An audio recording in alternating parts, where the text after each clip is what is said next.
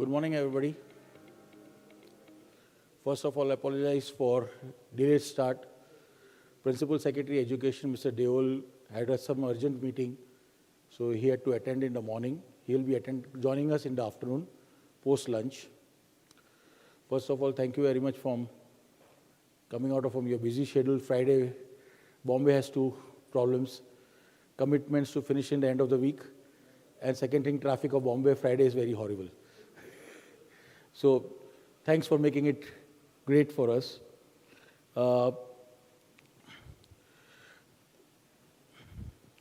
We have our esteemed guests with us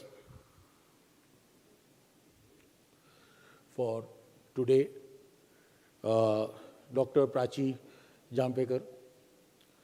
And sorry, my voice is bad. As usual, Bombay pollution and heat and cold wave, so please do mind basically. But in the morning, I can actually dub for Amitabh Bachchan.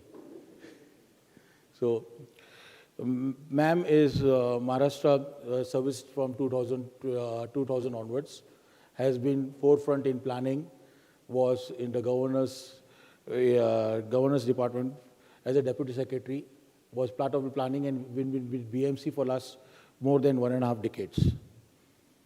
And she has been handling other administrative jobs. But ma'am's most important pivotal was involving BMC in public-private partnerships in education.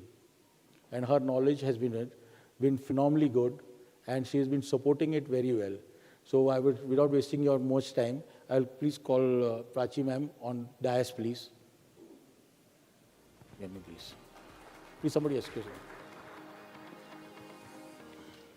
Please. 5 minutes I'll speak in inauguration.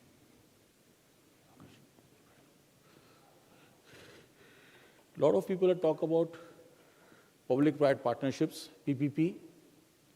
For last 2 decades, everybody has been talking about PPP. But it's like PPP, what I found basically for last 2 decades, I and Sudhir, when we were working on PPP models, for last 7 years, DEVE RUS endeavor, was this, that a regimental colonel father is trying to deal with Gen Z. The government has its own set of rules and regulations, parameter, accountability, and everything. And where you have a private sector who works on different goals, works on balance sheets. So there are two different things. Irrespective of balance sheet in the government is not required, where other side wants a balance sheet. So you have a 100 meters runner running with a person whose one leg has been tied back. So that is a big problem in the gap which we need to fill in. But commendable that today India has been able to achieve a lot of things in the public-private partnerships has been a very, very heartening to see the last 5-6 years or last 10 years. I don't take credit because DEVE RUS saw for 7 years, not to take a credit. But a lot of things are getting sorted out. And that's thanks to the government regulators who understand the need of it. Like number of cases we have seen throughout is that till tender, a lot of people are showing interest, but after tender, nobody shows the interest for the project itself.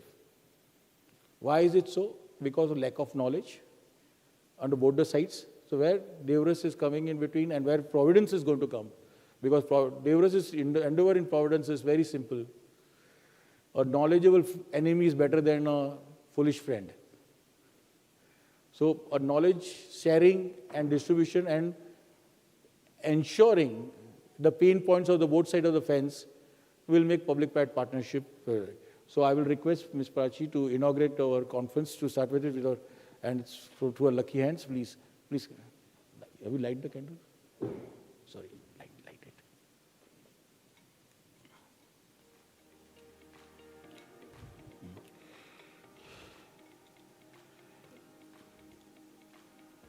Light it better. The candle also. Light the other candle. Ma'am, please come. Sorry. Beta, give me the candle.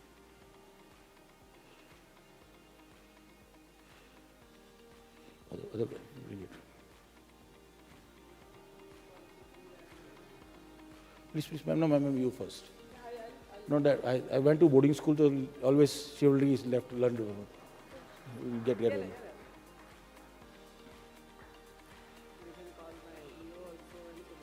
Sudhir, Rajiv ji, please come, sir.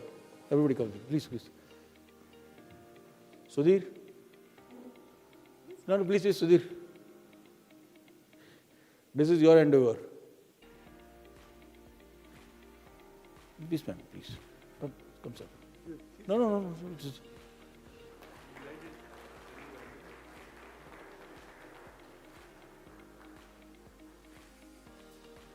come, sir.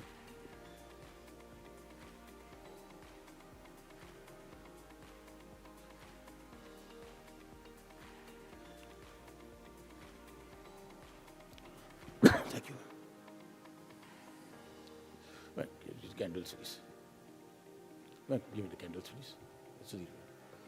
Thank you, sir. Thank you, sir. Give me one photograph, please. I'm sorry. Will I fit in a one frame? So,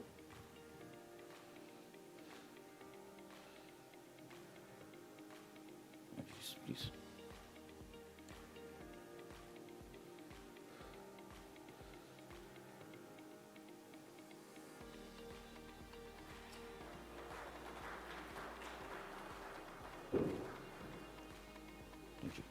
Thank you.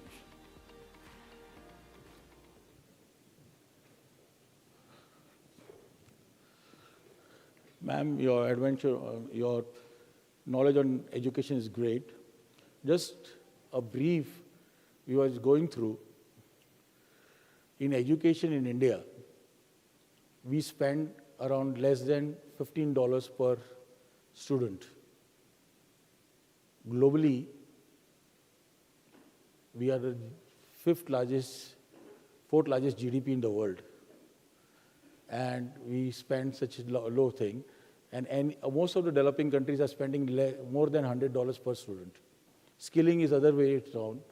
And irrespective of this all things, the real benchmark of our college, our education and our skill building capacities can judge from it, that today India is the largest country to get foreign remittance from abroad.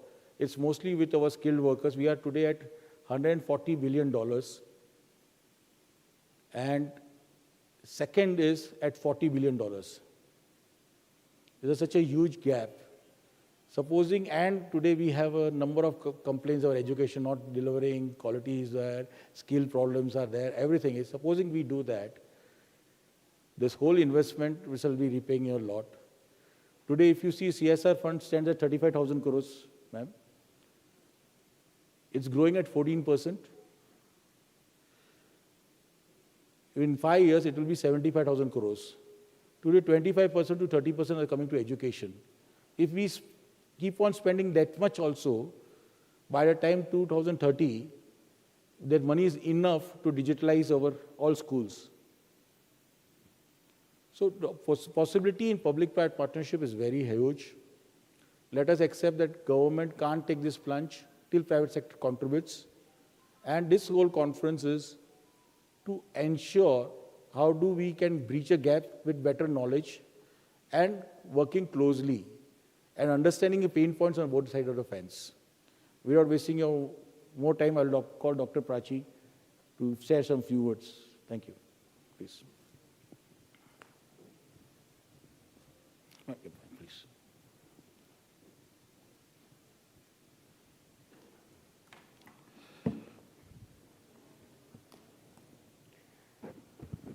Good morning, everyone. And it's been a pleasure to come here and talk about my experience to how actually we implemented PPP at BMC. Of course, it was a tough task, but people like DEVE RUS really help us. And whenever we, there was some brainstorming happening, wherever we were a little confused, I would take their advice, and of course, Mr. Ajay Saxena's advice as well. And then with the kind of sessions that we have and discussions, and we could evolve a good model, I would say, because we have successfully completed one EOI or RFP model at BMC. Just to give a brief review of what BMC Education Department is and what exactly is on the platter. We have around 1100 plus schools with 3 lakh plus children studying in it. And there are another 1,000 private schools, which is government funded, aided schools.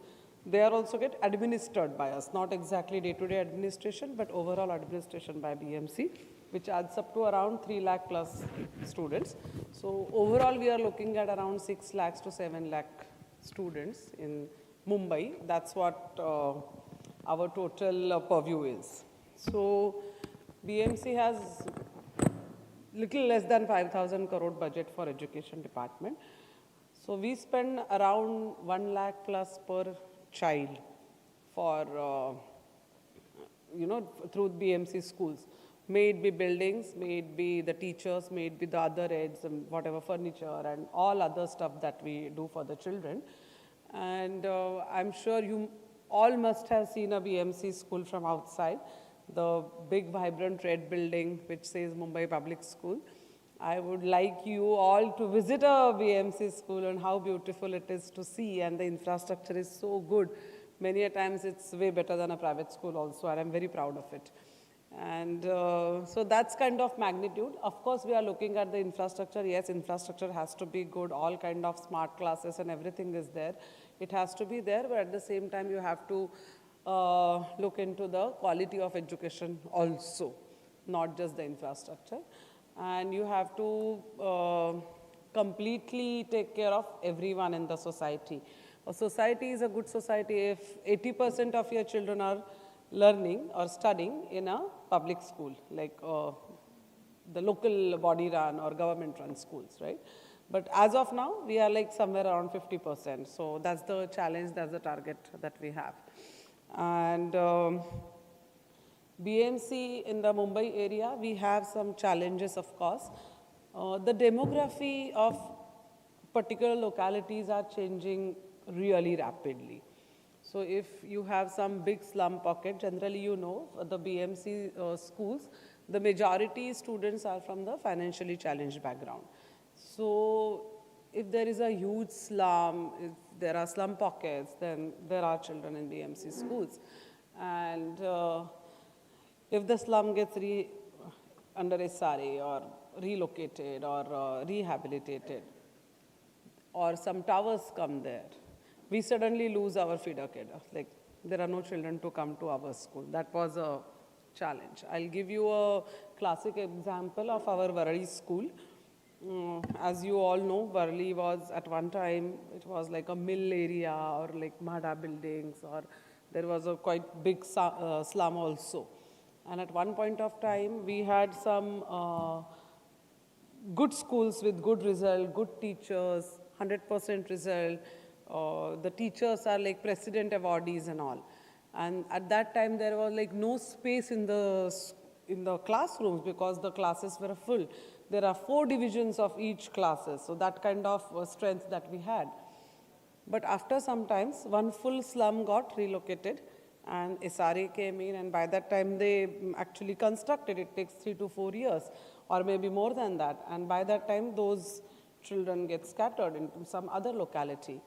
Then there comes big towers, especially in Varli and all area. If you see Varli, Naka and all, big towers, Parel, Lower Parel, big towers come.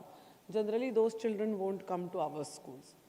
So even if the infrastructure is good, even if we have the same good teachers, we suddenly have very low number of students. So there are 2 ways to look at it. So I would always say, yes, of course, the first target is the kids should come to BMC school. Our school should be so good that they should come to it. But it's not some magic wand in somebody's hand that you flip it and it's happened. It doesn't happen that way. So there is some time to reach to that level. And that's the bridge that I think you are talking about, the PPP model bridge. Because there are children in those towers. They also have right to education. They also need a school which is, in 1.5 kilometer radius. So why should they also travel to 7, 8 kilometers to go to some good school? So that is one thought. And of course, when we started thinking about this PPP model implementing at BMC, we of course took a look at SIDCO model, which they developed their plots for educational facilities. BMC has so many reservations for schools. We also have school buildings. In some cases, there are less number. Because of the demographic change, there are less number of students. And then there are vacant plots. Then as you say, if there is a vacant plot, suddenly some encroachment will come, suddenly some Ganpati Mandal, suddenly the people start parking over there, and number of issues start creeping in. So, we had to protect the plot, how to utilize the plot. But at the same time, if I start to construct every single plot, I don't have that kind of budget. Even if we are BMC, we are very rich, I totally agree to that. But of course, you need to have a cost-benefit analysis also. If you are investing, say, 50 crore rupees to construct a building, and if there are only 100 children studying in that building, then it's not worth the money spent, right? So we have to think some other way around. That's how this idea started. So we eventually started with some 7 plots. We identified some 7 plots where we could have this kind of PPP model. Then I always strongly believe that it should be a win-win thing. It can't be a win-lose, like lose at the BMC end. No, it cannot happen that way. And there is other side again to this. BMC has its policy called concessional rate for ready-reckoner rates for these kind of activities like hospitals, school. In Mumbai, if you see the kind of rate for the sheer land cost is so high, nobody will go into constructing a school building and run a school because it won't be ever profitable. It won't be sustainable. I won't say profitable, it won't be sustainable. So that's why the provision is made to make some 25% or 50%. That's the kind of discount that you give if you are having this kind of activities. But it was never been explored, or so we thought let's tap this particular provision, and that became our financial bid base price, right? And we calculated that those where we are having much more schools. For example, one plot in Malad. Now in Malad, in amenity plots, in SRA schemes, I'm getting some like 10 schools in that same locality. So I might not need to construct a school on the open plot that I have, but at the same time it's getting encroached. So I think in that time, PPP come to my rescue, and we studied a lot what kind of profile of the people there who can pay the kind of fees that you are asking. Any CBSE, ICSE, IB, any school will ask for around 2 lakh plus an annum school. So we did a proper profiling of that plot, what kind of crowd stays, what are the other schools there, what are the other educational amenities are there, and accordingly we selected those 7 plots, and then we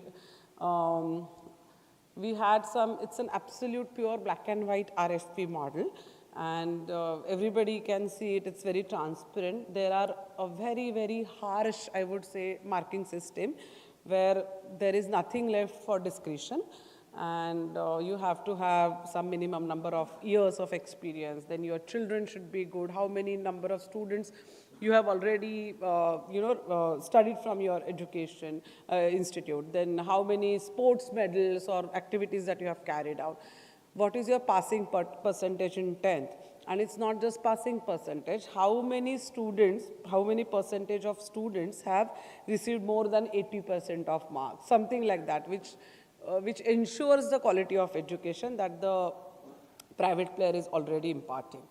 So that's how the entire 100 marks paper is set, which was very difficult to solve for any private partner, but that's what we wanted. We were very clear, our commissioners are also very clear about it, that we should not, any builder comes and just bought our plot and nahi hona chahiye. That should not be happening. And we should give the plot to a right person who would execute the project well and who would run a good school, a good quality school. That was our main agenda. So that's why this paper was set so hard. And after that, the financial bidding weightage was only 20 marks. So out of this 100 marks, we calculated it to 80, converted them into 80, and 20 marks were only for financial bidding. So you have to be really good in your academic performance, then only your financial bid matters. But I'm very surprised and I'm very happy that n number of inquiries came in. Many people opted for this tender or RFP and they filled it up. And it was really a good experience for me as a person also to learn. It's a totally new thing, I've never done this. But it was a learning experience for me. And then we we saw their presentations, we saw what kind of marks that they are getting with uploading the papers, and of course the financial bid. And I'm very happy that out of the 7 possible RFPs, we could conclude 5. And 2, there were only 1 or 2 response, so we had to again retender it, something like that. But we were very happy that 5 we could, and this might be the first time that BMC is getting revenue also out of its barren land, which was not used. And at the same time, we have gone for revenue sharing also, not just ek bar plot de diya and you are nowhere. No, we even saw कि आपके कितने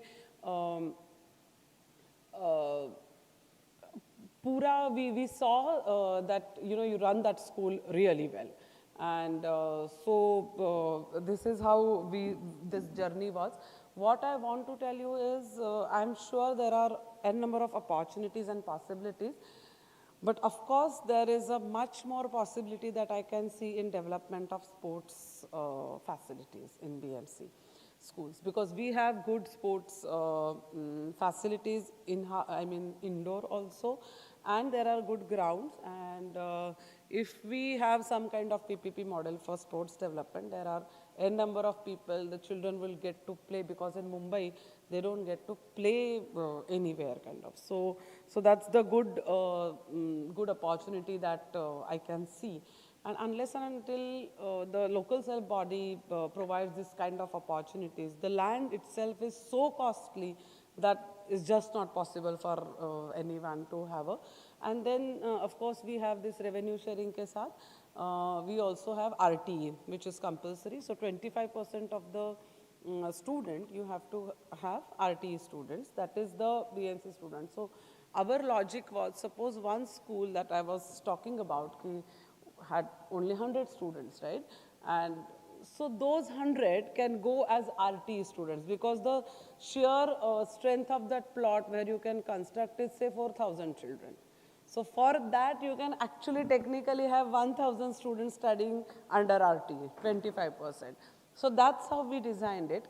Instead of we spending on that money of constructing the building and then the running cost of appointing teachers and their salaries and everything, instead of that, we thought this will be a better option. And we have gone for revenue sharing also. So the 75% student who are paying, so the private player has to give the revenue share, go into the revenue sharing model with BMC. So this is how our model works, and I'm sure in 2 years they will construct a school and we will actually see it on ground. Right now, so we have just finalized who will be having those schools. We were so sure that this is a PPP model and this is a BMC's own baby. So we make sure that the name of the school will be, even in the concession agreement that we are signing, even that clause we have added, that the name of the school, say the trust's name is Swami Vivekananda School. So we said it should be Bruhan Mumbai Mahanagar Palika PPP project Swami Vivekananda School or something like that. So that makes the BMC's ownership to this entire project, it really reinsists the BMC's ownership to this.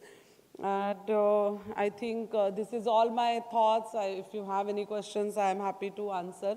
But I still think, yes, of course, school is one. But sports is what I'm thinking that will have much more scope and acceptability also in a way in the society if we start thinking on the on this PPP model, and of course revenue sharing, one-time premium. So it's always a win-win and it cannot be a win-lose. So I thank you all for calling me here, and that's what I think is expected for me to start. So thank you so much. Thank you.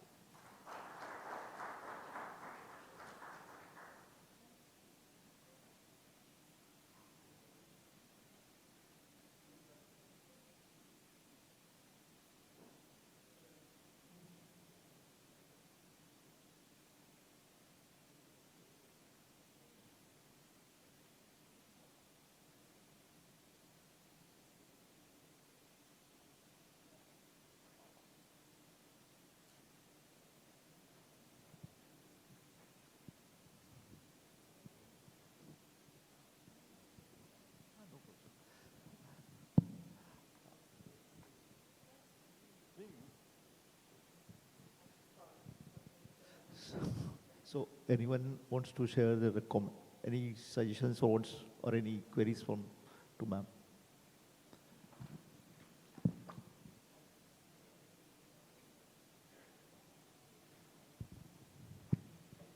Hi ma'am, good morning. I think the first lot of your PPP is already done. Is there any second lot that we're coming on with regarding the tender? Okay. And the same, this is for the schools that you're doing. The same, is it for higher technical education for colleges or for universities as well? Not really, not colleges. It's only for schools because this reservation is school. School is So I can't change the reservation. It has to be only school and school related. So it can be only school. I can say it can be SSC school, CBSE school, ICSE school, but it can't deviate from the, sorry. It can't deviate from the school purpose. So it is not for colleges. Because BMC's mandate is 6 to 14 years of kids. So that's the mandate that we are having, school education. And the plot is reserved for school.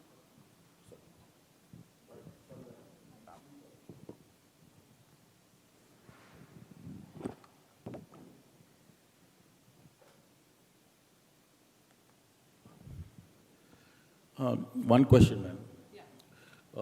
A lot of people do not know how BMC schools work. I think some people have forgotten, I think they need a clap. The maximum enrollment in state like Maharashtra and Bombay is for Urdu and Hindi school. If a lot of people in this country will not know, I think BMC has done a phenomenal job into that. So we have schools with 8 mediums, and Marathi, Hindi, English and Urdu are our major mediums, I would say.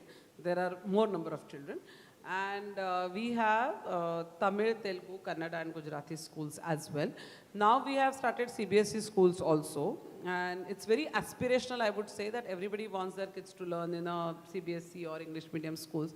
So we have to do lottery for our CBSE admissions. So that's we are very proud of it, that we have, like, there are n number of applications come, requests come, that, madam, please help, madam, we need admissions, how parents get paranoid for the admissions. And so that's the quality that I think we have maintained, and that's why there is large number of people coming to BMC. That's one way to get people to BMC school, is what I thought. Quality education, yes, and if you provide what they want, then they will come. So 80% is our target. 80% of the population of the students should come in BMC schools. For that, yeah. No, honestly, ma'am, the problem is simple. Like I saw your other school. A school 5 years back had an interactive board. 8th and almost everybody had a laptop, tablets, 8th standard onwards, and uniform free, everything is free. Still, ma'am, there is one problem where you're getting private sector involved. It's not that private sector has good education standards. Quality of teachers also not that great because the standard of payments and everything are different. Why is it BMC is not being able to popularize this stage? What is one of the reasons what you're looking at? I think we don't talk what we do. BMC is doing such wonderful job, not just in education, even in health and everywhere, but we don't talk about what we do.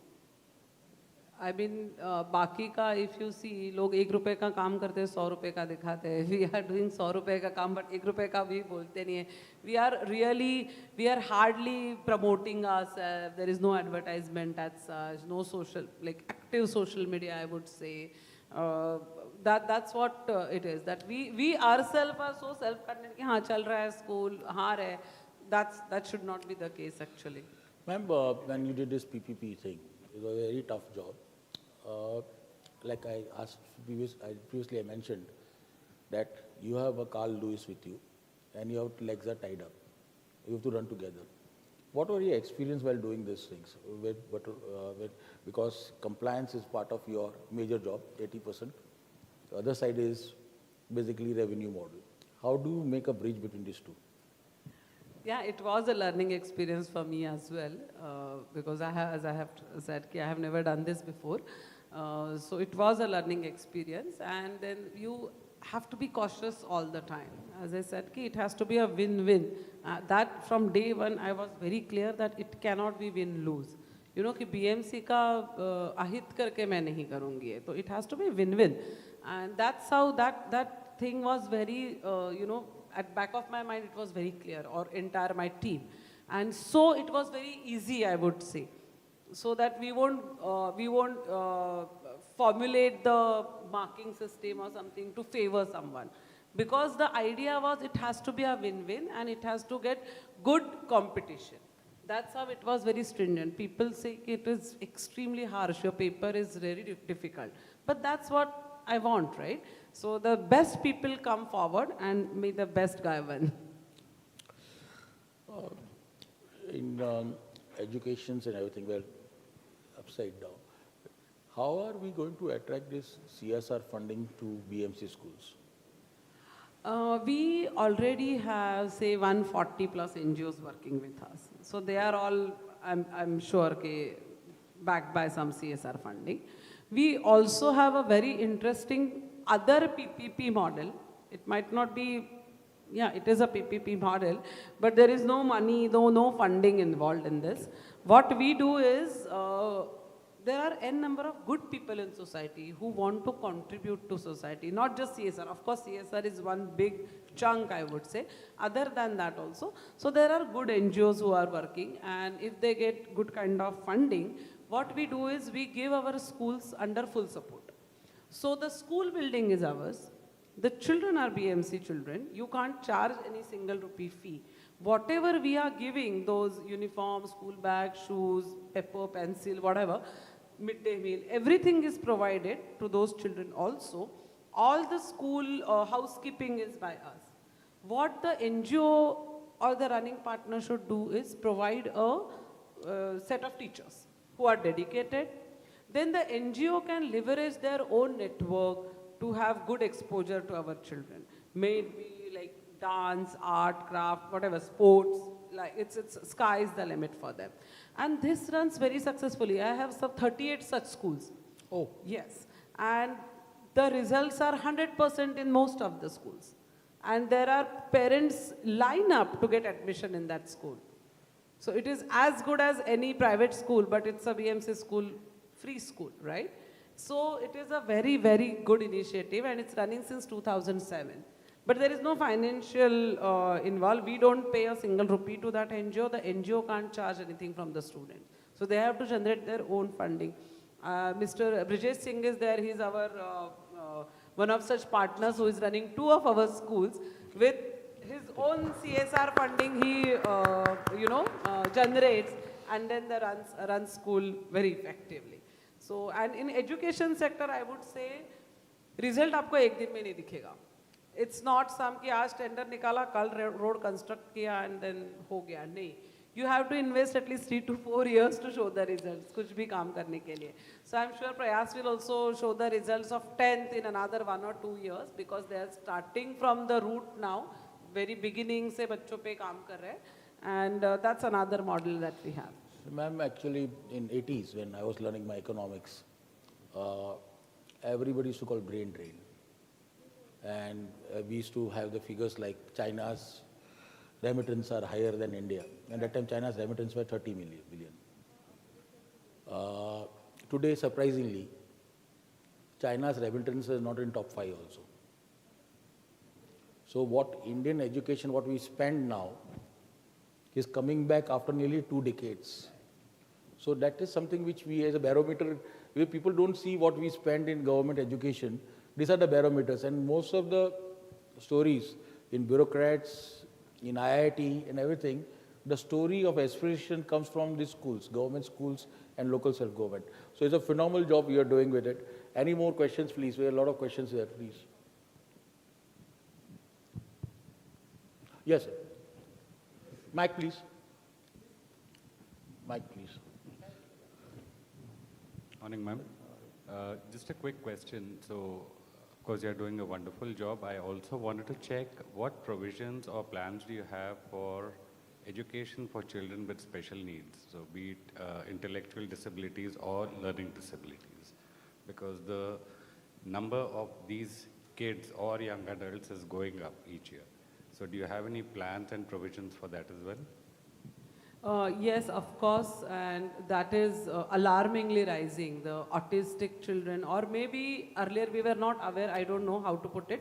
Earlier we were not aware, and so we were, happy in our own ignorance, or now the number are rising.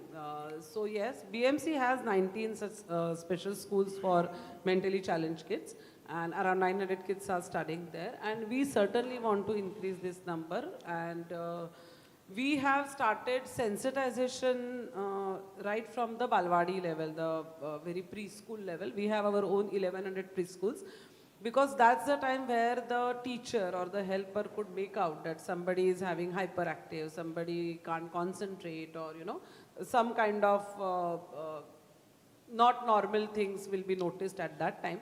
And if the teacher, helper, parents are not sensitized, they would just label ki bahut naughty hai, beat ye karta hai, shore karta hai, something like that. No, that kid needs some kind of therapy, and then that kid will be a very normal kid if treated properly.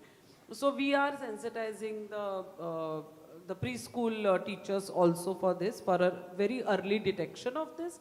And certainly we want to increase, and in that model also I'm looking at what the other model I told you, that CSR wala. So if anybody is willing to have, adopt this special school and run, we are very happy to come and coordinate. Yeah, gentleman there behind. Good morning. Good morning, ma'am. My name is Jai Kohli and I represent Mumbai Sports here. Mumbai Sports is a platform where all the sports persons and sports associations of various sports come together and think of Mumbai, because we are all ex-sports people who have got so much from our city, and starting from cricket to any sport you say, they're all there in Mumbai Sports. So I have my personal association with MCGM sports department since last more than 25 years now. And before I go ahead, let me tell you what both of you said. I just want to cement that. In 2018, the best boxer of India was Bhavesh Kattimani.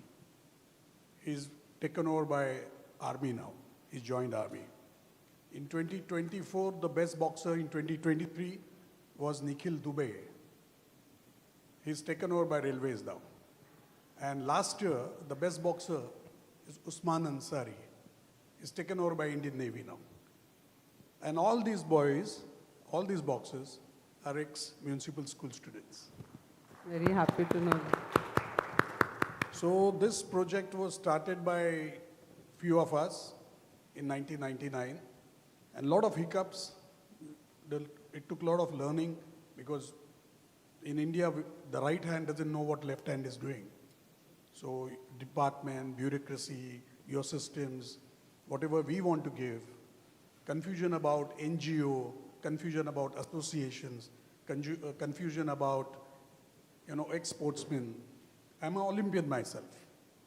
And I was vice president for Maharashtra Olympic Association. I was on a world body, Asian body. I was Secretary General of Boxing Federation of India. Having done that, I felt like contributing back to my sport, and I'm from Mumbai, so I'm not alone, there's a team. And there are excellent examples of your sports department, your physical education department, whom I'm sitting with right now, working like it's their children. I know some of them who lived far away from Mumbai, some maybe 50 kilometers away from Mumbai. But they work for these boxers, work for all other sports persons. But what we lack is a long-term commitment, long-term planning. I was very impressed when you spoke, and Mr. Padhya, who's I think, ex-cricketer, into school cricketer. Horrible player, strokeless wonder.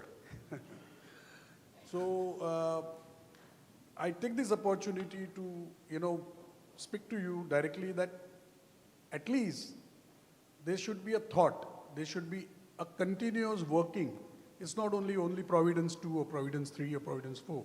From MCGM also, you need to have a periodical meetings with सब घोड़ों को साथ में मत लाओ, those who are doing well, who has done well, they need to be given some priority. We don't want any importance. We are not seeking anything. Just the way you said, हम हमारा tom नहीं करते. We are very happy with results. This is what we wanted to do, and we are very happy with the results. We are very happy with the department. They are working very hard. But what we need right now is a long-term planning, maybe 10-year planning, 25 years planning. We cannot have 3 years planning. 3-year planning is impossible to achieve anything. It is 10 years down the line where we will be heading, what will be the situation then. Because what we started with Bhavesh Kattimani in 2014, we got it now. He's not in your schools anymore. So if you focus only up to 14 years of, 6 to 14 won't work, or 8 to 14 won't work. What you do during those times will help us in the long term. And all these boxers, all these other sportsmen, they come from economically challenged situations. And if you help them, they'll be on the right track. All these guys would have been easily become some gundas on the street. Due to sports, they're responsible. They are defending our nation everywhere. So I thank you I thank DEVE RUS for organizing this kind of Providence and calling us here, and I thank you for sparing your time also. But what it needs to be done now, next step would be, let's sit together, let's plan. We don't want anything from you. We are beyond NGO. We are not even NGO. We are not advertising what we are doing. We are not taking any credit. We don't want to. But in the long run, how do we do it for next 10 years? Where do we take? You have thousands of schools. But what is the situation at those schools? What can be done? What can we do? What can you do? What can both of us coming together to do? Okay. Sure. Thank you. Thank you, Joe. Something to add with you. I was surprised, sorry ma'am, I'll take your 2 minutes home. Surprised to see that I have a house, one of my houses in Borivali, and there is a tender coming out for PPP model for swimming pools. So I called up my mom that we have a house there. Have you seen a swimming pool there? So I have never seen it. Actually, when I went to see it, it was just the next lane of my house. So unfortunate part is that people have not been highlighted it. And basically the swimming pool capacity is for 7,000 to 8,000 people, and only 3,000 people are using it. And none of the nearby schools are using that swimming pool. So something which can be worked out this way, that yes, optimal utility under the management, basically they don't need to spend on maintenance, body takes it up, collect some minimum fee, because today marginal students do not have access to a swimming pool or a health fitness setting. So this is something which can come out with this type of concept. It's not all PPPs, big models that let us make a big 1 lakh square feet construction, everything. These are the small things which can be taken up in the hands. So that's very surely. Any more questions, please? Yeah, please. Respected ma'am, first of all, I would like to give the thanks for contribution to the societies, especially in the government schools. Sorry, this will be very clear because you're not that audible. Respected ma'am, I would like to give special thanks to the contribution to the various societies for the contribution in the education domain, especially for the poor and the social downwards people.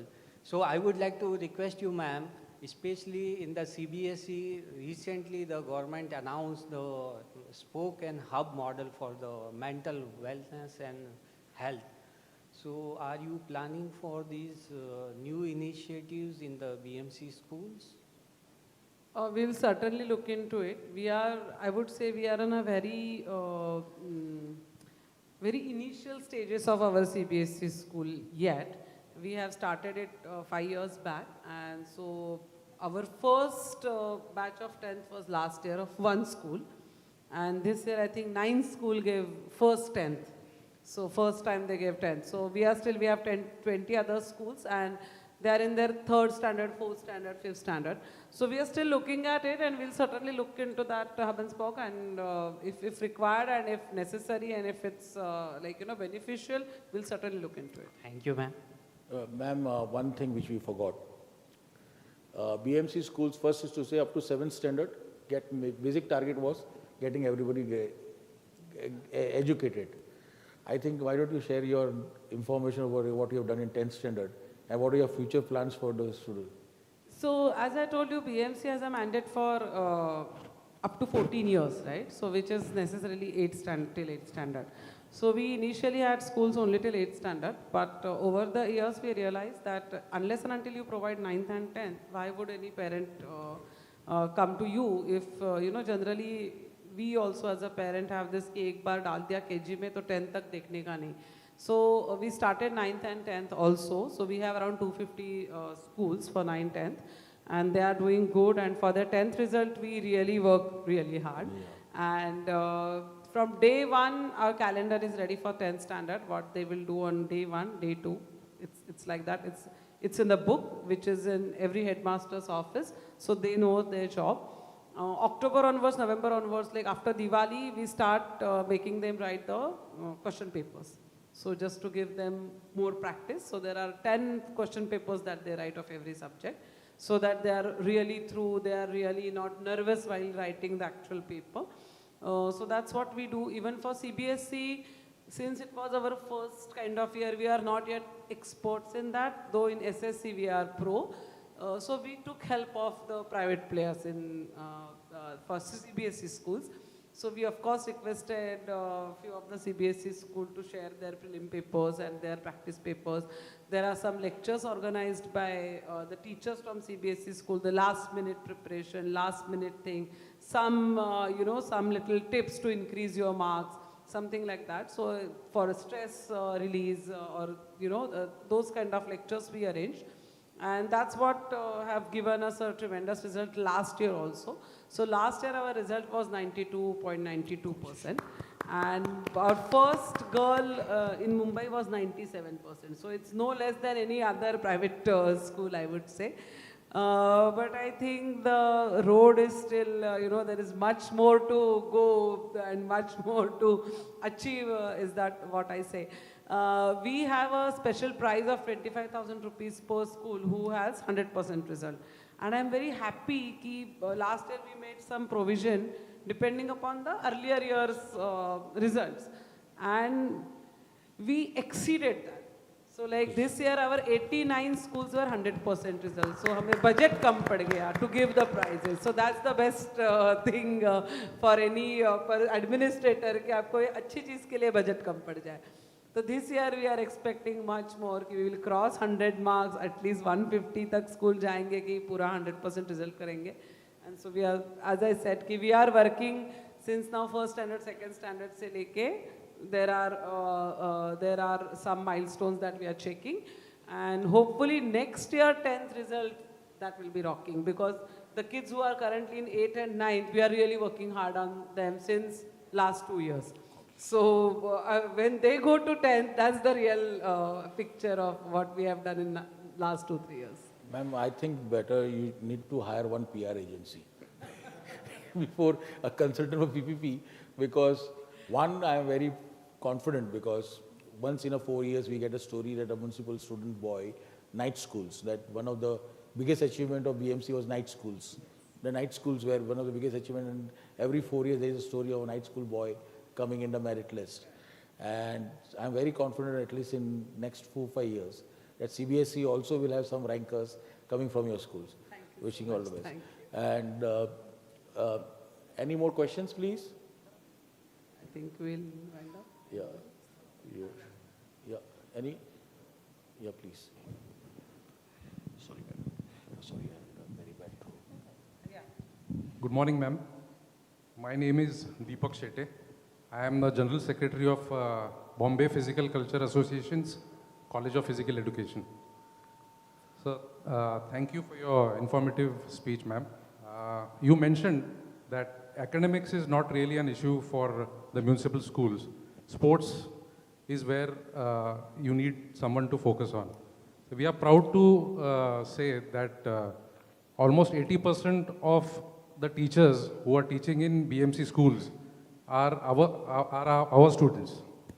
So we have been producing good physical education teachers for last 47 years. So on that basis, we are open to provide our expertise using PPP model. So Surely, we would certainly look at it. Of course, we have a great physical education department, and they are doing a real good job. We also have few NGOs who work with us in sports, especially in different sports, like archery that we are concentrating, basketball that we are concentrating, and there is one NGO called Hi-Fi. For last 10 years, we are working with them. And we just had a mayor's cup, so where the private schools came to BMC school to play with them, and they absolutely, our BMC school dominated the games. Only in one category we conducted this, but the hi-fi model I really liked. Why? Because they started 10 years back. So the children, they that time learned basketball or playing basketball, are now out of school. Now somebody is doing their graduation, somebody is working somewhere, somebody is doing some courses. And they come and teach as a coach to our students. So they get paid also. At the same time, they get to play also, and our students also get to learn. So that's a very good model. And for last 10 years, we are doing this, and we are very happy. So archery is one thing. Boxing, as you know, or wrestling, as you know, that many children are good. We just started BMC Army Sailing School, where Indian Army is coaching our BMC students for sailing. Sailing is extremely expensive. It's not yet very popular, I would say. It's not many people know about it, and it's expensive. It's very difficult to play, like, to get that opportunity to get that kind of opportunity. So Army is training our kids, and if they continue, they'll clearly get the job in Army, because they will play for their nationals and internationals. So this BMC Sailing School, we are planning to expand it. Currently, it's only on Girgaon Chapati that the classes are conducted. And now the children are going in the sea alone with their own boats. And now we are exploring if we can, expand it to Andheri or Malad or on that coastline. So more children can come into this facility. Any questions? Yeah. Yeah. Please, mic, please.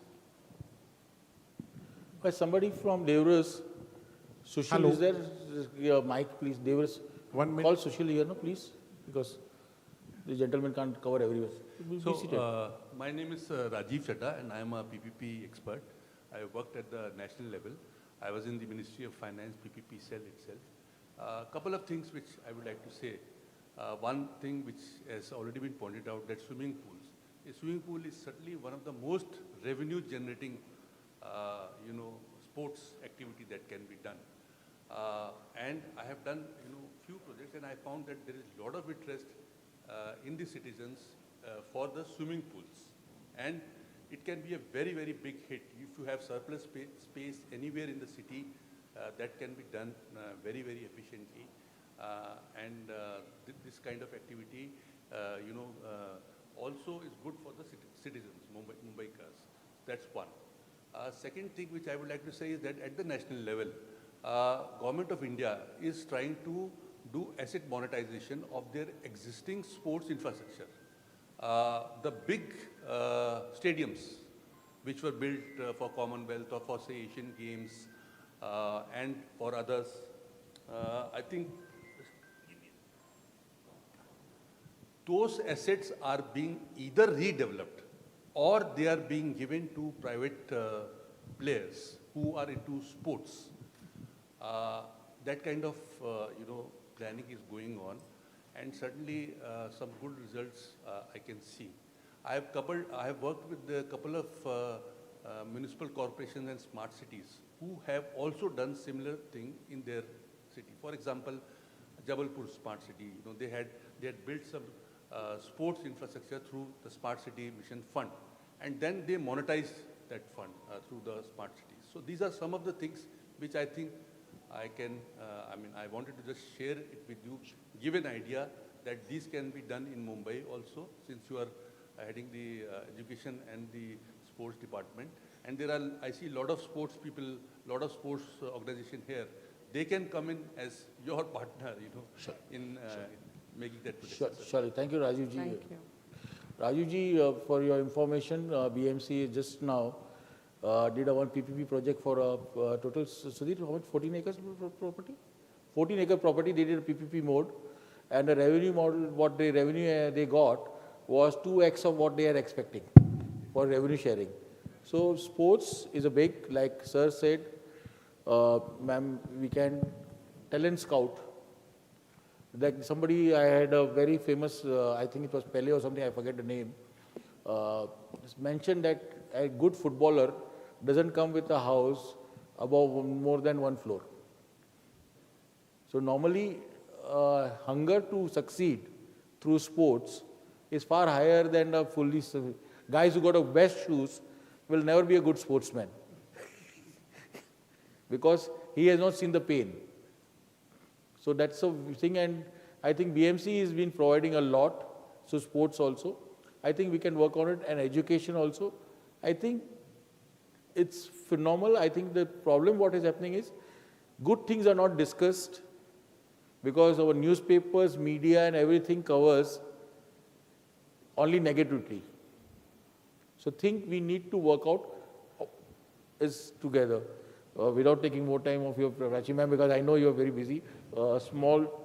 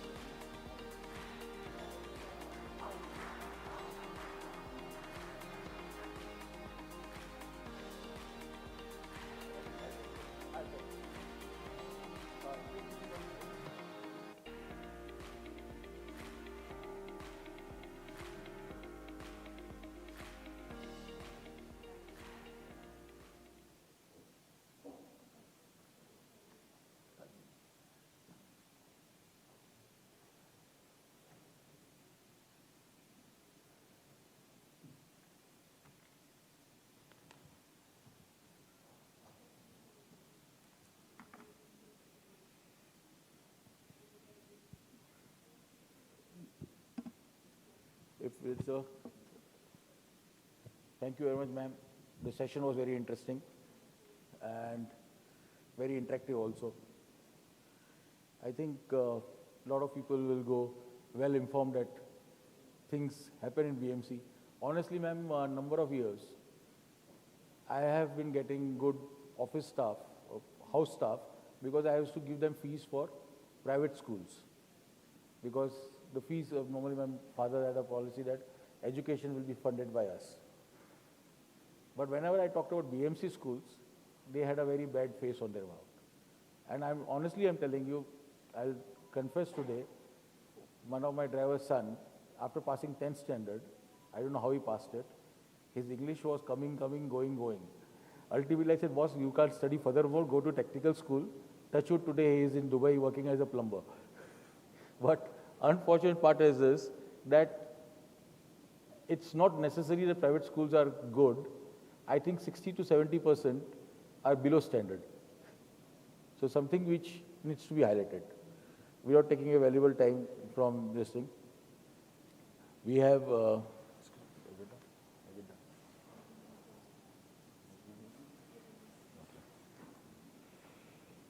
sorry.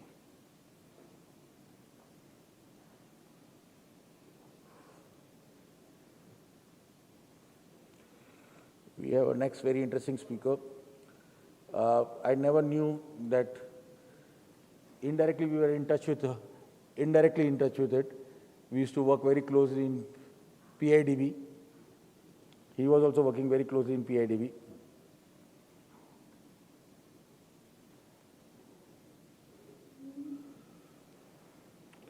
And, sorry.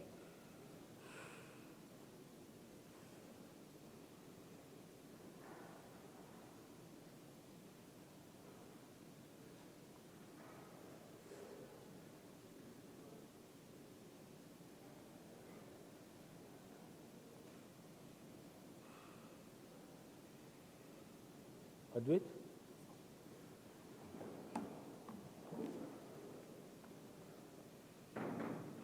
Yeah. We'll just buy it.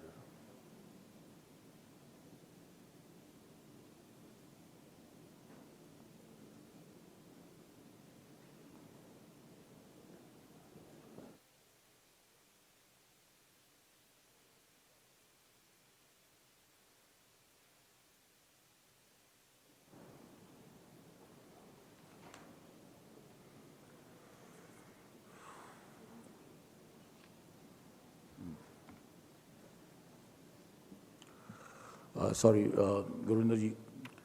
First of all, throat has been bad, paining, I'm sorry. So, Gurinderji was basically one of PPP experts, has MBA in finance and marketing, one of deadly combination, and has been also having electronics background. So basically, so has a logical background, not like us, the commerce students who do not have that strong holding, and has been based from Delhi and worked number of places with number of consultancy firm and now started his own. So without wasting your time, I will call Gurinderji on the stage. Please come, sir.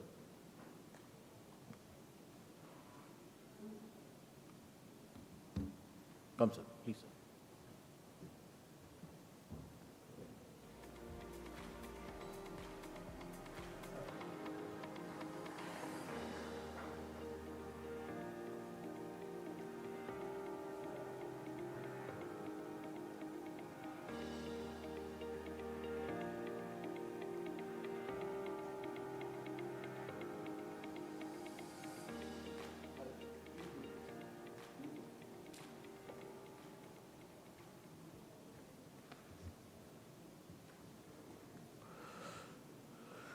Gurvinderji is searching a most sensible thing, most sensitive thing is viability and feasibility. Before I joined consultancy, working with consultancy in 2010 in DEVE RUS, these two words were very enormous for a merchant banker, that viability and feasibility. In last 15 years, this has become a cornerstone of any conversation. Tough thing to make it good. And I think, Gurvinderji, you have to share your experiences for so many long, more than 1.5 decades experience in this subject. Please, without wasting time, please. Please.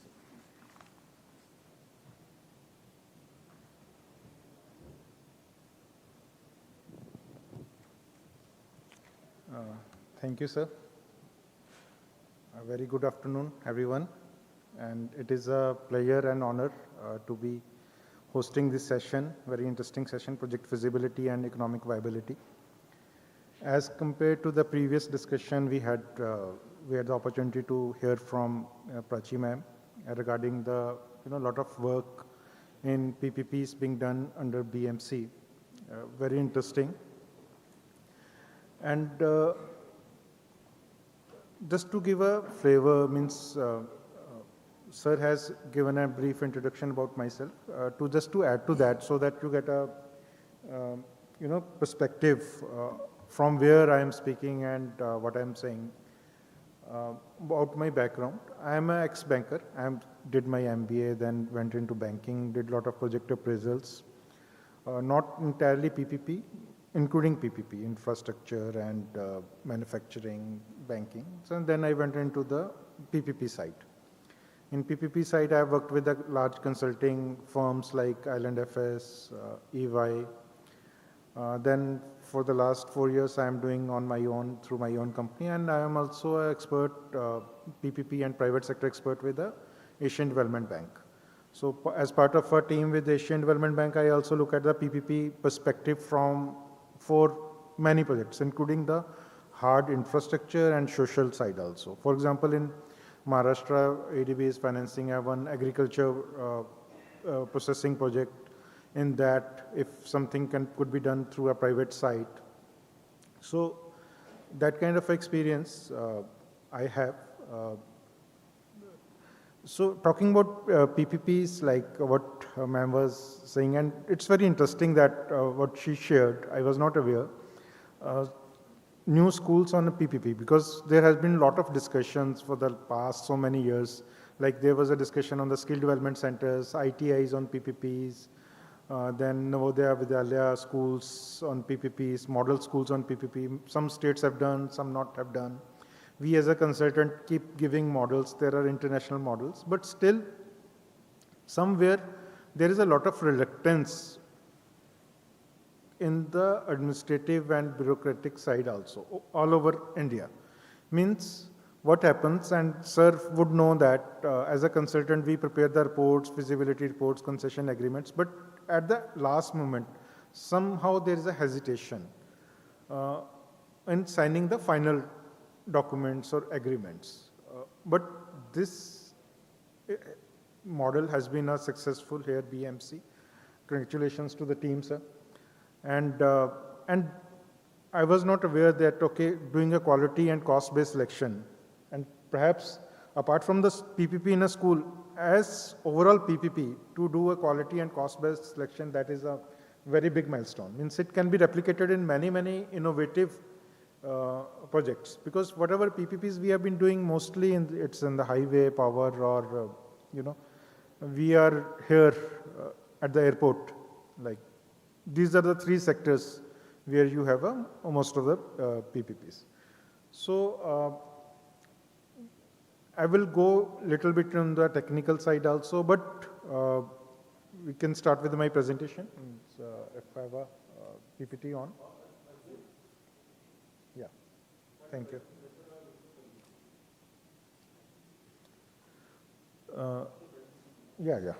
It's here.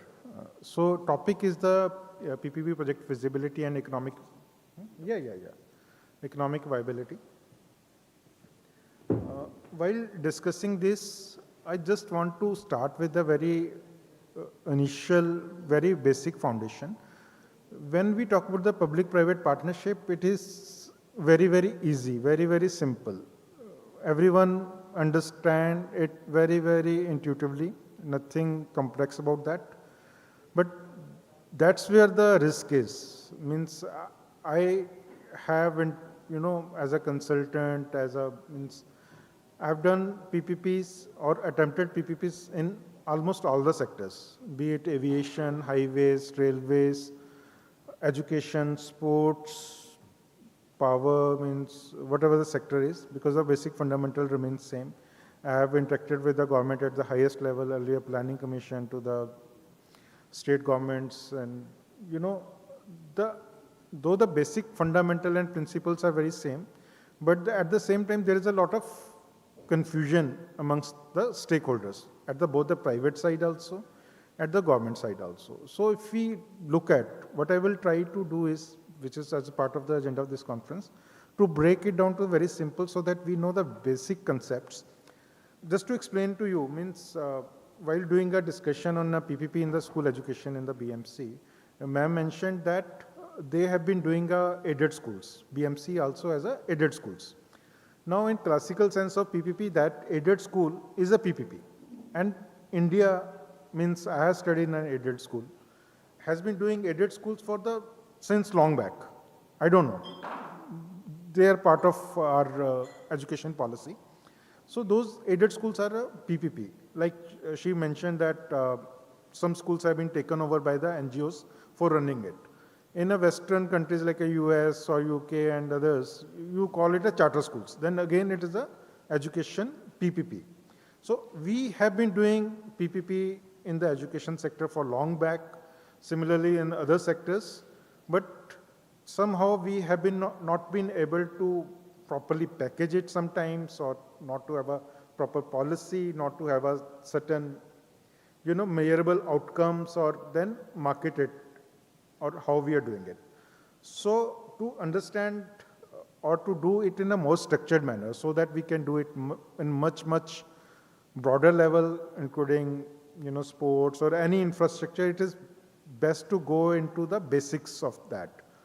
So this is a definition from our Department of Economic Affairs, Ministry of Finance, Government of India. What is a PPP? And it is very simple definition. It is not an academic exercise, but it is very important to understand, because it gives the entire picture what a PPP is.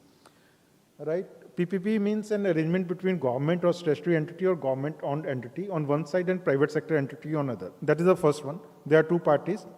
Public is the government or its entity. There is a private, and it is an arrangement. Means it is a partnership. It is not a contract. It is a partnership for the provision of public asset and or related services for public benefits.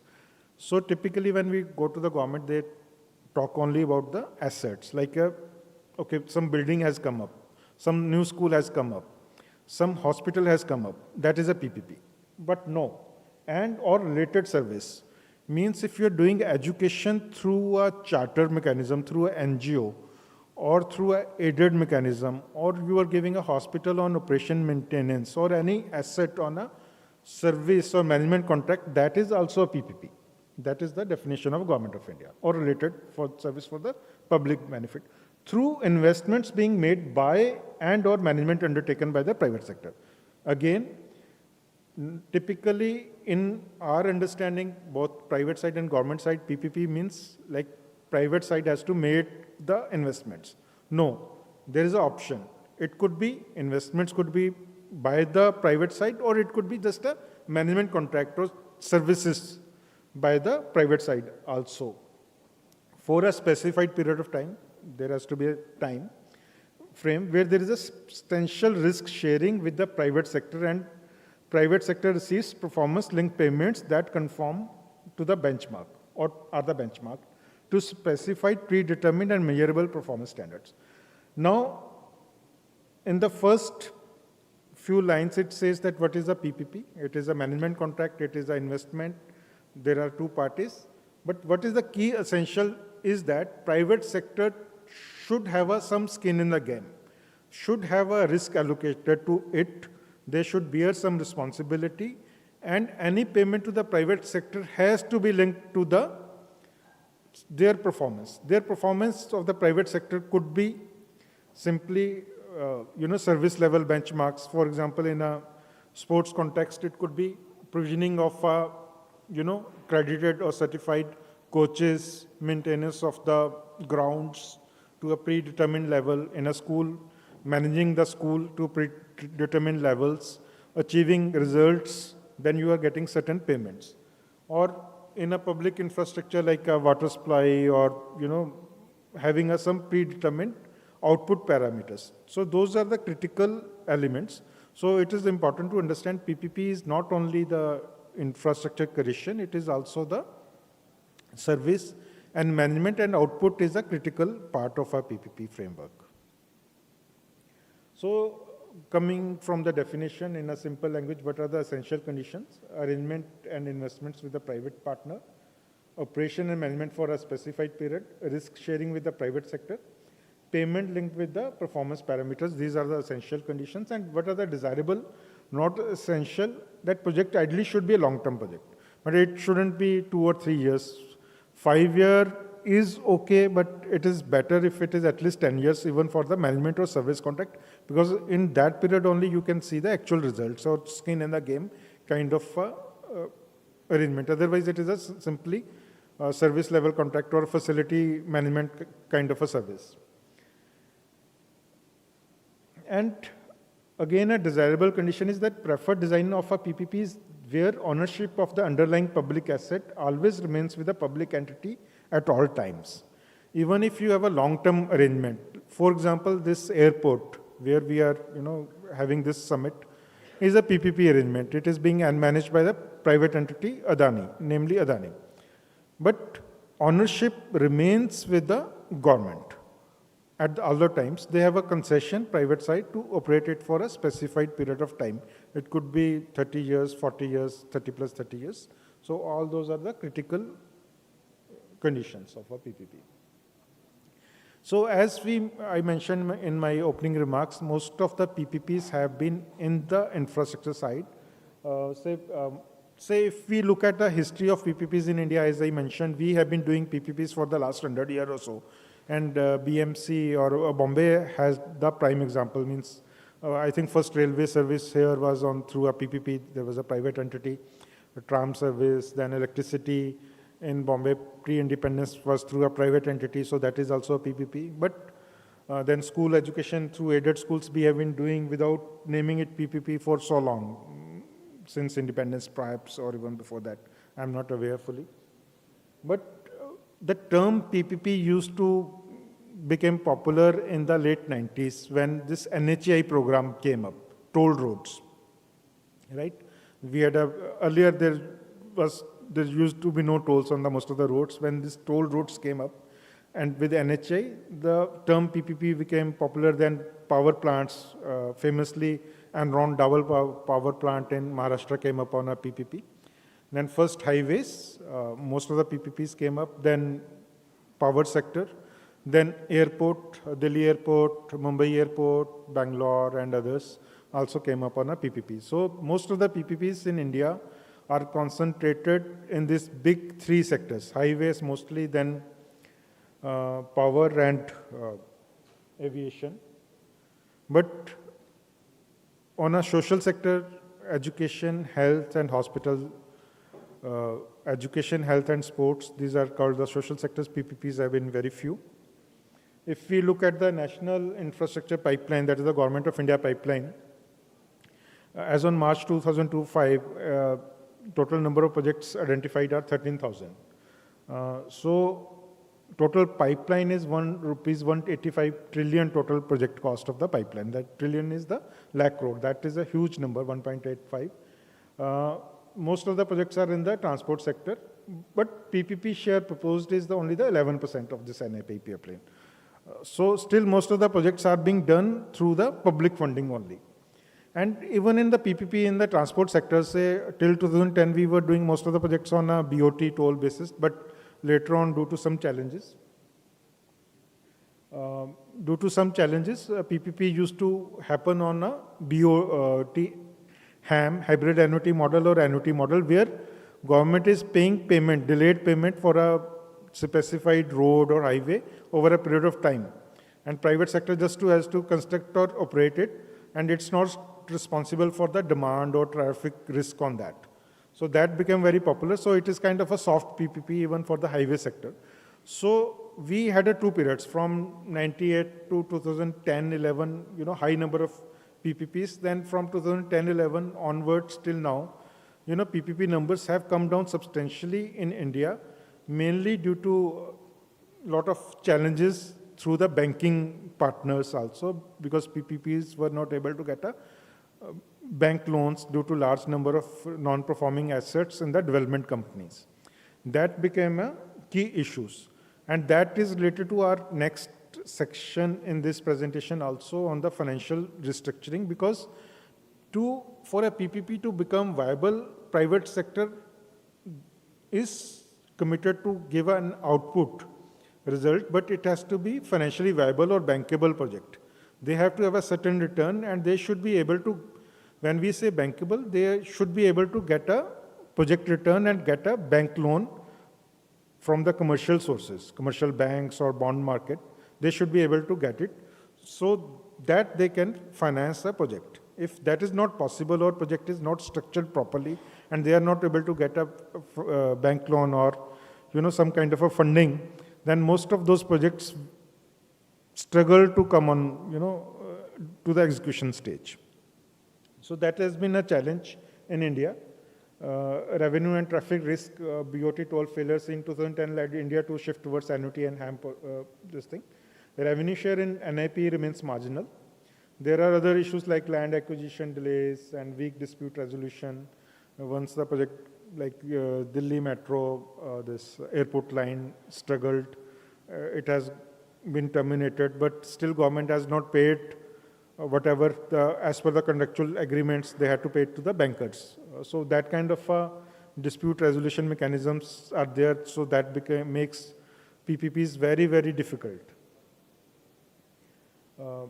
So there are concerns, but at the same time, advantage for India is that as a country, because of earlier we had done a lot of PPPs in 2000 till 2010, there are a lot of PPP model documents available with us now through Niti Aayog in all the sectors, be it education, health, railway, metro, aviation.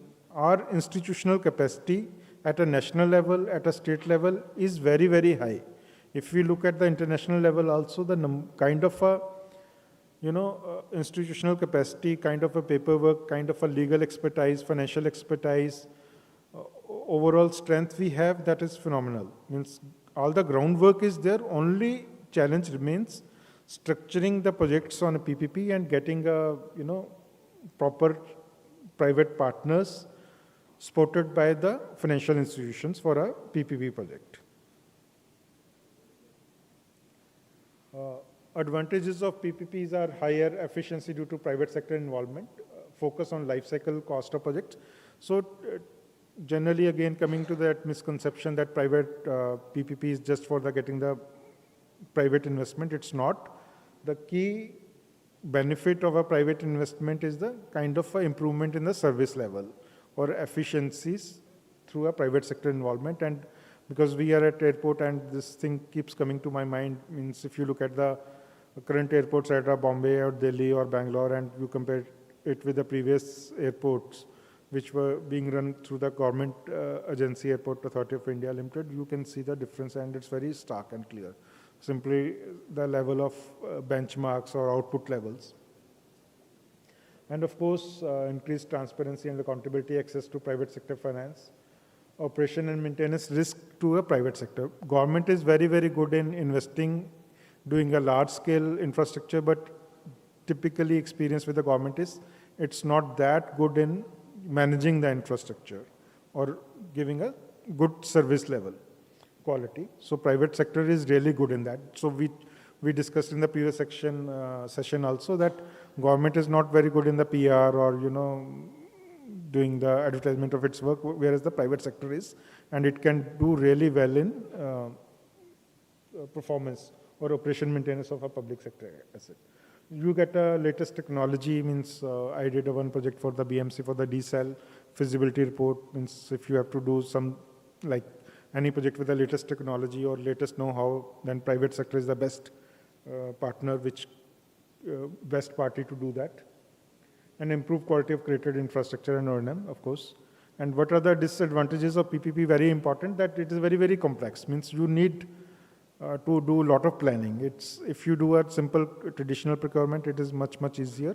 But if you do a PPP, you have to do much, much detailed planning. You have to have a thorough knowledge, contractual arrangements. Then you have to have a private sector player. Most of the private sector player, even in the infrastructure side, they are not very well versed or very much interested in on a PPP project, because in a simple contractual kind of arrangement, they do their work, they get a payment, okay, they go home. But in a PPP, they are tied up for the long term, and their payments are also, carry the payment risk. So there is a real constraint on the private sector capacity within India as of now on the PPP, apart from few sectors like aviation, power or highway. In all other sectors, there is a lot of a constraint of a private sector capacity, and possibility of dispute is higher in long concession. If you are doing a, say, 30-year, 40-year, 60-year concession period, there is a high possibility that at some point of time you are going to have some kind of a failure, like you had a COVID kind of a situation, or you have some kind of force majeure, or now this war happening in Iran. Means there could be some events where payments or some your financial models get affected, and you can have some disputes, and so all those things affect the long-term viability of PPP projects. So this is just a comparison between traditional procurement model and PPP model. Traditional procurement is a public entity bear almost all risk, and PPP model risk-sharing approach. That is on the management responsibility with the public sector in the traditional, and private sector is responsible. This is very key. Whatever the PPP model, even if the private sector is investing or not investing, management has to be with the private sector. That is the key benefit which private sector brings in. Traditional procurement is focus on the building of assets. You create a school, you create a hospital, your work is done. Later on, some teachers will come, or some in a hospital you will see a huge building, but there are no doctors. But whereas in a PPP model, focus is on the output parameter. Say in a hospital, focus will be on the how many patients you have treated. In a school, how many students you have educated, what are their outcome, what are their results. That is the benefit of a PPP model. But whereas in a traditional procurement, if there is no good administration or no good bureaucrats, it could be simply a white elephant, or some building is standing there with everything, but no corresponding outcome. And financing, of course, that is a big advantage. If private sector can bring in or leverage its own equity and commercial finance, then government, if it is spending 100 crore on 2 projects through a PPP, it can do 10 projects, because it can leverage the other money, commercial money. So that is a key advantage. So these are the key misconceptions which we should keep in mind about PPPs. That going anti-clockwise, private sector bear all risk and government has no concern. That's not true, because it is a partnership. On a long-term basis, we have Mr. Chadha as I think next, after lunch, there is a session on the risk management also.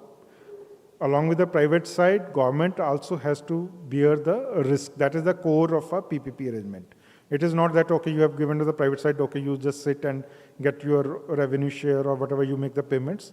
There has to be proper allocation of a risk sharing. Money for PPP comes from private pocket. That is a misconception. Ultimately, there is no free lunches. Government is paying either directly through annuity payments or through the whoever using the service. If it is a toll road, we as a passengers are paying. If it is a airport, for each ticket you have a passenger fee. If you are incoming passenger or outgoing passenger, we are paying that. That is ultimately private sector is not paying that. As a public, we are paying that. In PPP projects, there is a little or no role for public entity. That's not true. You have a full role. Ownership remains with the government. A profit motive of private sector is incompatible with service motive of public entity. That's again misconception. PPPs increase user tariffs. That user tariffs should be able to cover your service charges for the sustainability, but if it is not possible, government can always provide from its own budget the user charges. Only thing that PPP does is that it brings transparency or accountability. That, okay, whatever the user charges, how they are going to be funded, it is provided upfront in a concession agreement. There is no ambiguity, okay, there is nothing like that, okay, we'll think about that later. PPP can happen in all type of projects, transform unviable projects or to viable projects. That is not true. Project has to be fundamentally feasible, technically and commercially or financially. If project is not feasible or there is no demand for a project as such, or you are going to do a hospital where there are no patients, then even with a PPP, project is not going to be viable. It focuses on construction and asset creation. PPP is about the service delivery. A water project is most important aspect on construction and asset. No. After award, government has to be totally dedicated and involved in the performance of that contract till its concession period. They have to have a monitoring mechanism. They have to be on, every month or quarterly, they have to take reports, review it, how the performance of that contract is happening, the project is happening. Public sector has limited control over project.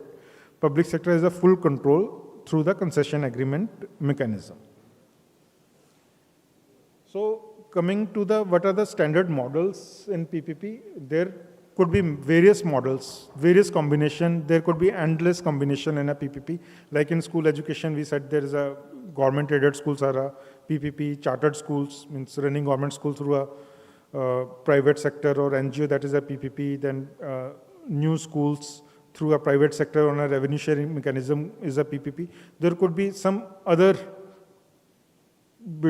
tweaks also. There could be n number of PPP models, but the core principle on which PPP model is decided are these four. Who retains the ownership of a capital asset? Typically in a PPP, it is the government which retains the ownership of a capital asset. Exception generally is in a power sector where you have a independent power producer kind of arrangement. Okay, private sector comes up on a tariff-based bidding and set up their own power plant and they retain the ownership also. Apart from power sector, mostly ownership remains with the government. Responsibility of investment, it could be with the government in a annuity-based kind of a model, or it could be a shared on a hybrid annuity model kind of a situation, or BOT toll kind of a based situation. So who is making what investment, this will determine the model. Who is going to bear the risk, say demand risk? Demand means revenue risk. If it is by the government, then it will be different model. If it is with the private sector, it is a different model. Basic example is of a highway. If it is with the private sector, then you have a BOT toll kind of a model. If it is with the demand risk is with the government, it is a BOT annuity kind of a project. And duration of a contract, it is a 10-year, 20-year, 30-year. You can have a PPP models with a 10-year kind of a contract also, which are typically design, build, operate and maintain contract. Means private sector comes, will design a facility, operate it for the next 10 years, and after, new private partner can come or this contract can be renewed. And it is typically used in a water infrastructure, urban infrastructure. It can be used in the sports infrastructure where private sector can come up with a design, operate it for the fixed period of time on a good quality standards and get its payment from the government for that. And later on, it can be transferred back to the private sector. So duration of contract also define what standard model is being used. So these are the typical PPP models which are used nationally and internationally. So only few have been, we are showcasing here. There could be many. Means, as I mentioned, there could be any number of combinations, but there are 3-4 main. And here in this, there is some repetition also just for the clarity purpose. Like first is a BOT, build, operate, transfer is widely used, widely known, used in highways or airports and all those. Just a derivation of that is a build BOT annuity. Second one, clockwise, where the government is paying the annuity payments. Build, own, operate, where private sector build, own and operate, typically in the power sector, if you are setting up a power plant, solar plant. Build, own, operate, transfer, if after some period you transfer, private sector transfer the asset back to the government. Then you have a design, build, finance, operate, transfer, DB, FOT. This is the term which is used very extensively in Indian context. Most of the projects, if you see public sector, large infrastructure projects, DB, FOT, this is the term used. It is the private sector is responsible for design it, building it, financing it, operating it, and after the concession period, transferring back to the government. DB, FOT and BOT are almost same. There is no much difference. Only BOT is used very extensively internationally. DBFOT is used internally. There could be some variation depending upon the clauses of the concession agreement. And design, build, finance, lease. This is model which is used very much internationally and very, very interesting model.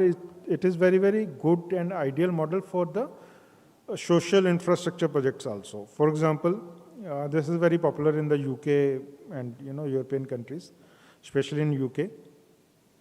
That private sector take up a facility, design it, build it, finance, and lease it back to the government for a period of time.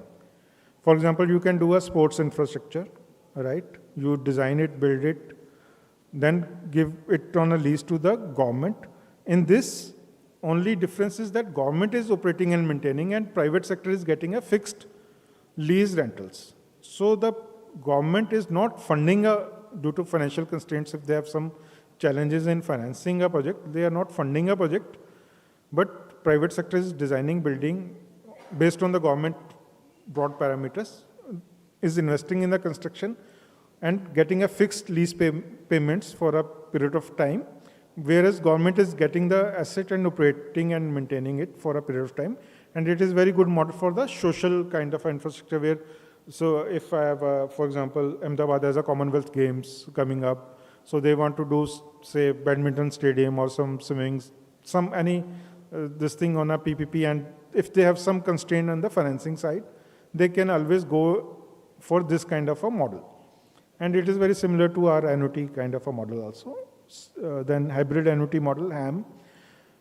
If anyone, means I'm going at a pace, if anyone has any question, you can ask me in between also, because these terms are at the same time very, very popular also. Maybe most of you are aware also. And it is also what happens, there is a lot of misconception or misunderstanding about these terms also, at a government level, at a practitioner level, at a private side also.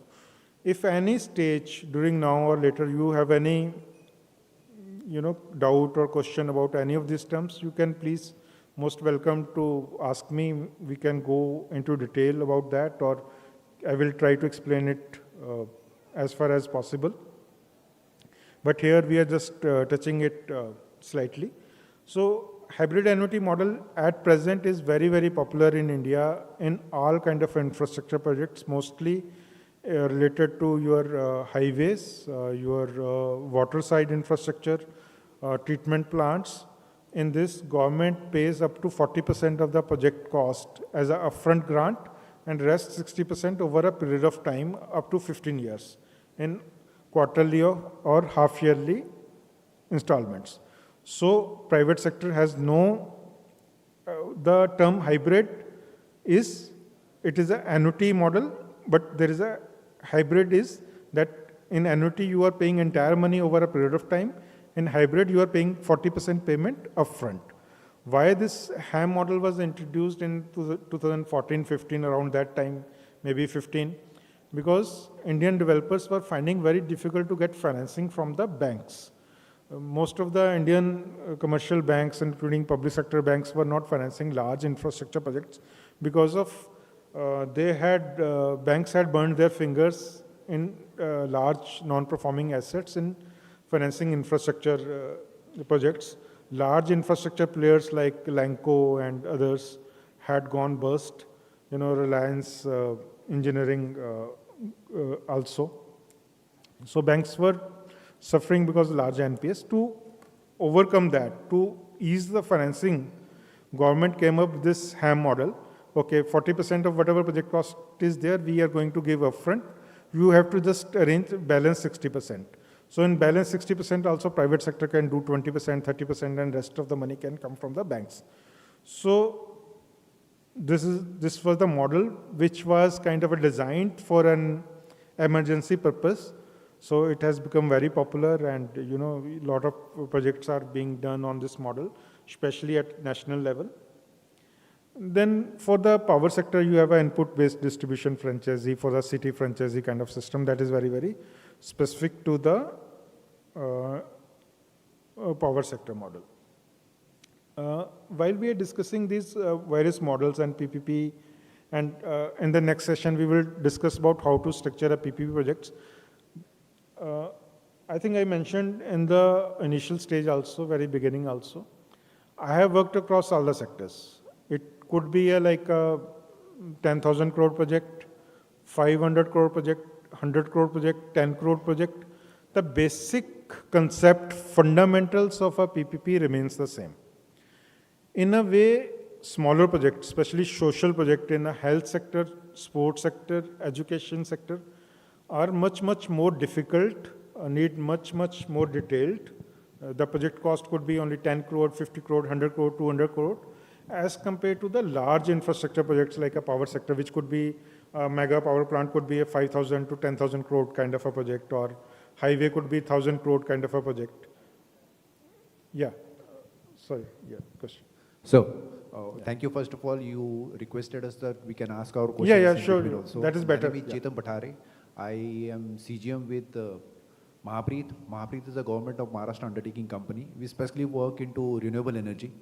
You're talking about solar energy.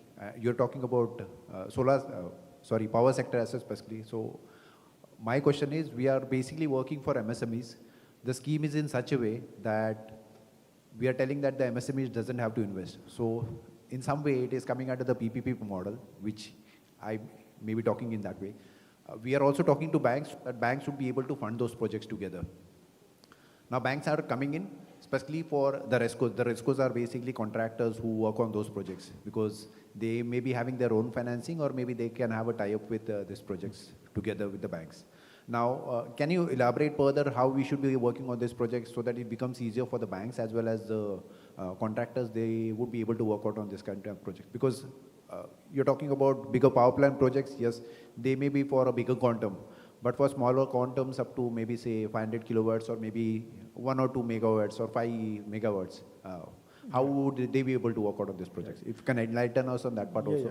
So, very good question, means thanks for asking me, because what I was saying just now,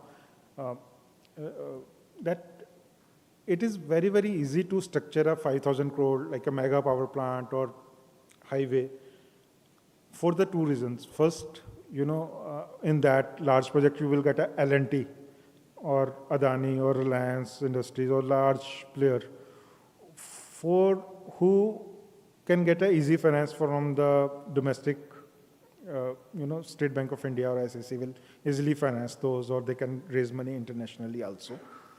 And secondly, we have a very good structured models, documents, which can be used there.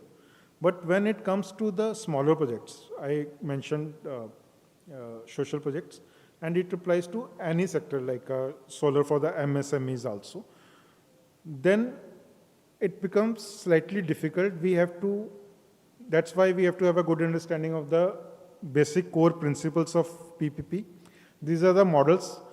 While doing this thing, we need not get stuck anywhere. We can structure it as per our requirement, but we just have to, if any doubt, go to the PPP definition of Department of Economic Affairs, basic principles of the risk allocation, who's doing what and all those things. So with a simple matrix, we can decide who can bear the responsibility. Of course, consultants are there. Like school education, it was a wonderful PPP model, very, very innovative.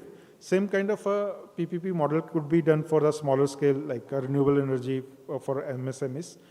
So while doing this kind of model, first you have to understand is the core of a PPP is the risk allocation.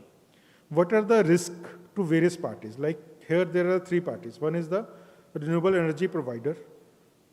Then there is a user, like MSME, I'm the factory who is going to take power from a power sector player. Then there is a financer who is going to give the money, right? Say renewable energy player, maybe they will invest, say 50 megawatt in a power plant, and they will supply to a, say, industrial park, 20 units, maybe with the energy storage or not storage. And then bank will provide a loan, some equity will come in. If you look at the risk, what are the risks? Construction risk, private sector player will take. But once they provide the electricity to, if they have set up a capacity, say 50 megawatt, or I'm committed that, okay, I will provide this electricity to the MSME. They need not invest anything upfront, but they just need to pay me per unit charge. What happens if that unit doesn't pay, right? Due to some genuine reasons, it goes bankrupt or some issues in the cash flows, there is delay. At a state regulatory level, it is very, very easy. You have a large pool of customers. You are supplying to the entire state, entire district. You have a grid. You can send power here, there. You can shut down one unit of, depending on the demand requirement, one unit. But for a small player, it is a risk.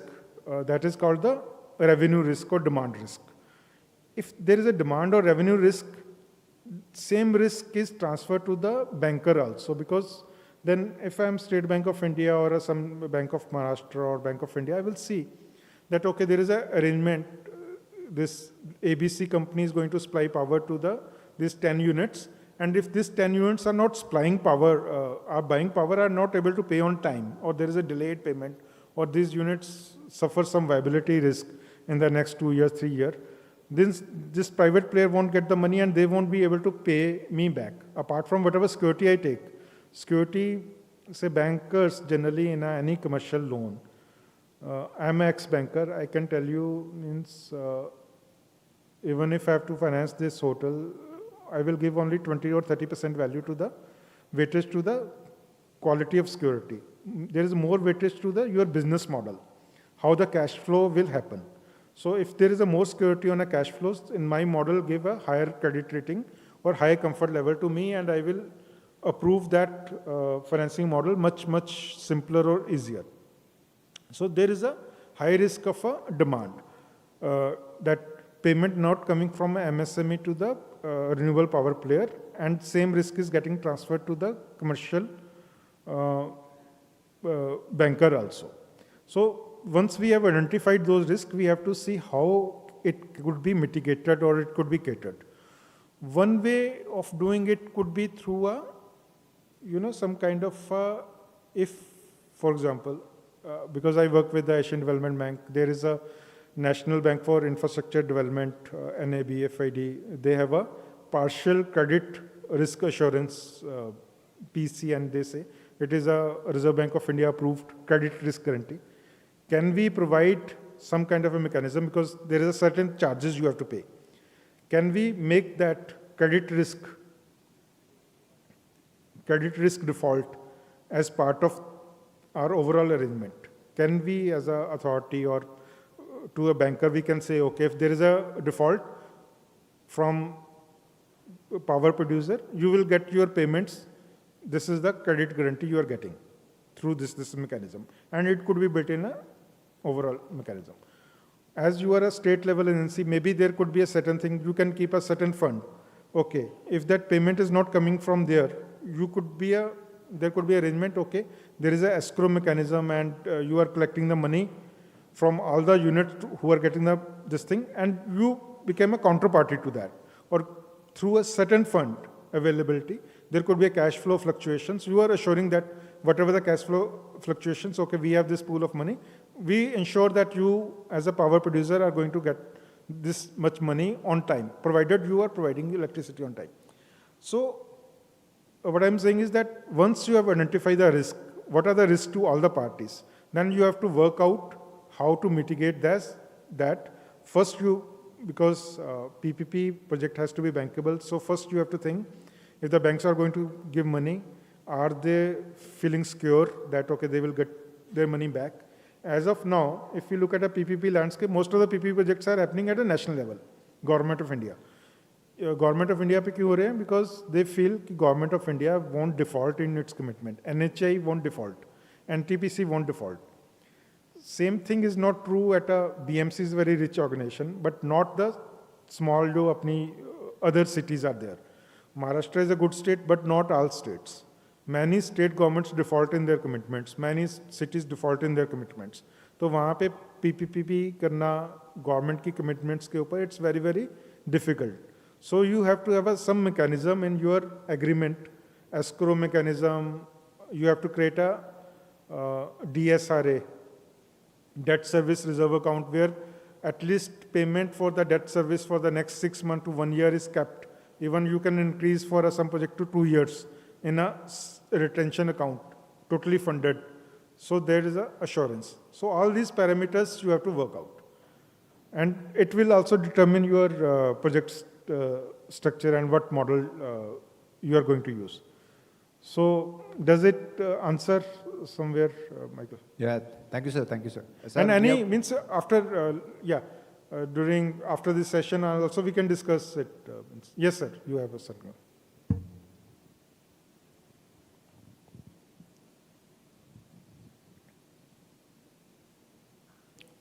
There.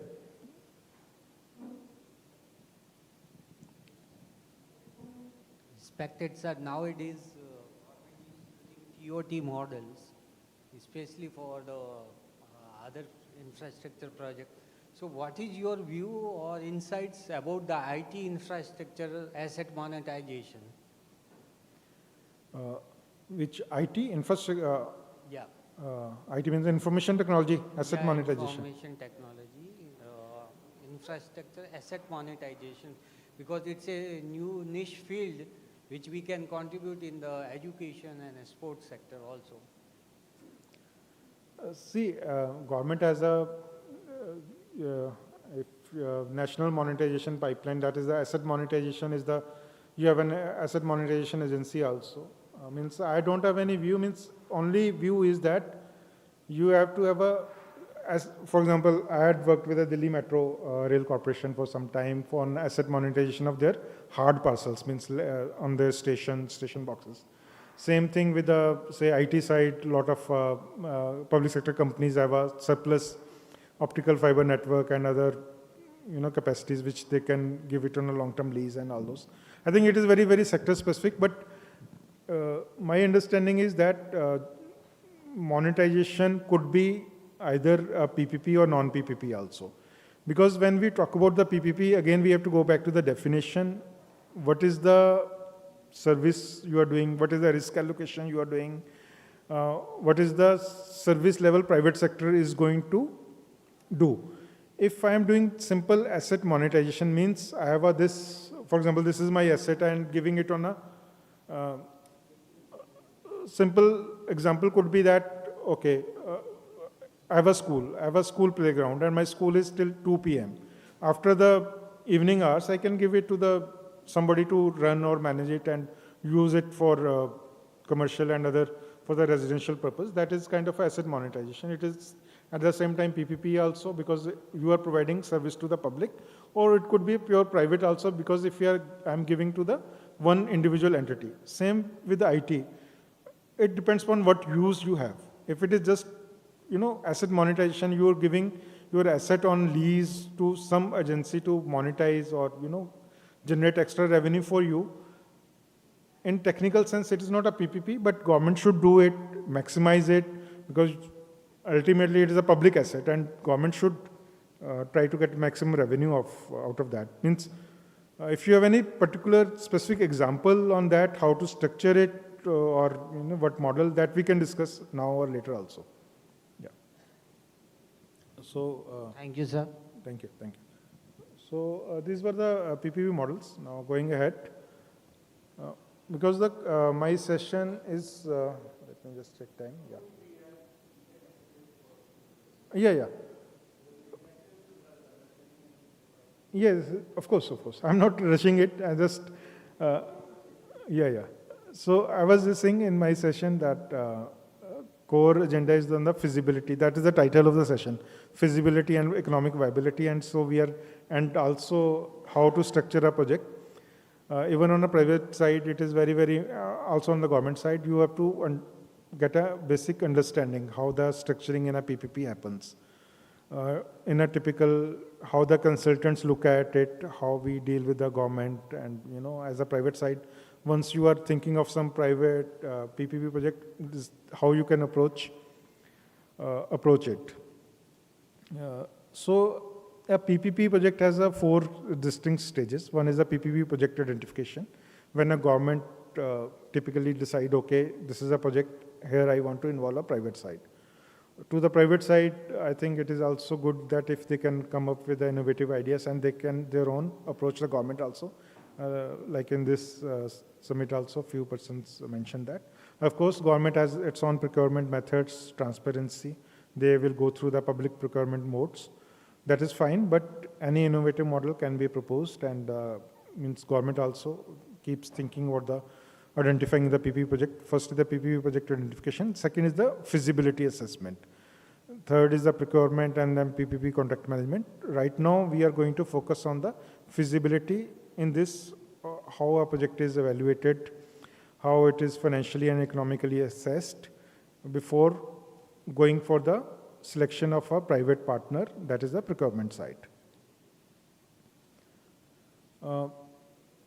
Any PPP project has a four distinct stages in the feasibility assessment. But first is the technical feasibility, which has a market analysis, environmental, technical analysis. That is, in government, we are very familiar with the feasibility reports and the DPRs. That is that.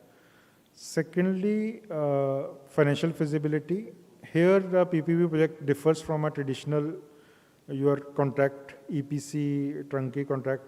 That financial feasibility or financial model is the core of a PPP project, PPP structure, how a PPP is structured. So we'll go into that detail, then economic benefits analysis and risk analysis. Risk, as I mentioned while discussing the solar, again a very core element. We have a separate session on that. So we'll discuss in that how the risk is identified, managed in a PPP. So won't discuss it here, but risk allocation is the core element. So all these are interlinked in a PPP project life cycle. So regarding the feasibility, first step is the market appraisal or demand assessment of a project. So demand assessment or market appraisal, this is nothing unique to a PPP. That is true for any project. It could be true for any shop somebody setting up, any factory somebody setting up, any highway, airport, school, hospital. These are the core good practices what you should do. You have to analyze past and current demand trends. What is the past and current supply position? For example, if you are going to do a hospital, what is the, or sports infrastructure or school, what is the, other facilities available there? What is the demand for that? Like ma'am earlier, Prachi ma'am mentioned that you shouldn't put up a school where only you are going to have 100 students. That means there is no demand, then there's no point in doing that. So you have to do then multi-year demand forecast because you are setting up our infrastructure for the next 30, 50, 60, 100 years. So some kind of a demand assessment forecast you have to do, what is the peak capacity you are going to cater to. And most of the projects you have to have some kind of a revenue, like either as a revenue share with the government or to recover your operation maintenance cost, or else like school you had a tuition fee from the paying students. There are free students from paying students. How much tuition fee you can charge or they can pay, which you have to cap as part of your contract, or a patient fee in a hospital. In a sports, if your sports complex is going to be used, how much you are going to charge per session, or if it is an airport, what is the passenger service charges, if it is a power, what is the tariff rate, all those things, that assessment has to be there. So these are the four things in a demand side: past and current demands, past and current supply, multi-year demand forecast assessment. These are the key issues or challenges or mistakes what we do in demand assessment.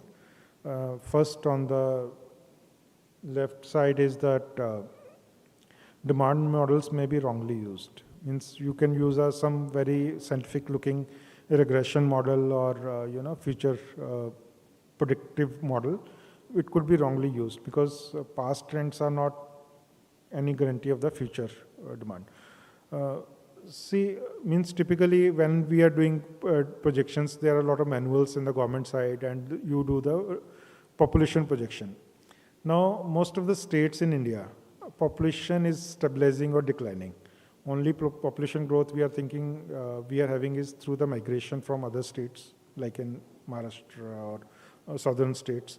So while doing any facility, we have to see that, okay, what is the ultimate population, or there could be a scene that, okay, you are going to have a population demand for the, at a say 5% per annum for the first 10 years, maybe then it will decrease or to 3%, 2%, stabilizing it. So typical mistake, what we do is that while doing a projection, we take a consistent rate, say 5% for the 30 year. 5% compounding, if you do for a 30 year, it becomes an enormous number. And this problem, long back, when I was working with Sudhir here on this C-Link project, and there was a demand assessment, then we realized that demand to South Bombay for a C-Link is not going to increase very much.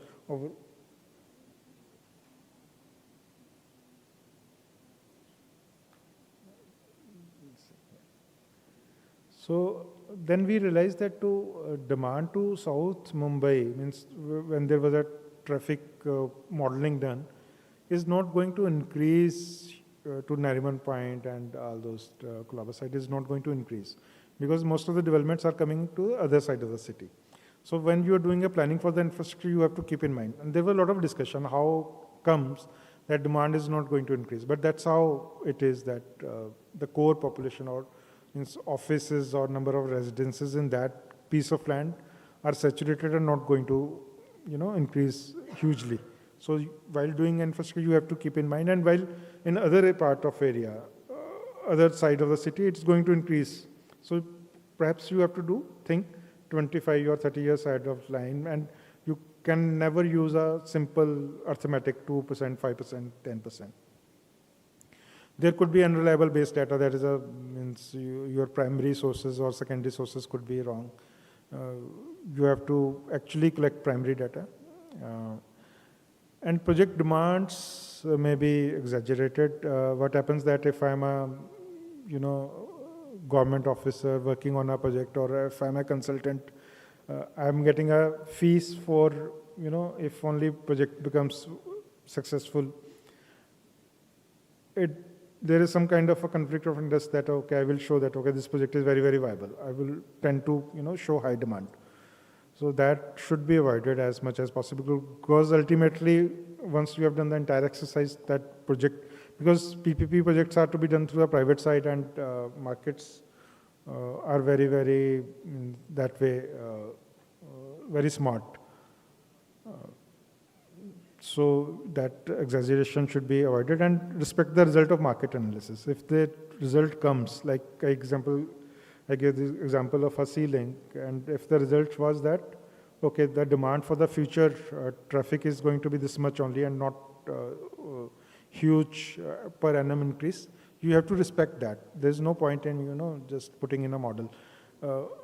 I was in Jaipur, means in Jaipur Metro, it runs mostly empty. It is not even running at 10% of their projected demand, while that metro line was planned or inaugurated, due to various reasons. But that is the reality, means that entire public infrastructure of thousands of crores has been done, and it is not even meeting what was very conservatively projected in the DPRs. So that should be avoided. And it happens all the time. You have a white elephants. You have so many airports, regional airports, which are lying vacant. You have so many expressways, or you are going to have those expressways which are going to only cater 10% of your traffic, what was projected, because of these reasons. So you have to start first from the market, and we dispassionate about that, not have any personal passionate involvement, if that is possible. Technical appraisal, that is an engineering work, won't say much. That is typically civil engineering or mechanical, electrical engineers get down to that. Project design and civil works, appropriateness of technology used, inclusion of implementation schedule. While doing a costing, you should also have actual timelines, means 2, 3, 4 years. Project cost estimate, BOQ or lump sum cost. Our government departments are very much used to having a item rate kind of a contract, but in a PPP, even lump sum cost, because the typically design or technology is a preview of the private sector, you can go with a very good lump sum cost kind of estimation also, if it is feasible and it is available.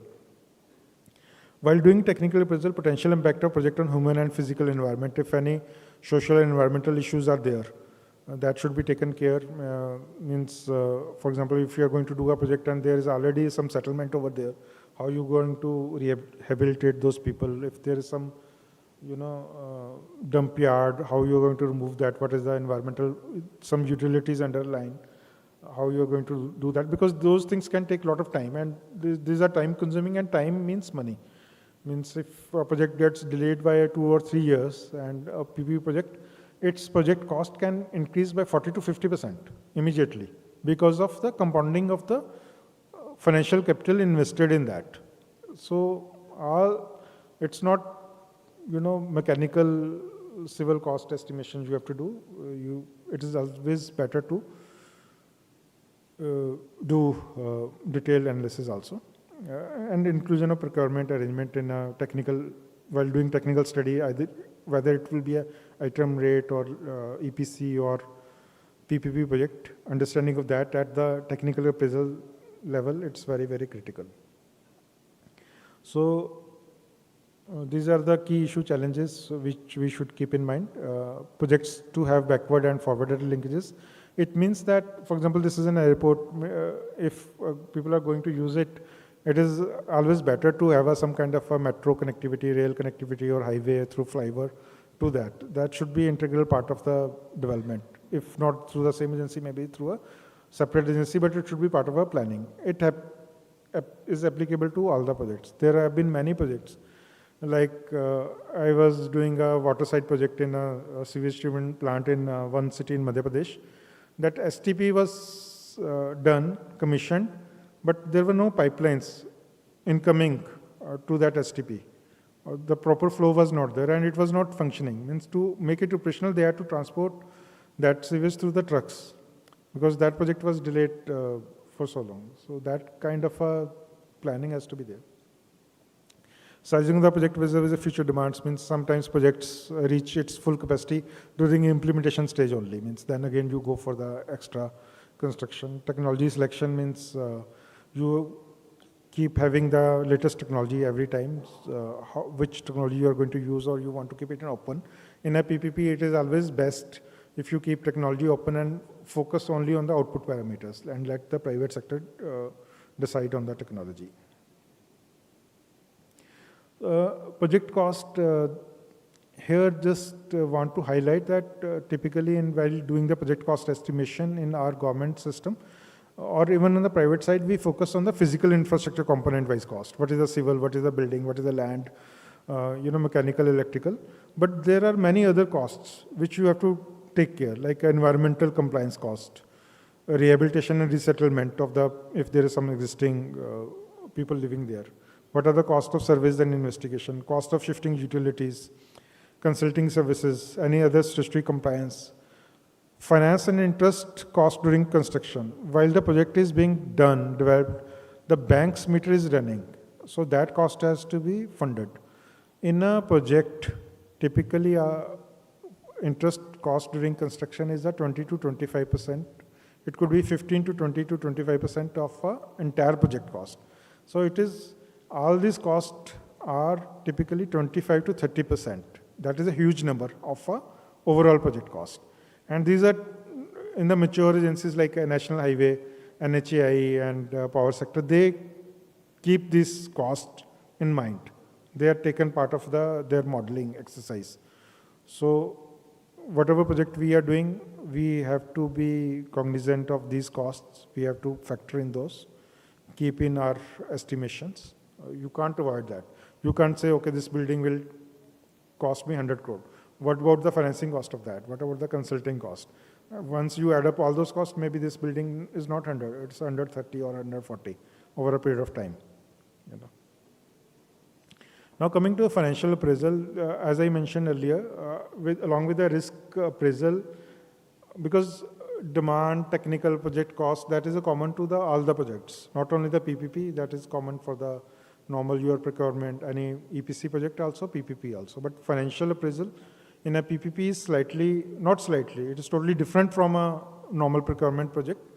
And same thing goes for the risk also. Here I will just focus on the financial appraisal. Financial appraisal is done to determine whether a project is financially viable, and successful implementation of a project proposal depends upon proper financial planning and structuring. So in a PPP, this is the schematic diagram. Typically, how a financial analysis is done. There are 3 input parameters. What is the project cost? If you have any options, you put in those options. You can have various options of financial model. Financial modeling exercise or analysis is done typically in Microsoft Excel software. This is the most used and very, very efficient software. You input the project cost, you do the revenue, you do the operation maintenance. Once you have all the numbers, project cost, revenue number, operation maintenance cost, you do the IRR, project IRR, that is the internal rate of return. Next slide, I will just tell what is the internal rate of return, how it is linked in the PPP project. Once you get a project IRR, this is used to arrive at a equity IRR. What is a equity IRR? That is a return to private sector partner. If it is a PPP project, private parties coming, what is the return they are getting? So while doing a planning for a PPP project, this is the equity IRR is the most critical number or factor which is looked at doing the bankability, viability study, and on this basis, entire project structuring is designed. In equity IRR, apart from the input from the financial analysis above, project IRR, you have a debt equity via private sector viability gap funding if government is providing any. You get a equity IRR, and based on that, you can have a various kind of a project structure.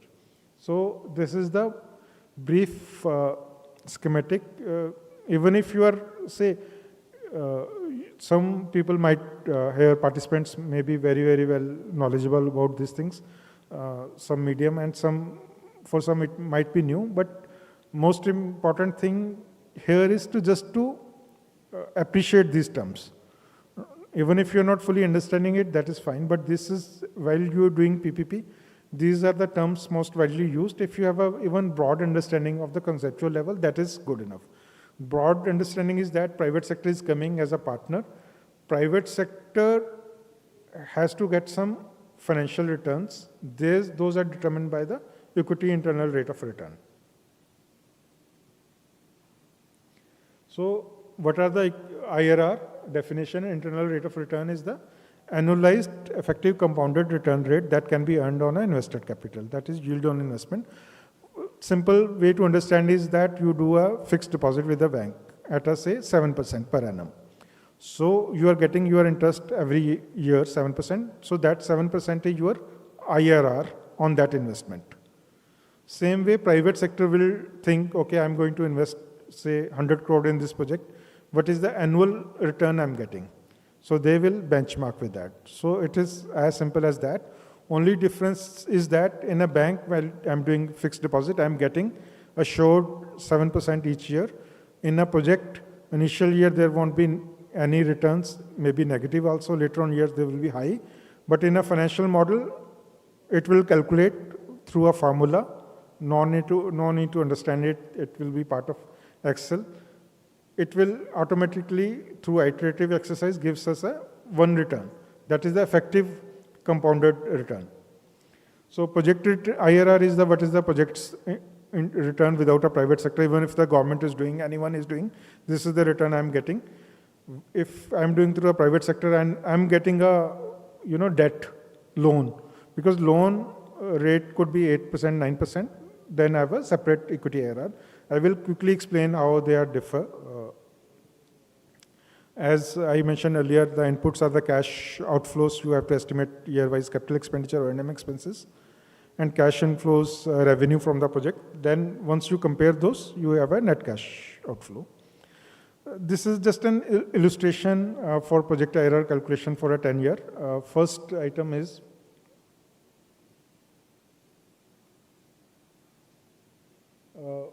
this is a year 1 to 10, and first year you have a project cost 100 crore invested in this project, and you have a O&M expenses.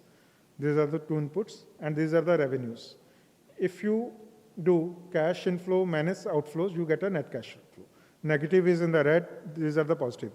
Once you have put a IRR in this 100 crore investment, after accounting for the operation maintenance expense, the total annual return is 13.28 in this case. This is the project IRR. Now going to the PPP side, this is the authority, this is a private partner. Private partner will get equity. Through equity sponsor, typically there could be many partners. Through a commercial loans, you get a debt. Then this is a private partner, special purpose company. It will have a multiple contacts. How it will get a financing. How that financing is going to impact my equity return calculation is like this. Cash outflow, project cost remain the same, O&M expense remain the same. But on the inflow side, apart from the revenue, I also get a loan from the bankers. So my net cash flow to the equity, earlier it was 100, now it is only 30 crore.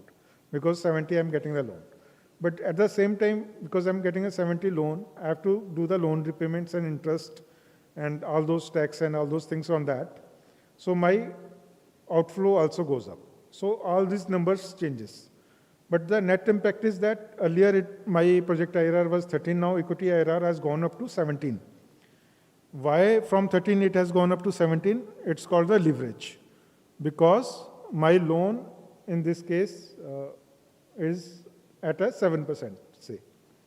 Because loan through a commercial banker is a cheaper, whereas the private sector financing is expensive. Because of that leverage, your equity returns have gone up.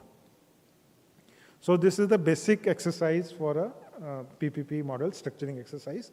And how a decision is done, typically you have a benchmark rate, whatever you determine. This is my benchmark rate. If IRR is higher than that, the project is financially viable. And if IRR is lower than benchmark rate, project is not financially viable. If IRR is lower than benchmark rate, like I have set up a benchmark rate that equity IRR should be 16% and project is not viable, then what has to be done? Maybe government can give a viability gap funding to increase that IRR. If IRR is higher than benchmark rate 16%, then government can say, okay, private sector, you are going to get a good return on this, maybe 20%. Your benchmark should be 16 or 18%. Why not you share extra 4% with me? You can share a revenue share. So that's how the project structuring is done.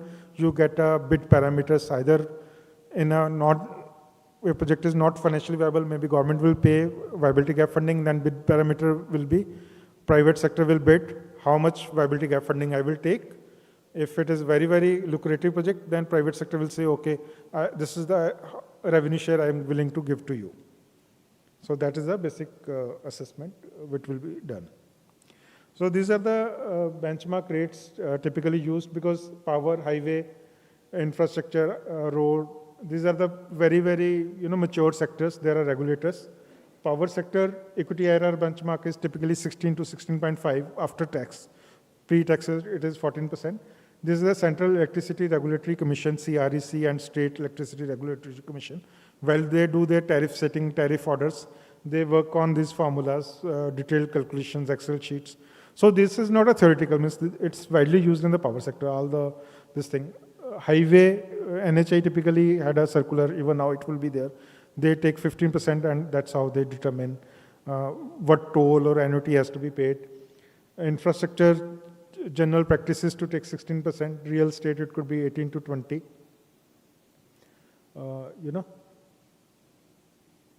Aviation also has around 16% here. I have not mentioned because airports also have your Airport Regulatory Authority of India, ERA.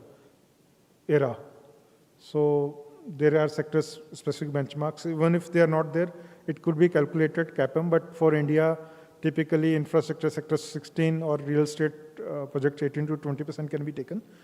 Just to re-emphasize or to repeat it, equity IRR is what is the government assumes, okay, private sector should be happy with this much return. So keeping that in mind, backward calculation is done whether to give a viability gap funding to the private sector or to do a revenue share. So next section is economic appraisal. This is not fundamental or this thing, but once you are doing a multilateral funding or some kind of a social project, it is very good to have an economic appraisal also, because economic appraisal also takes into account economic benefits and cost of a project. especially in case of a social projects like a sports, education, health, it could be that project is not viable, but economically there could be many benefits, and if we can capture those benefits in our analysis, means we can showcase to the government, higher levels, political level, that okay, these are the economic benefits, why not you give us extra money or extra support for that. So economic appraisal of project is similar to the financial analysis, calculation wise.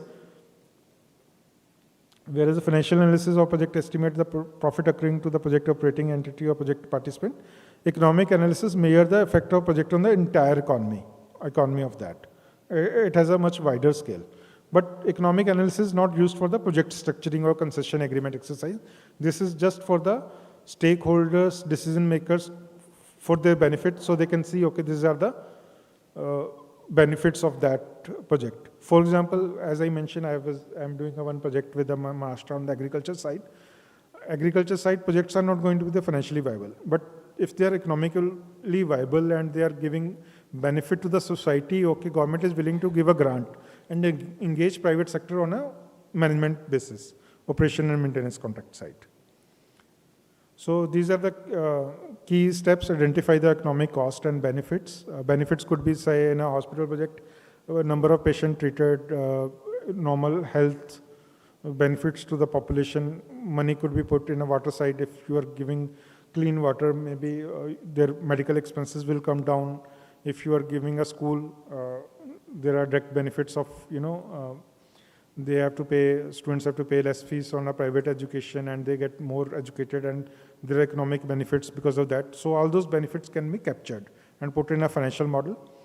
And you have to quantify those cost and benefit, and similar exercise, inflows, outflows. Once you do IRR, only thing that IRR is called the economic internal rate of return.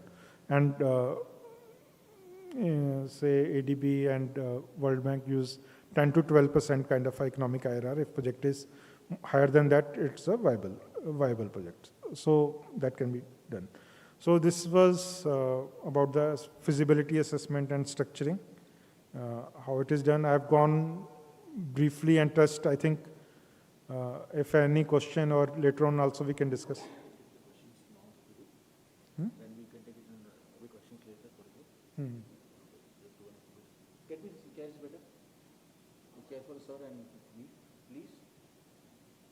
Yeah.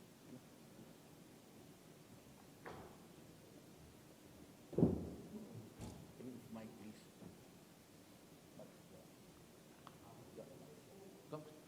Income chair, please. Sorry.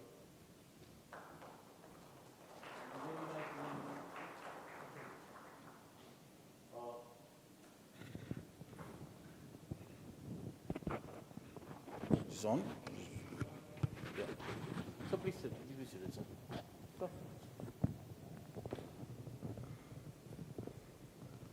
Yeah, please. So very much in depth, I think viability and feasibility was quite and very prominently. It's not like some Chinese secret. It was shared very well.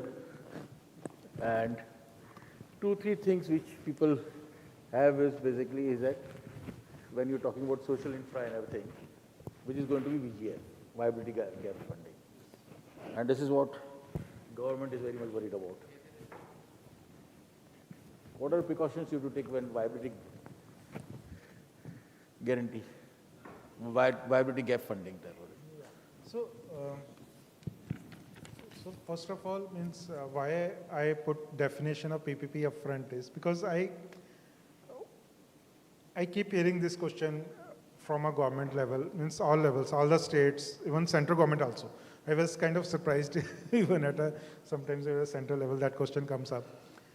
In a PPP, if we are giving money, why we should give a VGF, why a private? There is, as a society or as a nation, we have a certain kind of a mistrust in the private side. Means inherent, means private side is coming, it's coming with the money. They are rich people and all those. So it is very important to go to the definition that a PPP is not just a private investment, it is also a management or a service contract. Now, coming to the VGF, Sir, I will like to put it in this way. VGF, once you are giving, typically VGF is not more than 40%. And now you are having an urban challenge fund. Here, Government of India is going to give for urban projects 25%. It could be used for various projects, PPP projects, 25% of urban challenge fund. Ultimately, if you have to think of this, government is only giving 40%. Rest of the money is coming from the private side, right? So once the money is coming from the private side and 60%, the project on paper remains with the government only, right? Private side sector is not taking that project away. It is ultimately the government's money. So the other way to think of that is that, okay, we are giving 40, but at least 60 is coming from the private side. Means that is a beneficial to me. Instead of looking at this way, that I'm giving 40. You have to think that, okay, I'm getting 60. And of course, for any PPP project, there have to be check and balances which are part of your contract. You have to monitor it. There, the concession agreement safeguards. Ownership always remains with the government. You have risks and penalty clauses. If the private sector is not performing, you have penalties. You have a performance guarantee. You can always charge that. You can have other assurances. All those factors you can have. And specifically for VGF means the way it is structured. Normally in an escrow account there are Directly to the expenses. Yeah, escrow account is always there. Escrow account is always there, and VGF money only comes after the equity money has come from the private side. So you have to monitor that escrow account. So it is more about your project management side, and if it is done in a better way, I don't think there is any risk, and VGF, and if overall possible, even in under hybrid annuity model, you are anyway giving 40% upfront grant. So it's more about how you monitor that project. Okay. No, this is something which we did in waste management. Yes. In waste management, I think VGF is one of the issues which I have been propagating, is that basically it's a one-time cost which you're bearing for capital expense. Once it's gone, and you're cutting down your recurring costs. And the recurring cost damages are far higher. Yes. And then which is done what one-time cost. Yeah. And that this is something which education from both sides of the fence has to be done. And good thing about VGF is that mostly VGF, like in a solid waste management, it comes from the Swachh Bharat mission. Water side, it comes from the Amrut. For urban projects, now Urban Challenge Fund is there. So for a city or urban local body or for any department, that is a free money anyway, Government of India or state government are giving.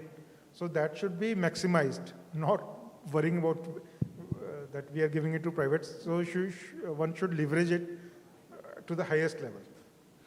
Also something which is coming up are two things that you talked about it, we were talking afterwards.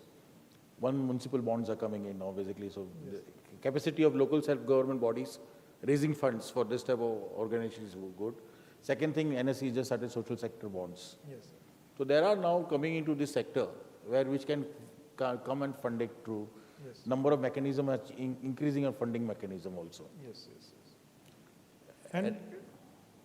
And for a say department at a department or government level, it is always good to go on a programmatic level. Instead of doing one or two projects, means they could be done at a pilot level, but say if something could be done at a wider scale, then larger institutions, including World Bank, ADB, others, multilateral agencies, could be involved through the government, and entire money could be through those agencies also.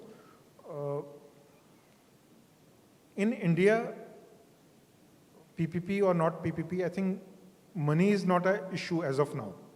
There is plenty of money available. Only thing that to get that money, we have to do a lot of project preparation. We have to design our projects properly. That's where we are lacking. That's because we are tuned to do a typical simple engineering contract. Okay, we will do a project report, BOQs, come out with a traditional contract because it is much, much easier for us to handle. Because we lack handling capacity, so we sometimes blame PPP for that. But again, coming back to that, PPP is not that private sector has to invest for a social government VGF, or even, like I gave an example of a agriculture project in Maharashtra only, that money has come from the government through ADB loan, because it is at a program level. Then it has been given to the private sector to operate and maintain. So that kind of a structures can be done. It could be at a much larger level also, programmatic level also. I think we'll break off now for lunch. Yes. And then we have our next sir is also on the way. So we'll start at 2 o'clock for the next session. Please join us because there are a number of children. Sir is not going, Gurindarji is not going away. We are having a panel discussion. So we'll have it at around 4 o'clock. So a lot of questions are there. So please, I hope, join us for the lunch. And then we'll rejoin it by 2 o'clock. Thank you very much. Thank you, sir. Thank you, sir.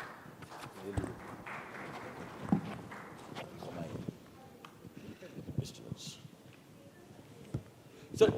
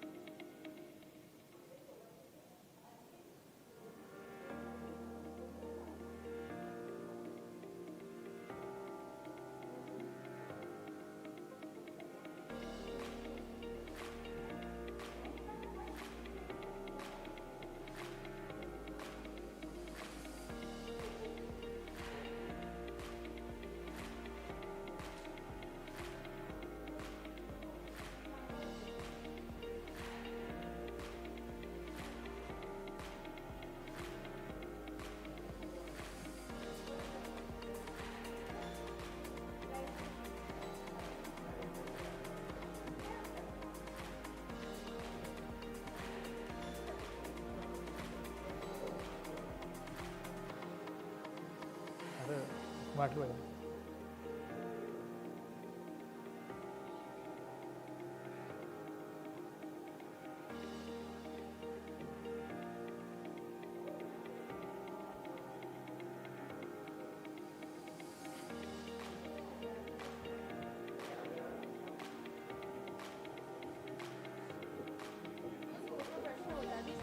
थांबा ना जरा आता नाही ना.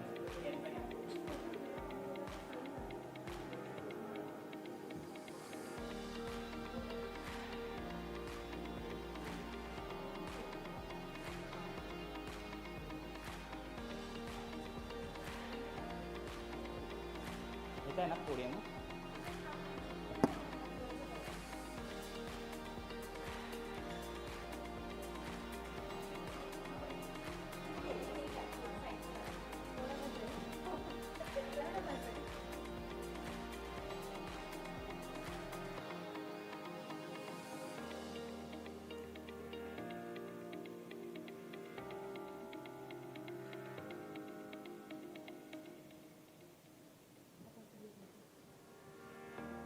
माझ्या टीमला नाही.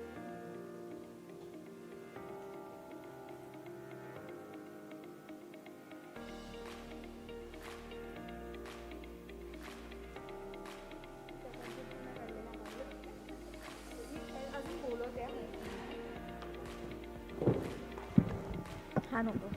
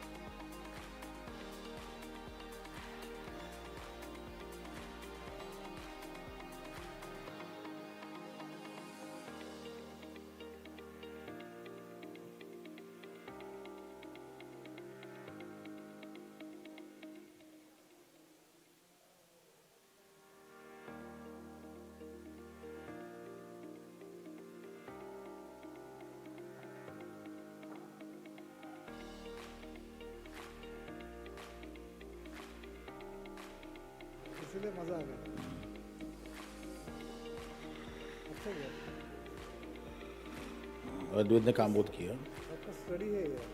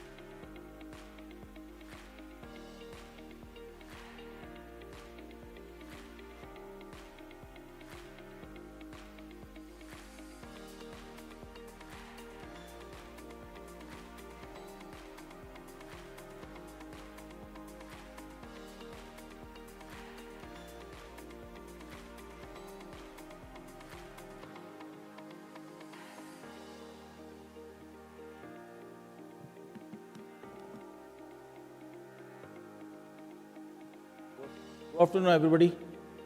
Kindly please have a seat, please. Please. This is the toughest session. After lunch, it's normally in cricket terminology, if we can put it across, is normally the batsman is lazy and shrewd captain will get the best bowler to get the wickets out. The person whom we all admire in Maharashtra is Mr. Ajay Saxena, who is a PPP expert, presently sector head for infrastructure development under PPP in Mitra, which is Maharashtra Institution of Transformation, which Maharashtra government is specially formed to change Maharashtra economy to $1 trillion. Correct me, sir, I am $1 trillion economy when sir is playing an important role. Sir originally was senior advisor to National Investment and Infrastructure Fund, has been talking about infrastructure for last more than some of the people age in this August gathering also. For last more than two and a half decades, has been advising a lot of people on infrastructure and had been expert to PPP for Asian Development Bank for more than 8 years. Also been man to go for all the PPP aspects in Maharashtra and all over India, basically. And without wasting your more time, I would call Ajay ji on the stage. Please welcome.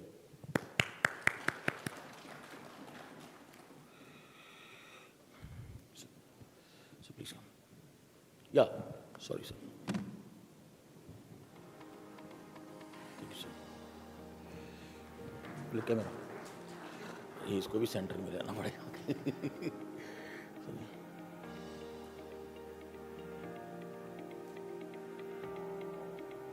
Good.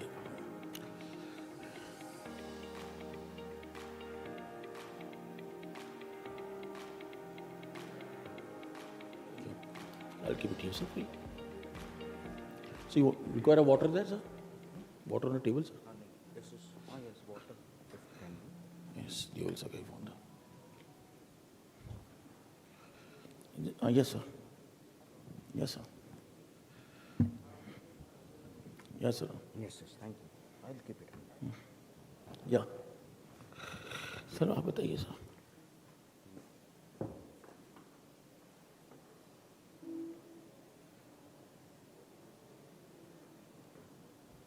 नहीं वो जो remote है ना slide चलाने वाला slide चाहिए.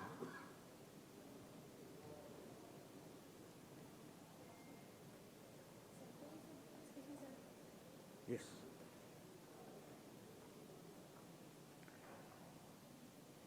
Good afternoon, everyone.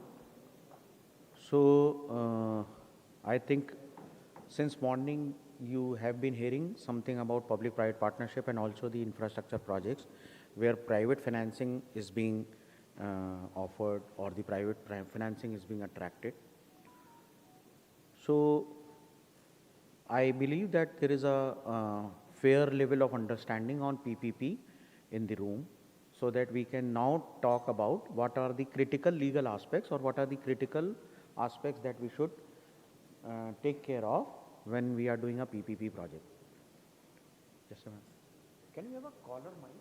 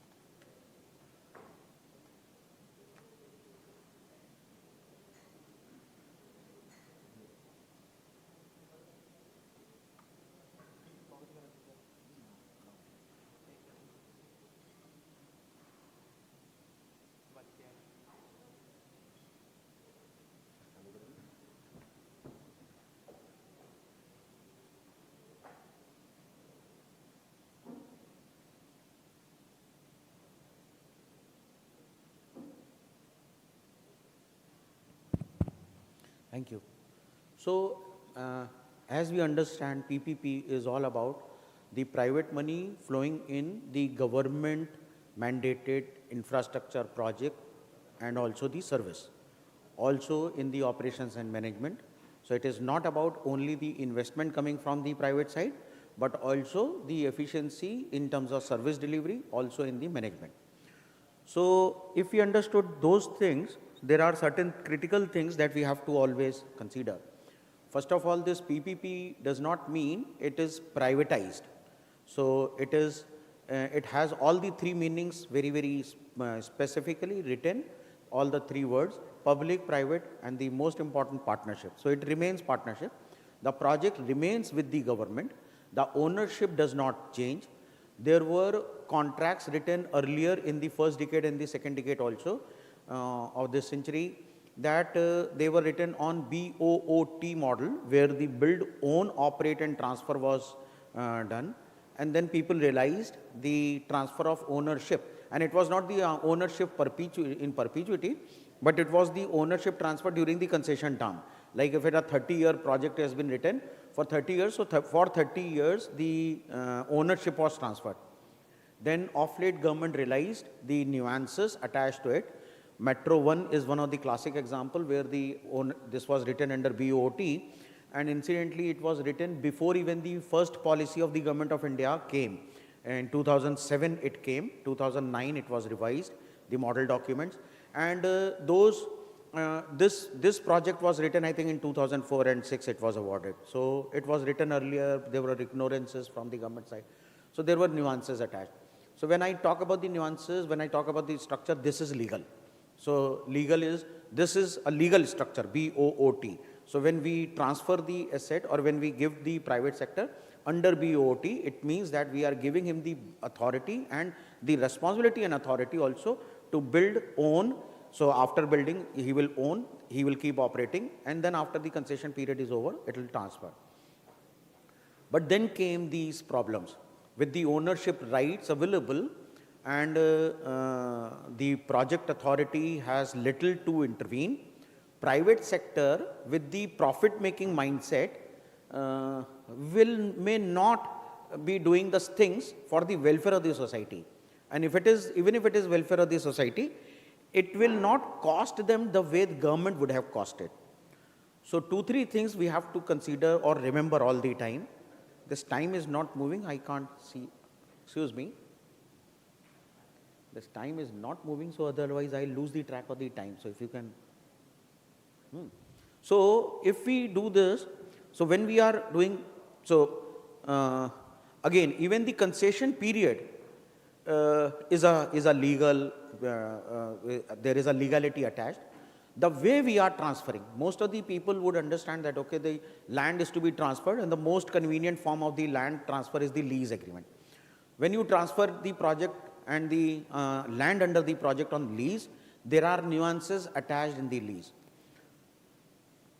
How many of you know, means, I'll come to that part later maybe, but how many of you can understand that how the land is transferred?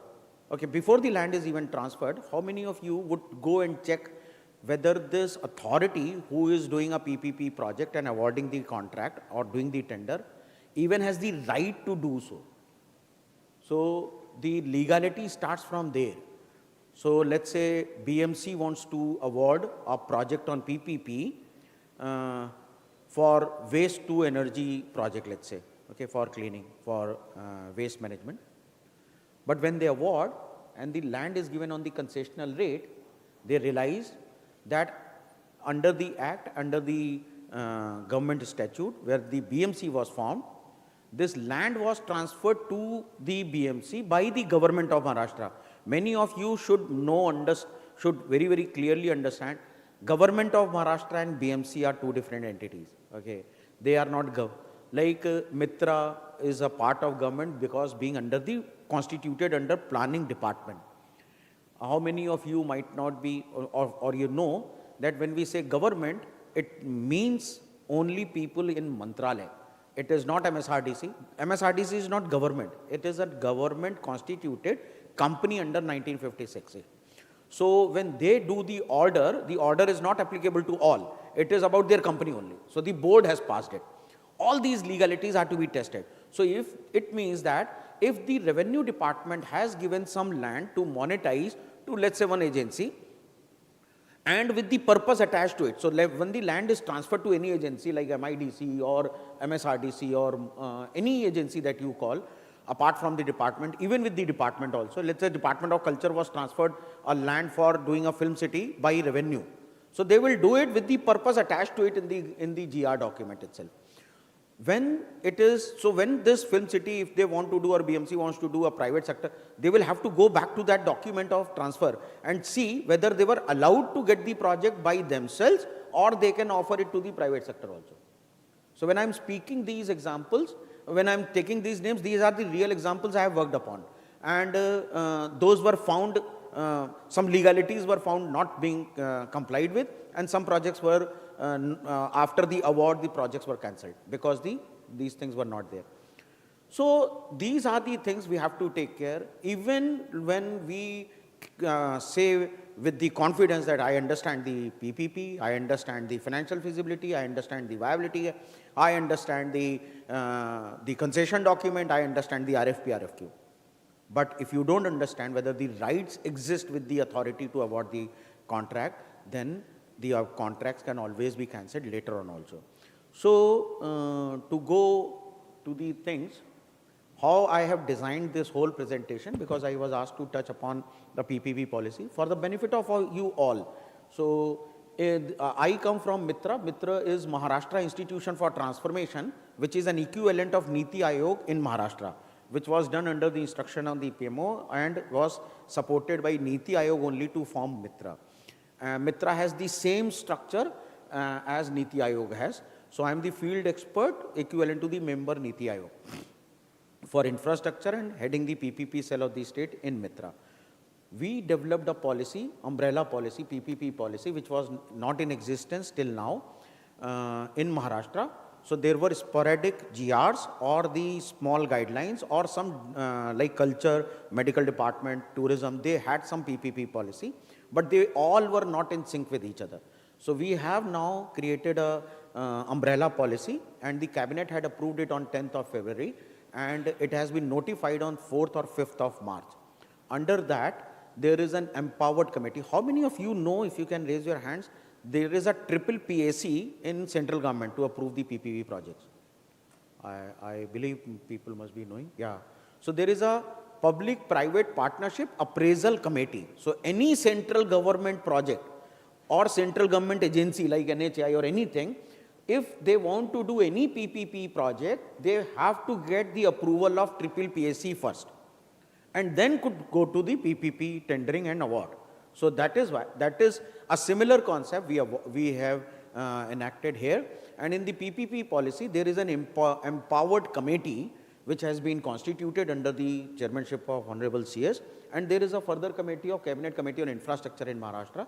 So on this, and this committee of empowered committee would have member from the head of the finance, let's say ACS, planning, the concerned department whose project is, and the concerned agency. If this is like MIDC is there, so the industry secretary would be the member and the MIDC CEO would be the member.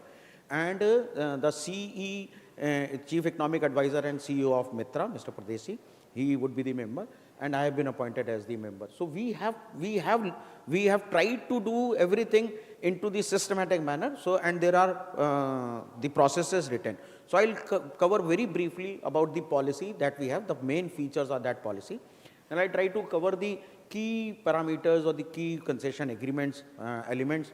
Then how do we scrutinize?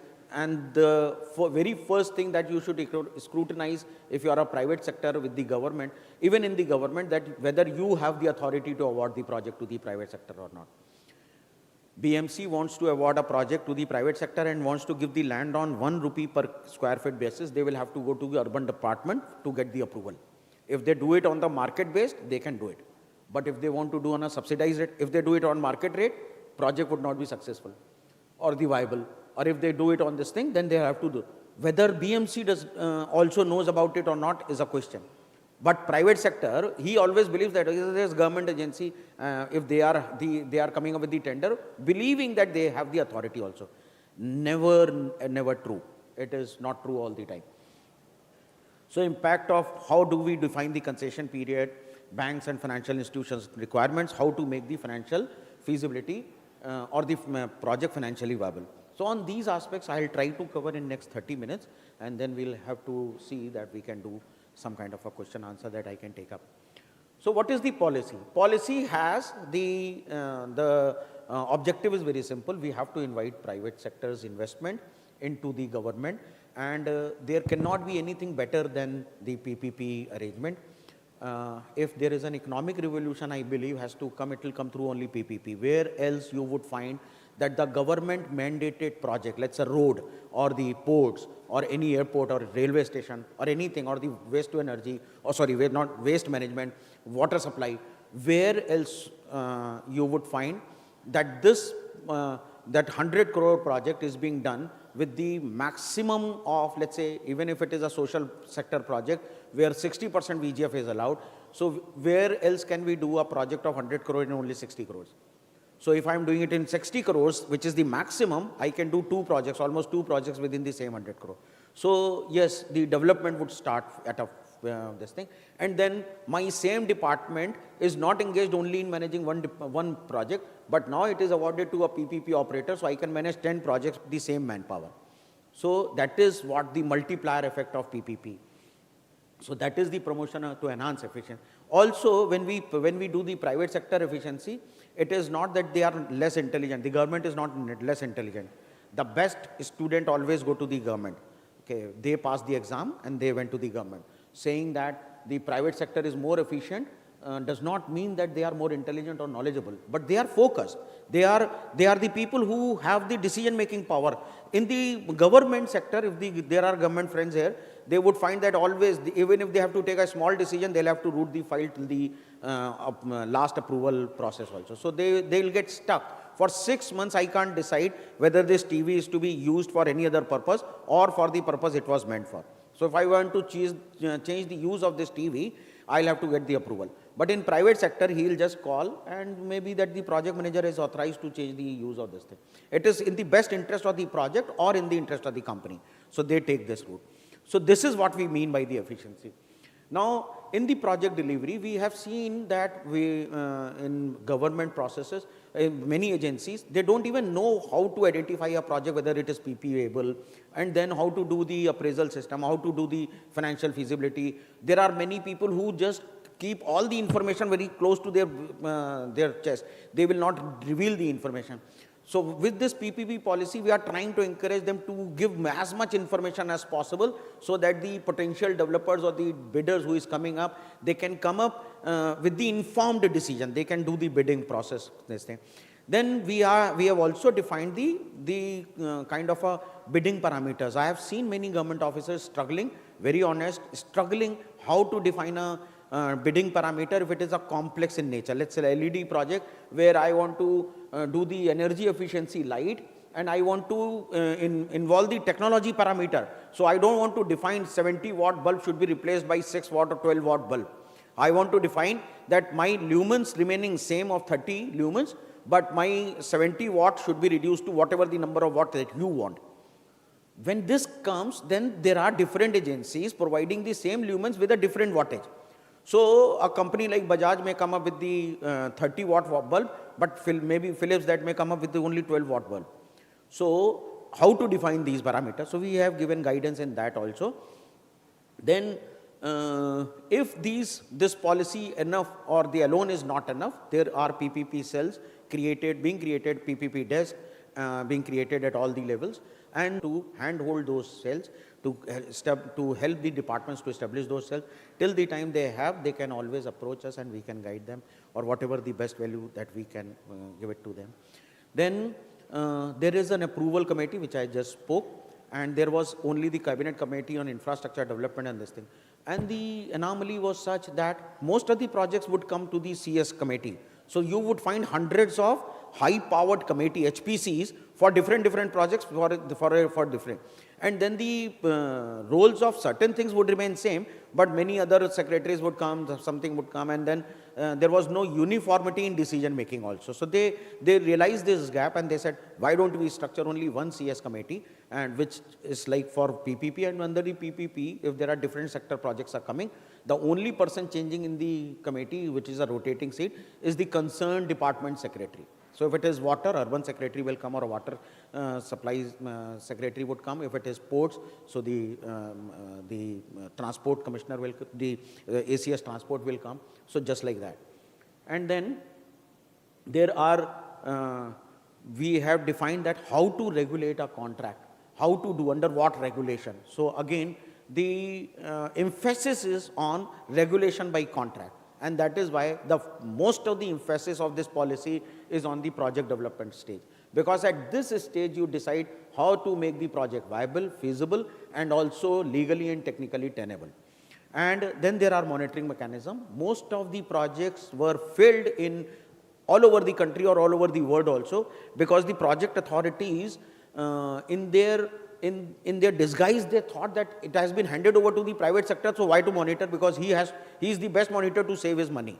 He was the best monitor to only save his money. He was not the best monitor to deliver the public services. And that is where, if you see the real-time examples, the roads got failed and the contracts were cancelled in the midway. And the payments were given as a termination payment in Maharashtra. So you don't have to pay the toll charges on the state roads now after 2014-15. So we are putting heavy emphasis on this. Then we have brought in like every project would come up with their own sense of viability, and then there is no mechanism in the budget to provide the viability gap fund. And when we are putting, so we are creating viability gap fund, then we have created, and now the policy is notified. And now also is that, and we have asked the, in the project identification stage itself, we have asked the departments to identify, to do their 15-year plan, segregated into 5-year, 5-year and 5-year 3 plans. Then this first 5-year plan should be picked up and converted into annual plans, and the first year plan, it should be seen how many projects can generate revenue and can be put on PPP. So that is how we are trying to push PPPs into the system. And when they realize this, then at the same time, because this is at the start of the annual year, so at the same time, when they understand, okay, these, let's say out of 10 projects, I can do 2 projects in PPP, and the feasibility study, or maybe it is not a feasibility study, we have told them how to do a first level, high level financial. So even that guidance is given in the annexure. They will do the first level and they will come up with this, okay, I need maybe 50 crores of EGF if these 2 projects are put to the bidding. So they will include in their own budget, they will seek the normal budget as they are seeking, but they will put 50 crore additional, and that would be marked as VGF within the same department's budget. So now this budget would not be touched. So when this PPP happens and somebody asks for 40 crores, the amount would always be lying with the government in the department itself. So that is how the mechanism we have created. Output-based subsidy is like some incentive framework, but apart from this, we have given the annuity structures also and the hybrid annuity. How to secure? We have, through the policy, we have told them to include these things into the project, in the agreement. And that is what we meant when we said the regulation by contract. In the regulation by contract means we are saying you should put all the rules in place into the contract itself.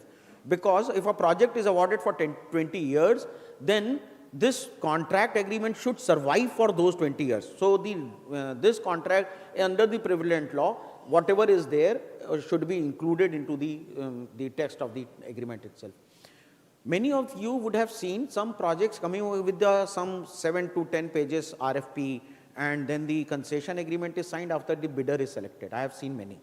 Okay, so all these things are being discouraged now, and we are trying to bring more transparency to increase the competition among the bidders, and so that those bidders who are sitting outside and feeling, okay, this has been written for somebody, why should I invest my money to even do the project? For the bidding also, bidding has a cost, EMD is paid. So we are trying to reduce those things. For the first time in India, I think, or maybe in the world, I am trying to check with some tools available, we have given this provision. This is to boost the confidence of the private sector, that I should not be treated as the contractor. I should be treated as equally responsible and authority partner. So the term partnership is being emphasized. So there is a chapter written on this. There is a provision in the policy what do we mean by recognition of partner. So there would be a certificate of partnership issued, and with this certificate of the partnership, the private sector can go to any department and show this certificate that I am a partner to the government in doing your project. Okay, so it is not only that I am earning money, but I am doing your project which you were mandated under the constitution, and when I am seeking some kind of an approval, I should be treated at par with the government.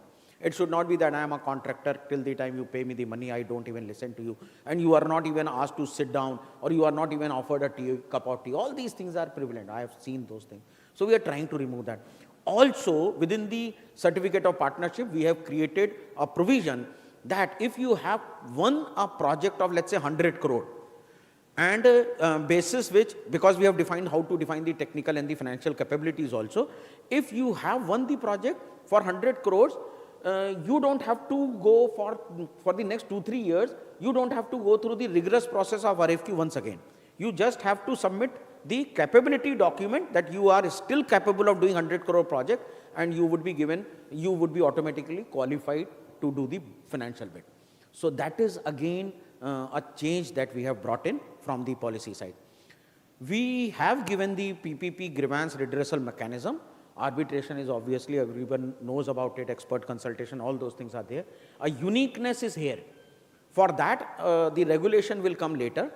This policy recognizes the gap in dispute redressal, and the policy has said that there has to be a redressal authority which has the arbitral power, so that or the tribunal powers, so that if there are two parties which are not gelling well, and the arbitration is a long drawn, and most of the time arbitration order always is challenged in the court, so this authority will be created by the law of assembly. And if once this comes in place, this would be for specifically only for PPP projects in all these sectors. So this is all about a brief in the PPP policy. Key concession agreements. We always should see the scope of work the first thing. Most of us, we see the scope of work we understand. I have worked in the private sector also, and I have seen many PPP projects are failing, not because the government has written a wrong document, because the PPP person or the private person has understood it very wrongly. So he always believes कि एक बार ले लेता हूँ, बाद में तो सब हो ही जाएगा. कई बार ऐसा नहीं होता है. कई बार ऐसा नहीं होता, और हमारी पॉलिसी के थ्रू तो एक कोशिश है कि ऐसा कभी भी ना हो. जो एक बार हो गया वो हो गया. So you have to be very careful in the scope of work. So we have to be, we are trying to establish that, okay, it should be, the document should be output driven. The PPP, the fun of PPP, and when we are talking about the efficiency, if we have given you the thickness of the sheet also, and every specification has been designed by the authority himself, where is the efficiency coming in from the private sector? So we are output based. We would say, okay, this much remote, the size of this remote and the function of this remote should function like this. Now it is up to you, and when it is dropped, it should not immediately break. So those kind of an output which are measurable.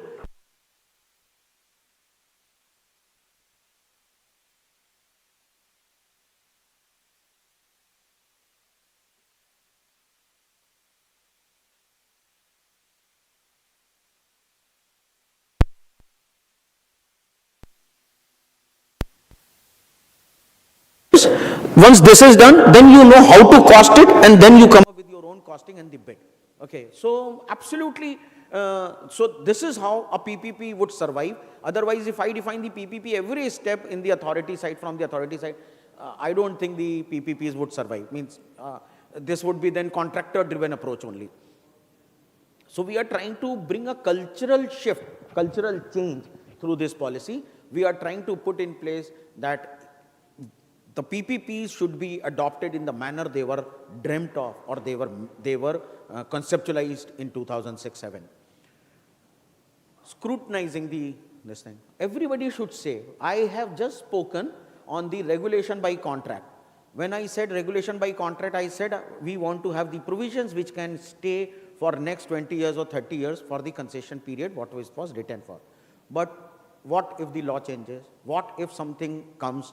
So there has to be, within the concession document, there has to be a provision of change of scope. There has to be a so the scope of work has to be clearly defined. At the same time, the change of scope should also be defined. Because I cannot imagine everything. Even I can't imagine everything of my child's own education for the next 12 years. So what I do is that I can keep changing my course of action as and when they are required. So those provisions should always be there also. And there should be very, very clearly, some clear provision should be written, methodology should be written, how to adopt those. And then the change in law. So the change in law can benefit, change in law can curse, change in law can do nothing to this thing. But this provision should be there. So I'm not asking you to see what kind of a change of law can happen. You just can't imagine for the next 20 years or 30 years. Airports are written for 40 years or 60 years. Who can imagine what will happen after 10 years also? Who can imagine after 50 years? Nobody can. What we can is that if something of this sort happens, what should be the course of action? That is the methodology that should go.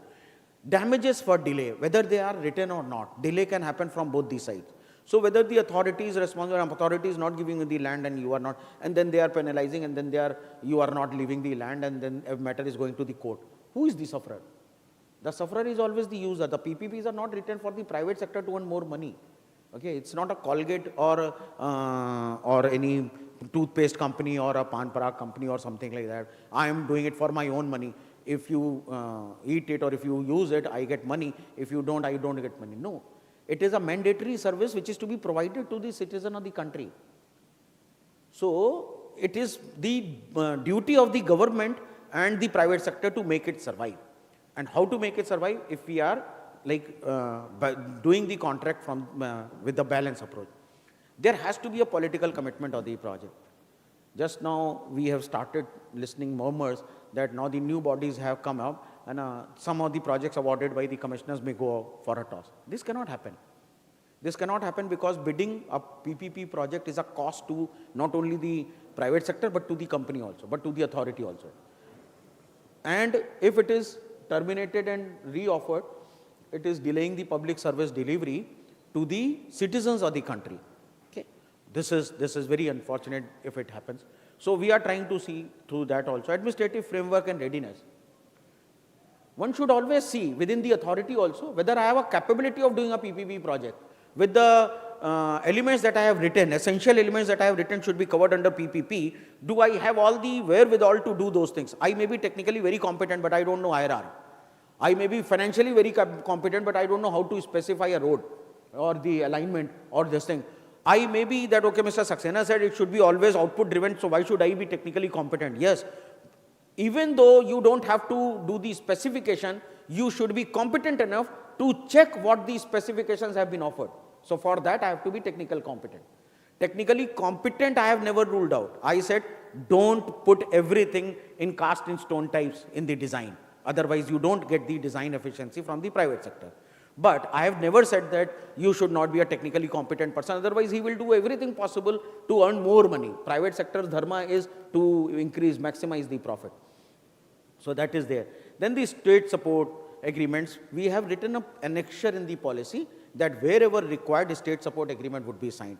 Many a times we see that the agency is doing something and the state was not backing, and some small timer comes in and the project fails, and the banks don't support it because the state government, the support is not available. That is also to be seen.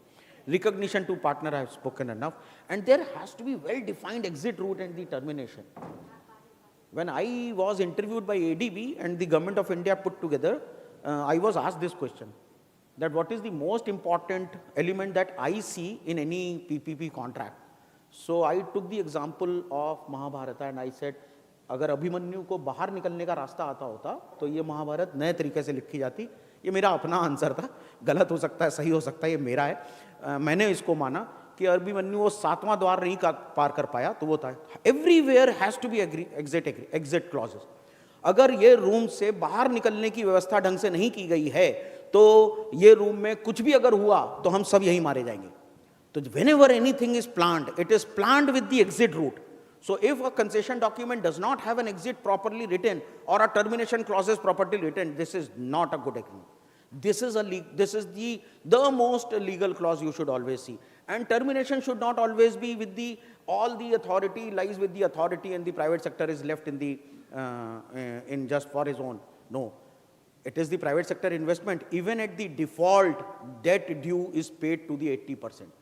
So these are the laws in the land, but we don't know, or sometimes we are the connivers with the authority, and it suits us well, and we know that, okay, in that the change of law, मैं बाद में ठीक करा लूँगा. आप करा सकते हैं, जरूर कराइए, लेकिन कोशिश करिए कि वो ठीक से हो जाए तो अच्छी बात है. Critical challenges. कई बार हम डॉक्यूमेंट बनाते हैं और हमें पता ही नहीं होता कि हम उसको कितना रिस्क हम लोड कर रहे हैं दूसरे के ऊपर और कितना रिस्क हम अपने ऊपर ले रहे हैं. कई बार हम लैंड एक्विजिशन प्राइवेट सेक्टर के ऊपर डाल देंगे. All these project would fail. So there are well-defined risks. We have defined those risks under those category in the PPP policy in the annexure itself, so that this can be suited to the very commonsensical things are there. Commercial, technical, financial, demand, revenue. All these risks should be bucketed under private sector. Regulatory risk, be it land acquisition, forest approval, environment approval, where the design doesn't matter, when the land is concerned, all these should lie in the government basket. If these two things are done properly, no project would fail ever. Okay. Then how to, there are challenges in understanding how to design a project on a standard document. So the roads are a good example, and how not to define, because the innovations are to take place. So the waste to energy and the plasma and all those things, if let's say a waste to energy on the basis of the normal grade system has come up, and that document in existence, but somebody is coming up with the plasma technology. So how do you take care of those things? So standardization is very important to the extent it does not interfere with the innovations. So this is to be understood, and this is what we are bringing into this thing. We have said, and I've already told you, that we are coming up with the bipartisan regulator in place, and it will be with the act of law. Means it will take some time to draft and this thing, but since the policy has already spoken about it in the main body of the policy, so there would be delay maybe, but there would be a day within where the PPP regulator would be in existence. Recent changes, I have told you that after seeing BOT nuances, ownership nuances, we moved to DBFOT. This suits us all. And OMD, the Operation Management and Development, which is where the brownfield projects are written, where the asset is in existence, in operation, but it is not at the optimum level and dilapidated state, maybe the airports also. So these are all, these are the recent changes. Recently means not recently, it has gone some 10 or 12 years back. From the toll based or the user charges based, people started moving towards the annuity. Now they are coming back to the user charges also. Okay. So the road has realized that annuity is not a good PPP contract. There has to be user involvement. When the user is involved, there is a monitoring already done, okay, by the user, even if the department is not doing. So we also have the provisions in the contract documents nowadays, which is where before they go to the cumbersome process of arbitration, they have the provision of appointing the experts. And this expert, with the consent of both the parties, generally helps. I myself am involved with 2-3 projects. I was involved in almost 7 projects, and 7th I am writing the judgment, not the judgment, the recommendation. All 6 are successful. Both the parties agreed. My basic approach was always that when you are coming to compromise, you have to take a step back. So you can do a war by stepping forward, but when you have to compromise, you have to take a step back. I think that philosophical statement at the start of a meeting, when I speak, that sets the tone. And then everybody compromises on certain things, and the things always get settled. We all are good people. We have some egos, and most of the time the dispute is not settled, not because of the commercial interest, but because of the egos clash. Okay, you have not listened to me, I don't listen to you. So, and the meeting flops. There are different kind of mechanisms that are being tried. The people who are flush with the money, they are doing, and if they have the technical know-how also, So they are not going for PPP because PPP, the cost of fund is almost 12 to 13% on a weighted average cost of capital. The equity charge is all 16%. But if I am having the money and I am having the wherewithal also, and also there is a contract of lump sum EPC, so I can still transfer the technology risk to the private sector, can do a lump sum contract, which is easier to manage and lesser in the cost, and can do the PPP. Then after the project is over, can then award to the toll. And this is a better mechanism also sometimes, because by the time the project is completed, you have a better understanding of what is the baseline revenue that is being set. And then you can do on the toll or on the user charges, which can be securitized.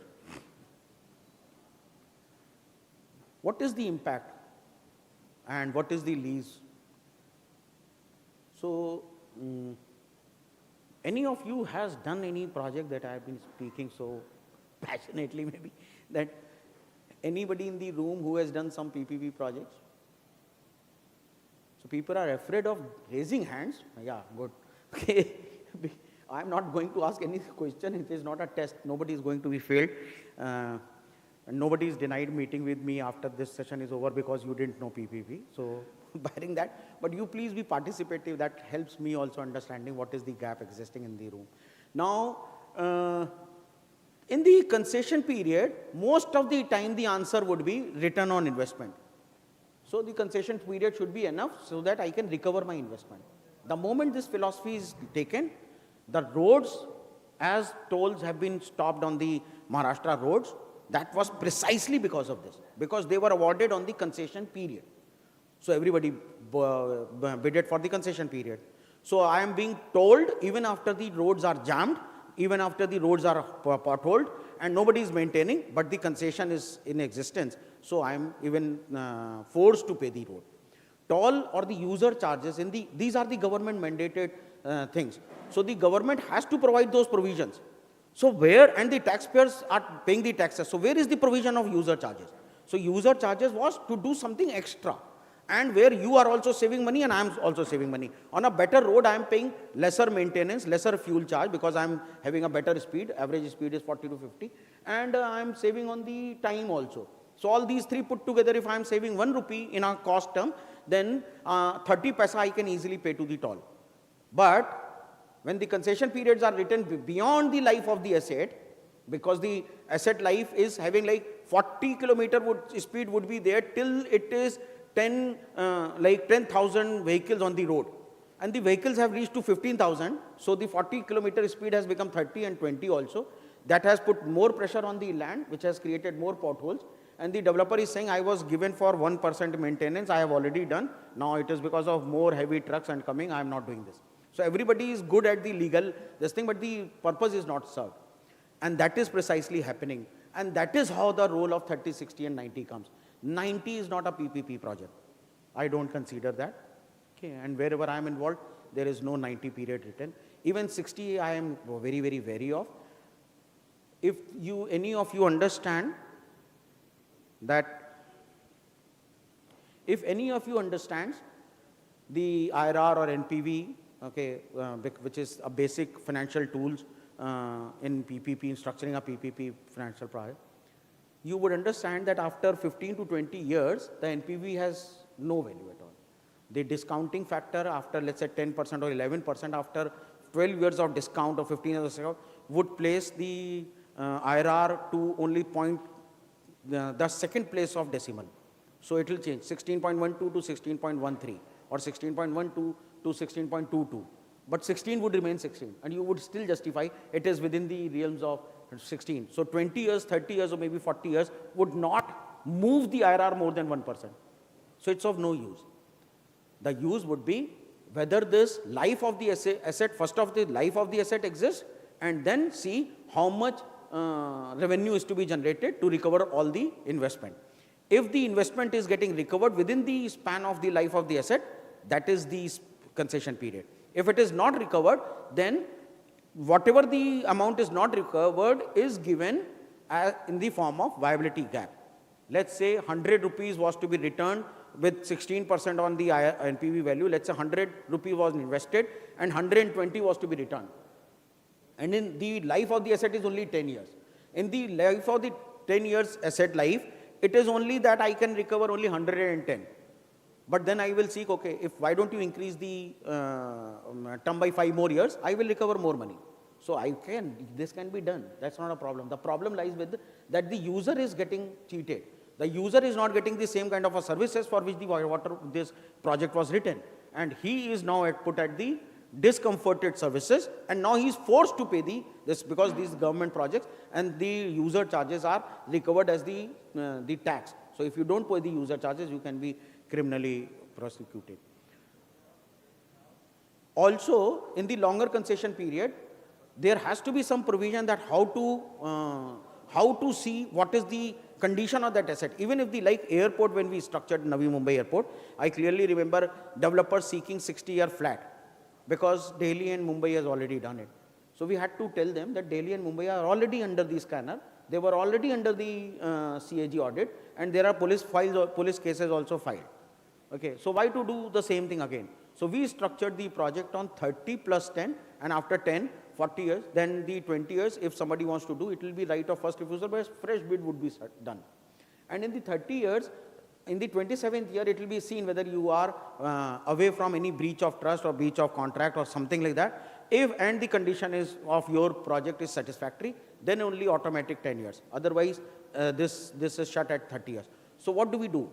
Then it means that the project should be recoverable at 10 years. In the road, I said that 10,000 vehicle was written, the project was written for a 10,000 capacity. Now it has reached to 12,000 or 15,000. Concessionaire is good, developer is good, he is providing good services, but then the people are getting affected because the speed by the same ratio would come down to 1/3. Okay, the 2/3 speed would remain, or everything would, like the benefits would be on a 2/3 levels.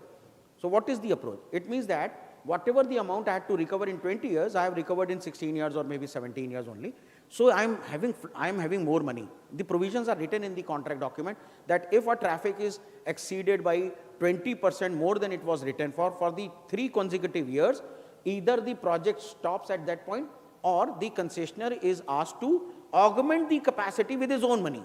And this is fair also because he is already having 60% more revenue without spending any capital expenditure. So some projects, some good concessionaires would always do. Lease versus license. I think this is the last statement. No, there is one more. So no problems. So lease or license. I am in no brainer. I would straight away say lease should never be done. It is to be licensed, mostly licensed. Till the time it is land-based, till the time it is social infrastructure, till the time all those things are written, and the lease is very, very legally very documented, very fairly. Otherwise, there are agreements where the agreements have been cancelled, the project has been terminated, but the lease is still with the concessionaire and he is not leaving the land.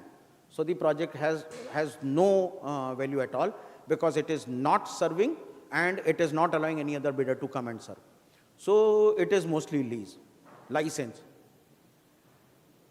So we talked about this. So the bankers in the PPP policy, when I was suggesting you, all these points were covered in the PPP policy. We are guiding people that you should have the escrow account. You should have if you have to make the annuity payments, you should have the separate budget for the escrow. And that should be called escrow. That is only be used only for the purpose of payment to the concessionaire if he is doing good this thing. The banker should be given to right to terminate. Banker should be given to right to substitute also. So the concessionaire is doing all good, but the banker is not being served for the debt. Then banker has the right. So if these rights are given in this country, I have rarely seen a project is getting financed. Most of the time, it is the balance sheet which is getting financed. The difference between for the non-financial persons, the difference is when the project is financed, I do the cash flow estimation, and on the basis of cash flow, I provide the debt. That this much 100 rupee I have to be paid back, and this guy is earning on that particular year, he is earning 200 rupees. So it is bankable. My recoveries are possible. But they don't do that. They'll ask you to mortgage your physical properties or your car or all those things, and they will do the balance sheet financing. They are rarely concerned. And that is why PPPs are not getting successful, because the bankers' inputs are not coming in the project development. Bankers' input is not coming in the project appraisal. Banker is satisfied with having the promoter's guarantees and the other things, and he has to just show the security of the debt. He is not at all concerned with the project, which is not correct for the, so we have to have the ecosystem ready. Everybody has to work for making PPP successful. And that is what we are trying to do, the PPP policy that we are given. There has to be performance security. We said the output-based subsidy, but there has to be the rewards and the penalties also should go together. All these things put together would make a PPP project survive. And apart from what you understood, maybe in the morning or maybe after this class, after this session also, there would be many people coming in telling you what the PPPs are all about, financial feasibility, all those things. These are the legal aspects that you should always be clear of. If you don't check it, and the very first, whether the project authority even has the authority to award a project to the private sector. There are two sections written under the Maharashtra Municipal Corporation Act and the Maharashtra Municipal Councils Act. Under the Council Act, I think it is 64 or 69, and under the Corporation Act, it is 49, where it is written that it was the corporation who was mandated to do the public service. But when we are outsourcing, whether it is allowed. So the word is written outsourcing, because at that time of in the 19th century or the early 20th century, when these acts were written, they did not, I think, vision that there would be a PPP kind of this thing. So they have written outsourcing to the private sector. So the people use that clause to write a PPP contract. I am 100% sure that none of you would be knowing about these two clauses. Maybe only 1 or 2 persons who are deeply involved in structuring the project. So these are the things that we should always be clear of when you are bidding a project and when an authority is structuring the project. For both of you, the very first step is to check whether I have the authority to do the project. And those legal clauses that I have spoken about, these are brief, you can go in detail. This is a limitation of the time. I can speak about only the critical aspects, and again, based on my wisdom. Maybe if my wisdom is not correct, then all of you are devoid of the good knowledge. But that's what I felt it should be known to the people who are in the room. Thank you very much.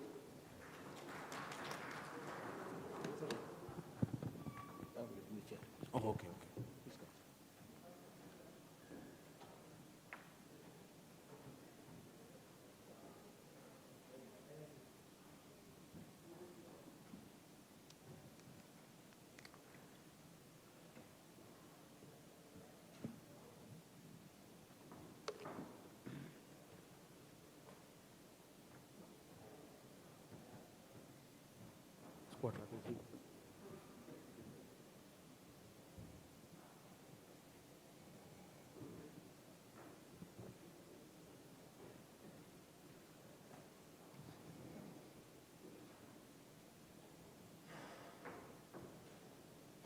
Thank you.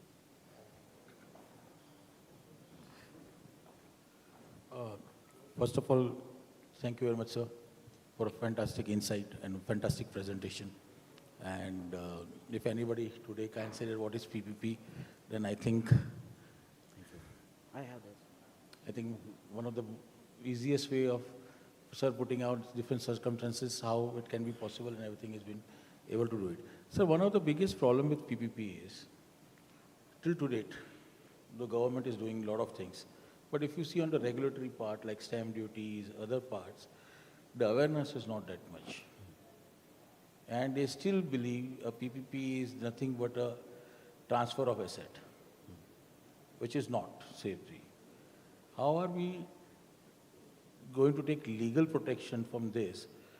Though there are rules that it's infrastructure project, 20 basis point or something like that. But this is the biggest problem, the legal hurdles which come initially is just getting the deed agreement only getting registered. So yes, you are right. We face this problem in airport concession also, because the airport, the total investment size was almost 10,000 crore. So if you put this figure, the government of Maharashtra may ask you thousands of crore in the, or maybe if it is 6%, so 600 crore for a stamp duty, which will make the project totally unviable. So, and yes, this remains a gap also. This remains a gap as of now also. What we tried to score up this thing from the PPP policy side is that the project structured and would be put to the appraisal committee or the empowered committee, And there these things, because we have dealt upon these things also, so they will include these waiver of stamp duty or something if the project is not viable with the stamp duty paid. And then if it is not viable, the waiver would come at the project development stage itself. So that would make the problem easier. We tried that difficult or the impossible route also to let the revenue department understand that they should just do a small token of money when it is PPP. They had their own, I would not say their own finicky or something, but they had their own logics why they could not do this thing. So there is a shopping complex, there is a PPP written, that is written under build, operate and transfer, and which is commercially very viable, and all the commercial contracts would be signed. So if the umbrella policy comes that all the PPP should be devoid of any stamp duty, this would also be just left out.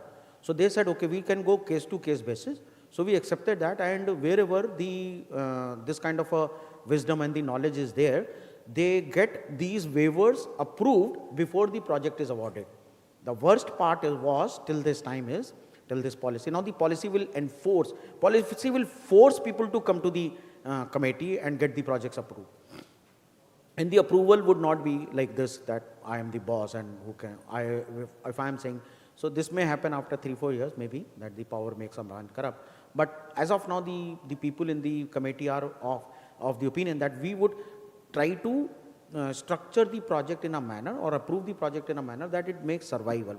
And there, if the stamp duty itself is making a no start, right from the start, and if it is waived off from the committee that I have shown you, which is empowered under the policy, and which is like a cabinet approval, and the empowered committee chaired by the chief secretary, which is the highest chair in the state, and then membered by the highest authority in the finance and planning, again these two persons. And then if it is a revenue, they will be brought in, because the empowered committee we have written a provision that as the case may be, the additional member can be adopted.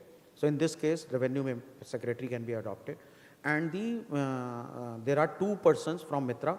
One is our chief economic advisor to the Honorable Chief Minister, Mr. Pardesi, and one is me, because they believe that, okay, if a PPP is written, at least a PPP expert should be there to understand if this is to be waived off or not. So I think we have taken those steps initially. When it reaches to some maturity level and the maturity comes in this thing, and we would also learn whether to writing off right for all the things or let it be like this only. So we'll do that, but we have addressed this. Basically part of Mitra, and just digressing from your expertise, Maharashtra is one of the only state in last 2 years has come out with 2 or 3 new cities coming up. And being an expert on this, I want to ask you a simple thing: how much will it impact the GDP of the state? Well, I am not the expert on telling you the state number, but yes, this is going to impact quite a bit, because with the new cities coming up, these are planned cities. Just like Navi Mumbai was one of the first planned cities. Always the cities grow as it is. Like Mumbai kept on growing towards the north side, irrespective of whatever it is coming up, whether the municipal services are there or not. Andheri is getting developed, and further Kandivali and everything. But when Navi Mumbai was developed, it was developed with the planned city. When now cities are developed, they are not developed only for the residential good hospital or the education basis, but they are being planned with the economic activities also. So the investment should come in, and around the investment the city should grow. So I can't say offhand how much, but there definitely would be significant impact. There has been, in between there was a huge push for waste to energy. And in your experience, what is your experience of waste to energy in PPP mode? So it is not in between, it is still is. So the waste to energy is a good thing, but it has to have the critical mass for the energy projects to get financially viable. So if it is only for 100 ton, 50 ton, there are people who keep coming to me from the technology development side, that my technology is for 25 ton also, 50 ton also, but I don't believe in them because I have not seen them working. I can't say that they don't exist. Some of the people came from Switzerland, some of the other, but their quality of the waste is entirely different than what our waste is. And mostly Pune, Mumbai and all, and the eatery habits, we are all like, we don't eat anything without the gravy. They rarely eat gravy. So there the combustion is very easy. Here the combustion is very tough. So yes, segregation is also very tough. But if the critical mass is there, I have seen 3-4 projects working very good. Kanjurmarg can be considered under some kind of a, I can't say 100% waste to energy, but yes, there is a form of energy which is developed. But PCMC project is a complete waste to energy project, and which is in, I think, 3rd year or 4th year of successful operations, which gives me lots of encouragement. Even Jabalpur, even some other cities also, when the waste to energy projects failed, when the people like me have analyzed them, so they were not failing because of the failure in the technology. They were failing because of the 2 main reasons. One, the quantity of waste estimated was not correct, and instead of, like, when the project was written for 500 tons, the first day tonnage reached to the to the gate was only 250, 300. The project was designed for 500 tons. He has invested, let's say, 300 crores. And you are supplying him half of the traffic. So it is like a road written for 10,000 traffic, and on the first day it is opening for 2,000 or 3,000. No road would survive. Same thing happened. So that was the very first reason.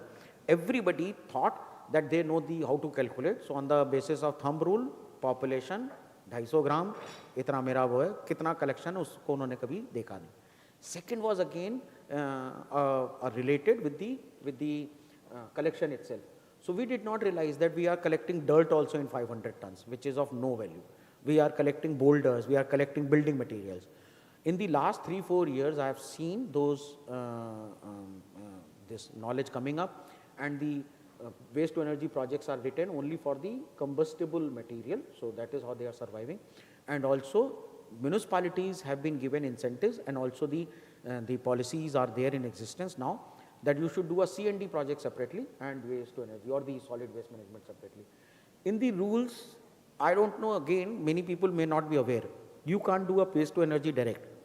Under the rules, 2016, the new rules are also coming up. You can't do, if there is a 100-ton waste generated in a city, you can't do a project of 100 ton of waste to energy. You have to do the biodegradable processes for the biodegradable masses. So you have to segregate. The wet waste will go to the biodegradable process, the rest will go to the combustible, will go to the waste to energy. When this happens, no waste to energy will ever fail. Second is that, yes, estimation of the quantity should always be closer to the reality if it is not real. Please, any questions, because sir is going to be here for the panel discussion. Any questions? Yeah, please. Behind, please. Gentleman in the brown jacket.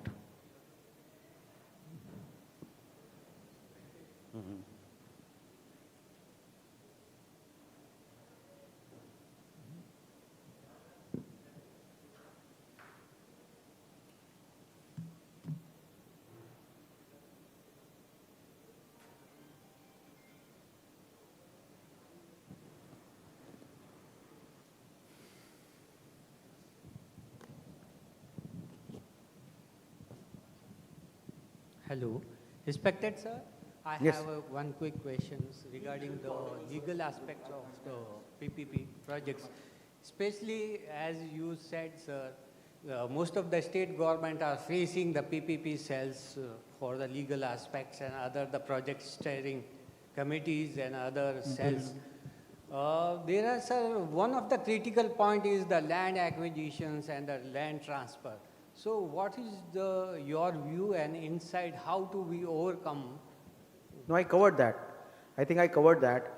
I said that when the risk is being allocated at the project development stage, the land acquisition or the regulatory aspect should fall into the government space. If those things are not taken place, then the project should not come on the tender.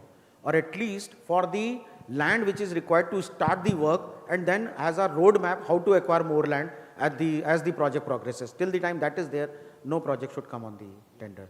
Sir, I think the PMO is also very clear. They don't inaugurate any or they don't do any groundbreaking or something where the land is not acquired. Even in the government of Maharashtra, the emphasis is on the land acquisition first. So further the question extended for the arbitration part. Arbitration is the most important and a critical factor right now in the PPP projects. So how you think that it contributes more further critical factors in the failure or success of the PPP projects? So arbitration is not only about the PPP, it is available for all kinds of contract. And incidentally, I am the certified arbitrator in the India International Arbitration Center. And despite that, I am not fond of arbitration. I have never seen any arbitration award executed. Arbitration is awarded, the person just goes, has the dinner, do the party that I won the award. The other person always goes to the court. So when the court is to be intervened by the process of arbitration. Till the time arbitration awards are made mandatorily executed, till that time this system is not going to work. I have never seen, or if the government authority still believes that the arbitration is good, he would still go to the court, otherwise he has a fear of being audited after the auditor exercises after 2 years or something, that why didn't you go to the court against this award. So I think that tooth should be given to the arbitration, then it will start succeeding. But before that, the PPP should not go to the arbitration stage. If the PPPs have to survive, the partner should understand that their basic duty is to serve the community. And it is like running a family. Despite of the dispute between the mother and the father, the child should be fed. So the user should always be taken the priority. If that kind of a sensitivity comes in both the government and the private, I think no project would ever fail. Then there would always be consultation. So the husband-wife goes to the parent or the friends to get their things resolved. So even if they are divorcing themselves, they will still find a mechanism how to feed the child. So I think this philosophy has to come. Thank you, sir. Excuse me, sir. Yeah. So this light is good that it has all the focus on my face, but it is not good when I'm looking at you all. Okay. So this is, this gives me some, okay, yes, please, I can see you now.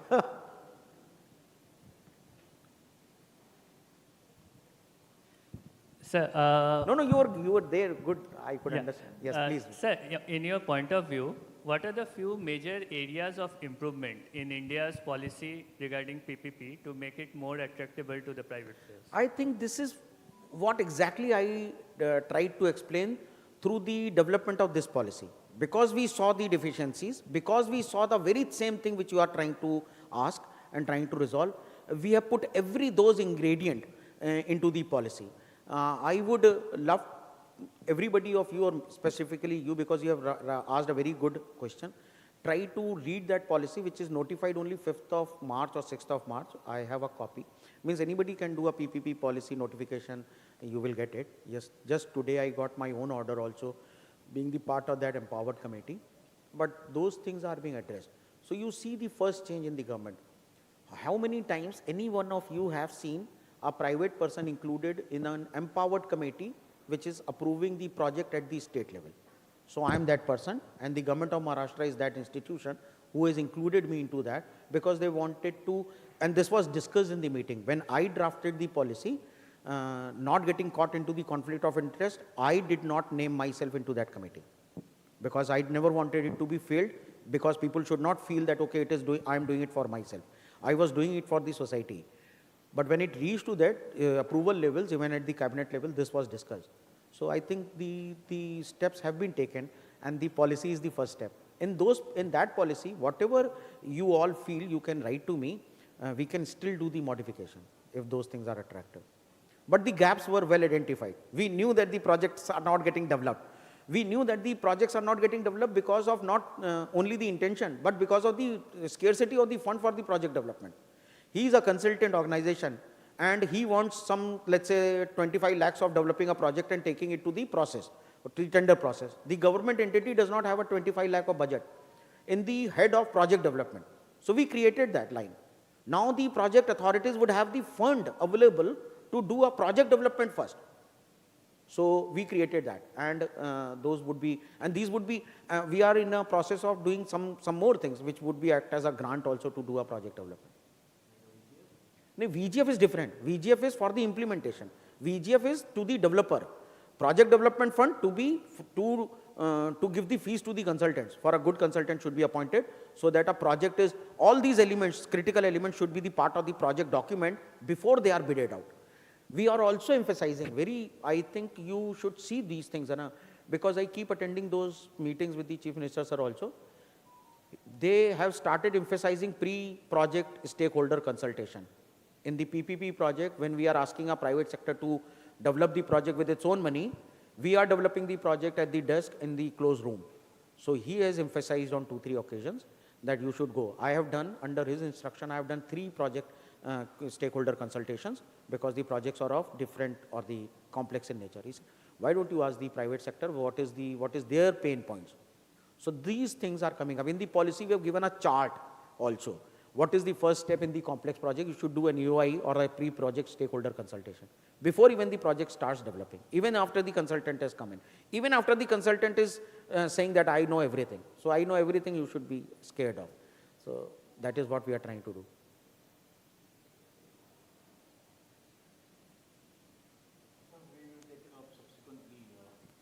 Sure. Once, any more questions? Yeah, there's one more question.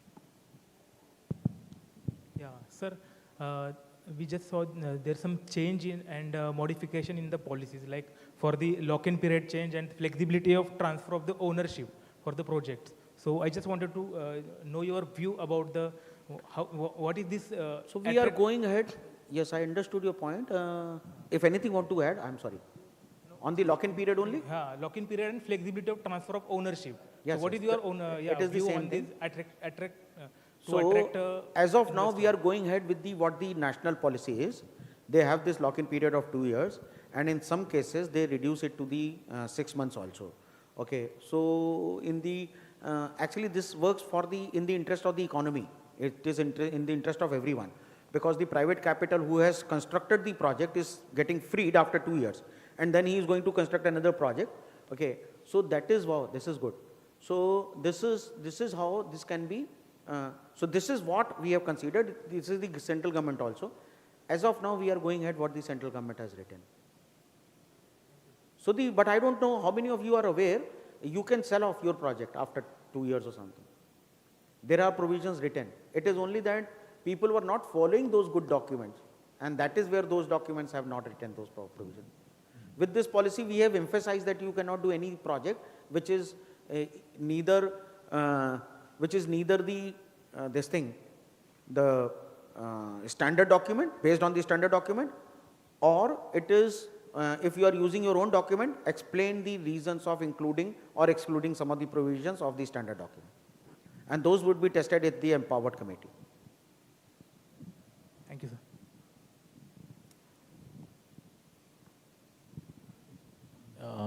Any questions? Sir, we will subsequently take in the evening session. Before that, a small token of our appreciation.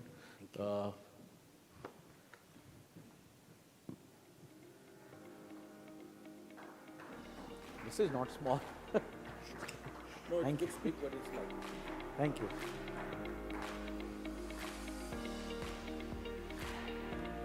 Thank you.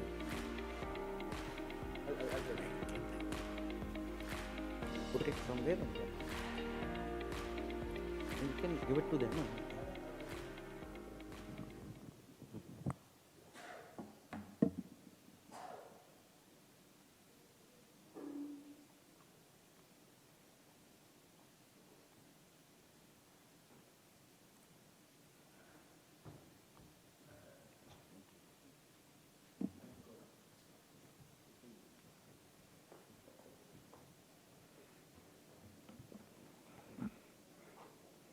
And Ajay ji, we gave you a good challenge, and you were very successful in taking the challenge, because after lunch, it's very tough, and I saw that nobody went to doors. So it was a very interesting thing. And our next speaker, Raju Chabra ji, is again real estate banker. I had no, he also is ex-PNB, and he is MBA Finance with part of World Bank certified expert on member of on PPP things, working on different bodies, number of places everywhere, and especially worked with most of the leading consultancies firm like KPMG and others. So without wasting more time, I will call Rajiv ji on the dais, please.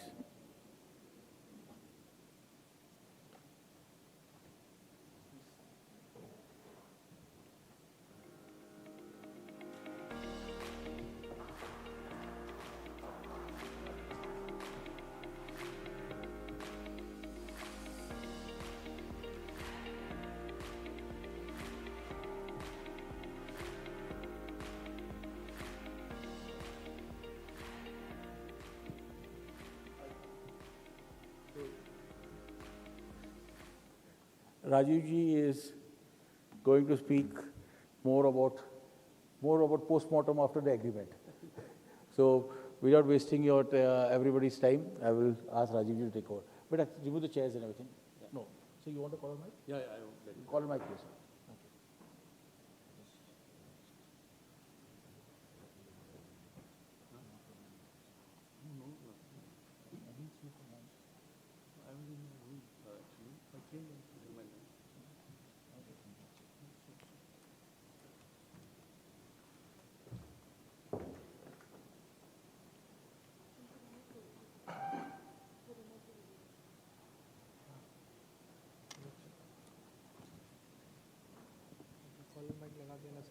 Presentation, what about the presentation? Yeah, so my presentation, we will put on the,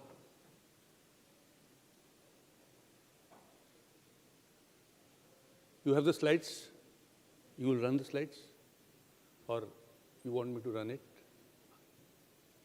I can change it from here. I can change it from here, no? Okay.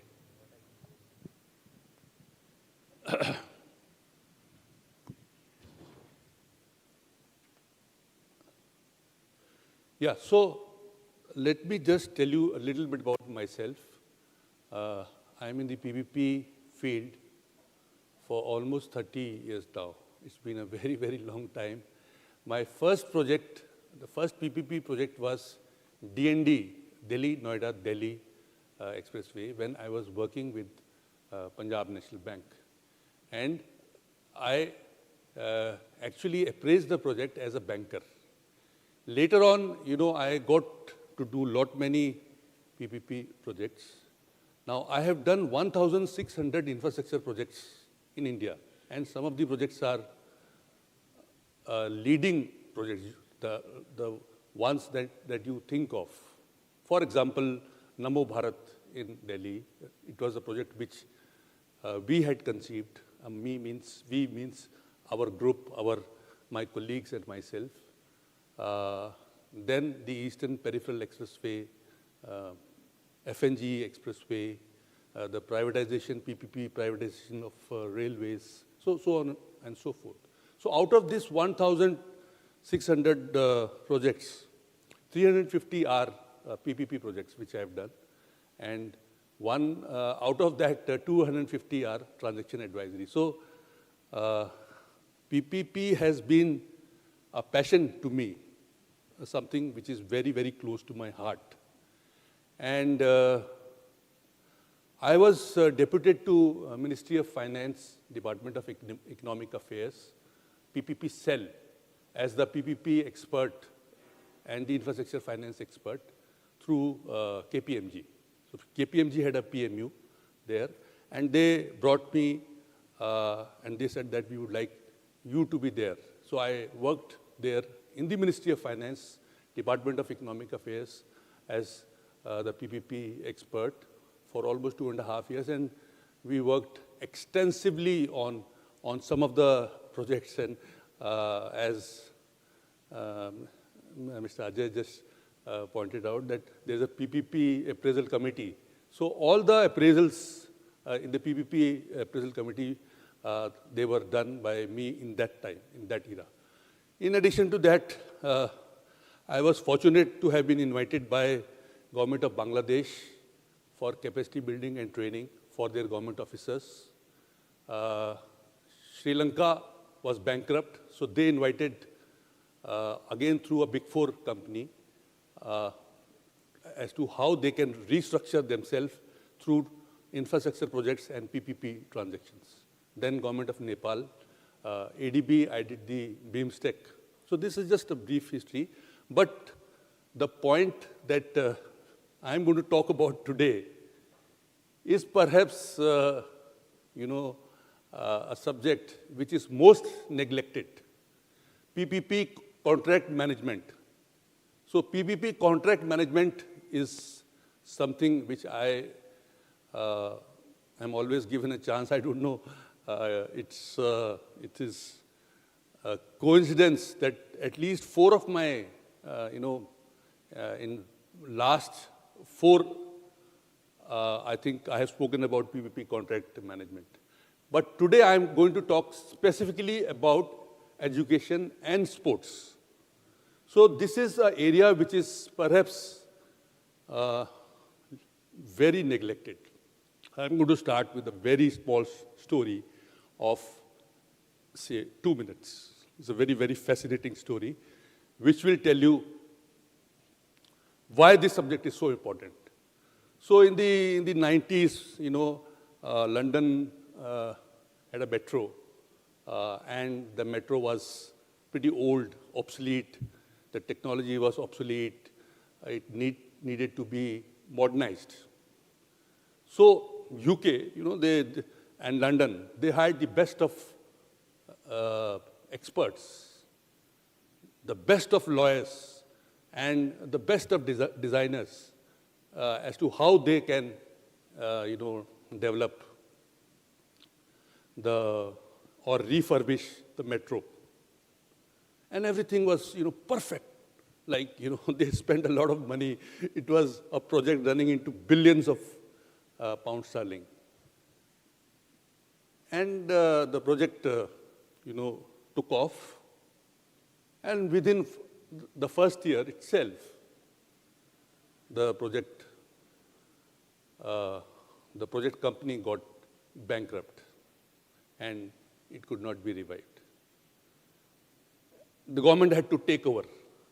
Now, if you look at the reasons as to why and what happened, that despite hiring the best of people, despite taking the best of steps, despite doing whatever possible could be done, the project failed. Why? So the answer is here. The answer is here that the contract management was not done properly. They drafted the best of legal documents. They drafted the best of consultants. They designed the project very well. But post that, they did not do the contract management properly. So this is the impact, this is the impact that can happen. You can do best of things in the entire life cycle of the PPP project. But if you fail here, you fail very, very miserably. So let's go to my first slide.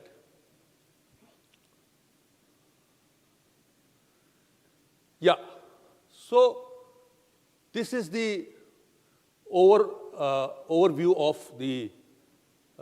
my presentation. And I always say masterclass, just add on. Because wherever I go, I just add a masterclass.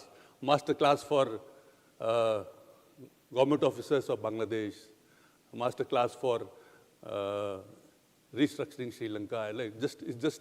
So since today I'm going to talk about the PPP contract management, I've just added one word, masterclass. So I'm going to talk about 4 broad things. First is the governance. What governance? Structures that ensure accountability across public and private stakeholders. Second, I'm going to talk about performance monitoring.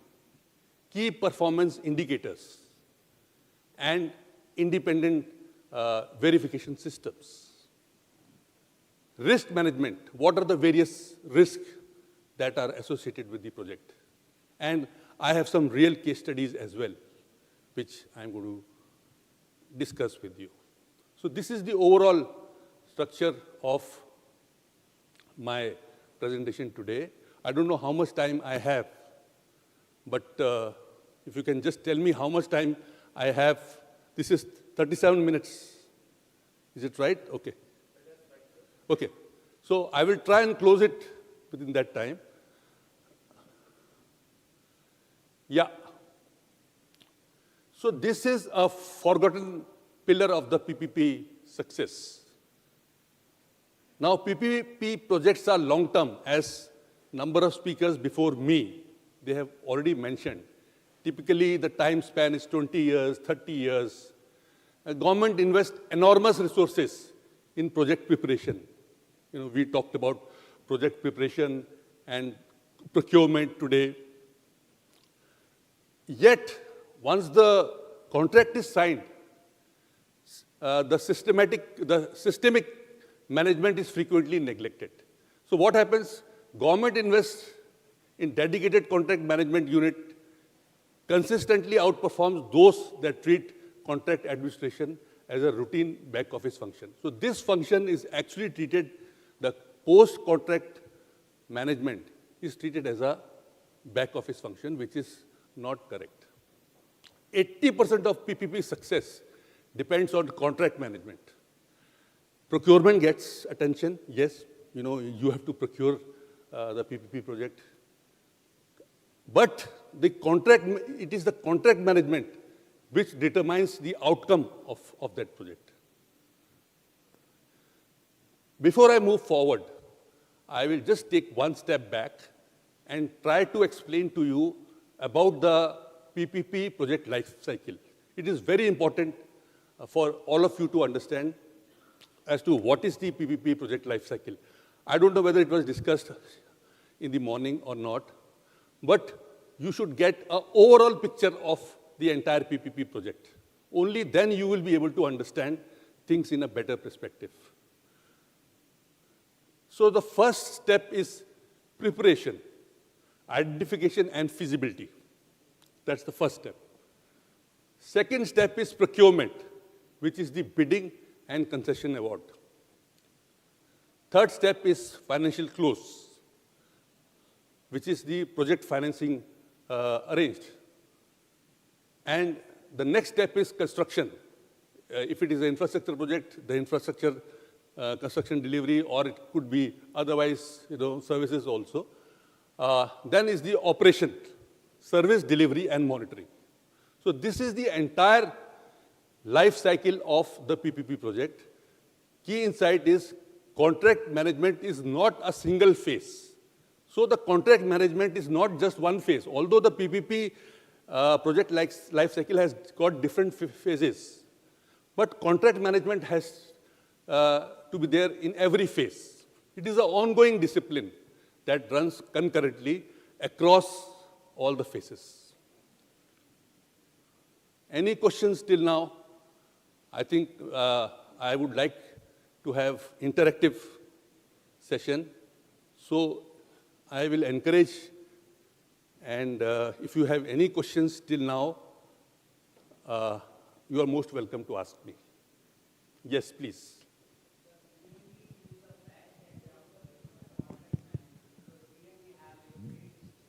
Yes. So what in your view, sir, what is the best practices to overcome these type of bottlenecks? Okay, so DND is a classical case study of a failed PPP in India. Yeah, sir. DND and Delhi. Delhi, Noida, Delhi is an expressway.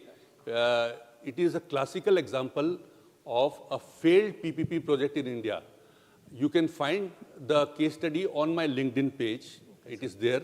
I have presented this case study to virtually all the countries that I have been to as a PPP expert.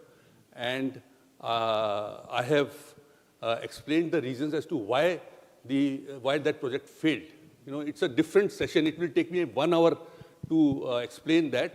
But essentially, you know, there were many contractual faults in that project. The project design was not done properly. It was a project in very early days of the PPP life cycle of India. I mean, in India, before that, people did not know as to what is PPP. So, since nobody knew as to what PPP is, what ILFS was the concessionaire, you know. So, whatever ILFS stated or did or recommended, it was actually followed up.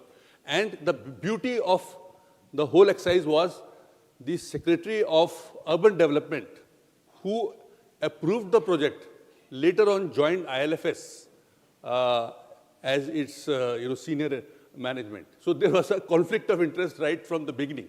So it was a miserable failed project. I will not go into the detail because then what will happen, my entire time will be consumed on it. We can have a separate session, or you can call me.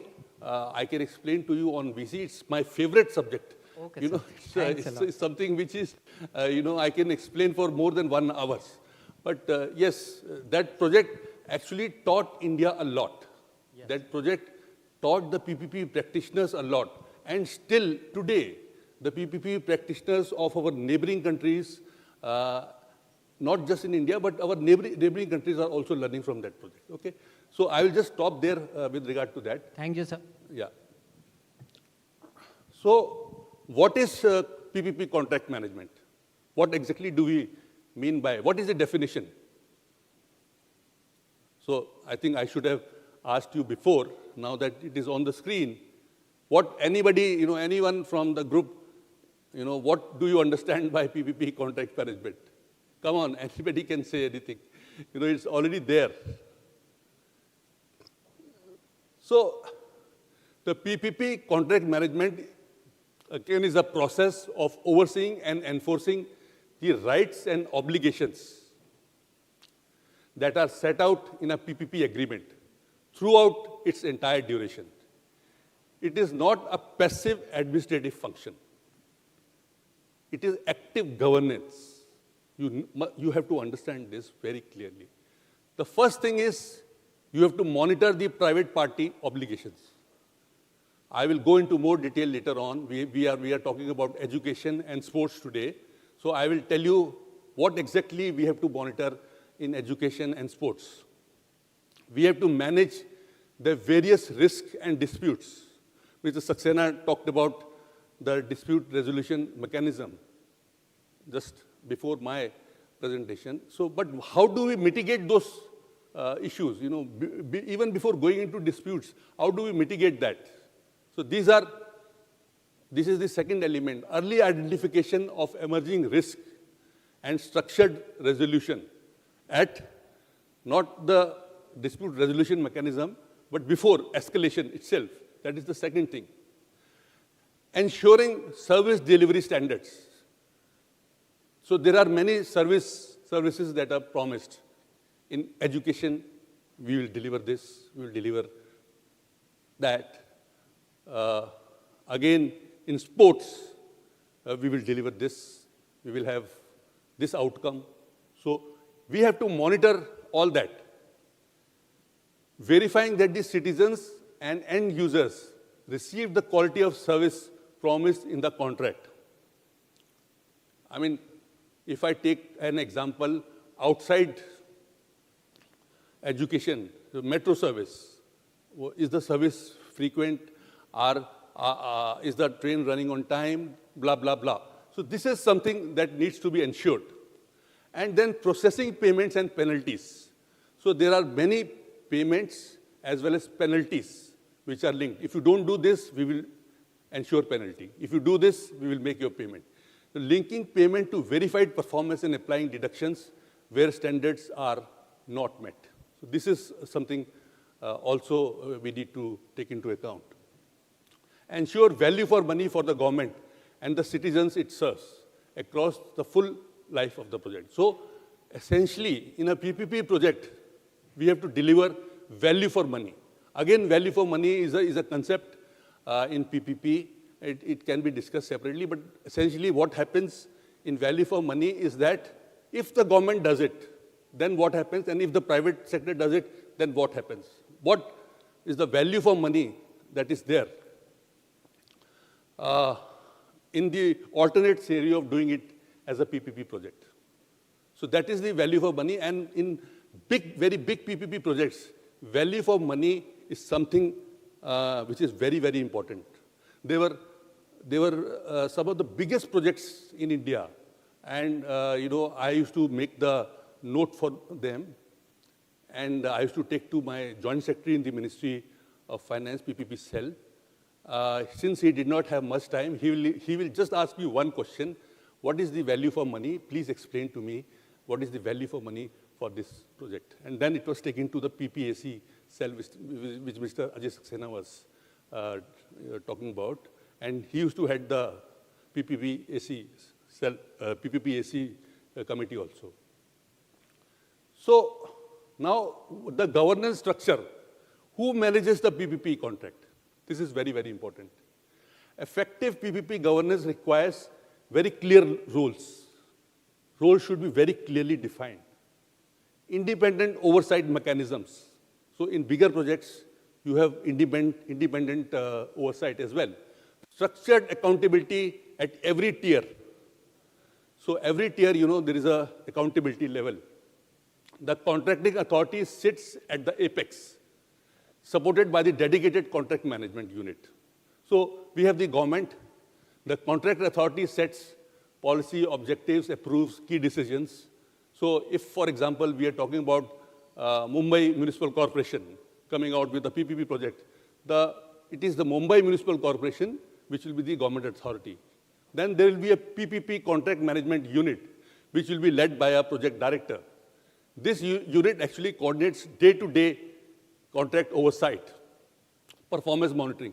It may not happen in small PPP projects, but usually in very large PPP projects, this process needs to be followed very meticulously. Then you have the independent monitoring bodies. You must have known about independent engineers. So these are some of the independent monitoring bodies that are there. We have for the lenders also appoint an independent auditor for large projects. I will give you one example.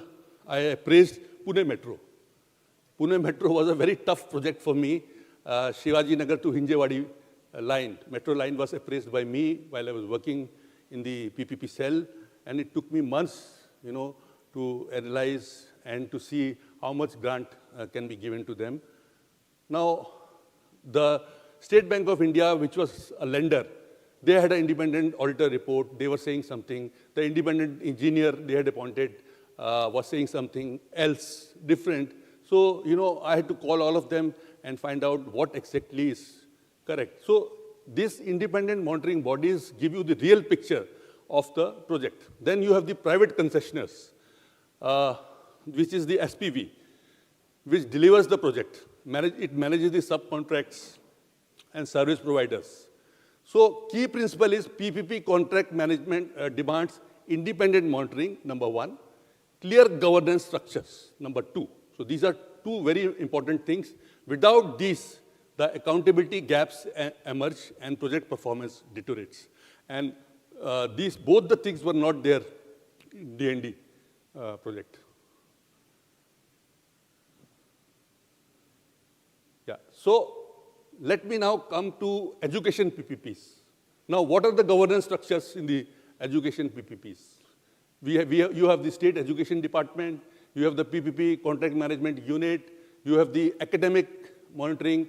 Now, in a project like education, the monitoring increases because there are different aspects. You have to do the academic monitoring, you have to do the infrastructure monitoring, and then you also have to do the financial monitoring. So dual monitoring mandate, academic performance, metrics, infrastructure maintenance standards. So this is something very unique to these kind of service projects. Then you also have the school management, which does the day-to-day academic. You have the ICT provider, which is the education technology company, and also the facility management company. So you have this, again, I will come to the sports PPP governance model. You have the state sports authority, like madam was here today. She will be the state sports authority, or you may have a separate SPV for that. You have the technical monitoring unit, you have the event operations monitoring unit, and again you have the financial monitoring unit. Key insight is sports PPP succeed only when events, operations, and commercial revenue are managed in an integrated manner. They are coordinated. Only then it can be successful. If they are siloed, then it leads to revenue leakage. There are 5 core principles of PPP contract management. This you must understand very, very clearly. There has to be very clear performance indicators. You have to define the performance indicators. What will be the performance of this PPP project? What are the indicators? They must be specific, measurable, and directly linked to the service outcomes. Not only the indicators have to be clear, you have to have a strong monitoring system. Independent data-driven, as I said, independent verification. Then monitoring mechanisms that provide real-time visibility. The risk allocation has to be there. There are different risks associated with any infrastructure or PPP project. Now, who will bear that risk? For example, land was discussed today. Now, land is a subject which only the state or the government can handle better. So, land risk will be given to the state government. So on and so forth. I will discuss this in more detail. You have to have transparent payment mechanisms. Payment tied to verified performance with clear deduction schedules and audit trails. This is, again, very, very important. And then the dispute resolution mechanism, which we discussed in detail. Mr. Ajay Saxena explained that. Now, this is the life cycle that we discussed in the beginning. Preparation, you define the key KPIs in the preparation stage itself. You structure the risk allocation. You establish monitoring frameworks. And what are the critical outputs? You prepare a contract management plan, and you prepare a KPI register. KPI is key performance indicator. Construction phase, you have to monitor the construction milestones. If it is a construction project, how much time this X will be completed, Y stage will be completed. You have to monitor all that. Operations, monitor service delivery against KPIs. Example, education. It was said that we will digitalize so many schools, and education will be provided through technology. So, what was that service delivery done? Then you have to process the payments based on that, and then you have to manage the disputes. In this, the critical outputs are performance reports, payment statements. Then the closure of the project. So closure of the project is also very, very important.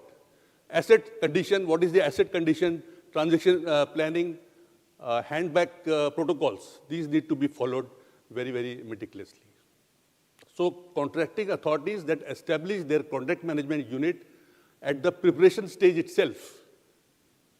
This is the preparation stage. That is the first stage itself, not the financial closure, which comes after that. They achieve significantly better project outcomes. So your contract management team has to be ready from day one itself. It is not that, you will sign the contract, PPP will be signed, after that the contract management team will come. Even at the project preparation stage, the contract management team has to be ready. Now, this is the slide on education PPP overview and models.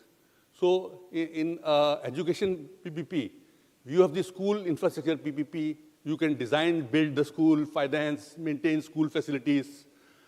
You have the digital learning PPPs. You have the school management PPP, which the madam was talking today morning, that schools will be managed on behalf of the government. So operator manages the entire school building, including teaching, administration, and infrastructure. So these are the different models. Then there is another model, which is the skill development PPP model. So broadly, 4 or 5 models, we can do a hybrid model as well. Then the education PPP contract structure. So at the heart of the structure is the school. This is the school. Daily operations, teaching, community engagement is done by this. Then the second layer is the operator, which is the SPV that you have created, which is a private operator, infrastructure and ICT delivery, whichever is the case. If it is infrastructure, yes, then or ICT delivery. And on top of this is contract unit and oversight. So see the importance of contract management. The contract management layer encompasses all the other layers. Contract management, key performance indicator payments, policy authority is all done by the layers. And how it is done? Independent monitoring bodies, key contract management challenges. So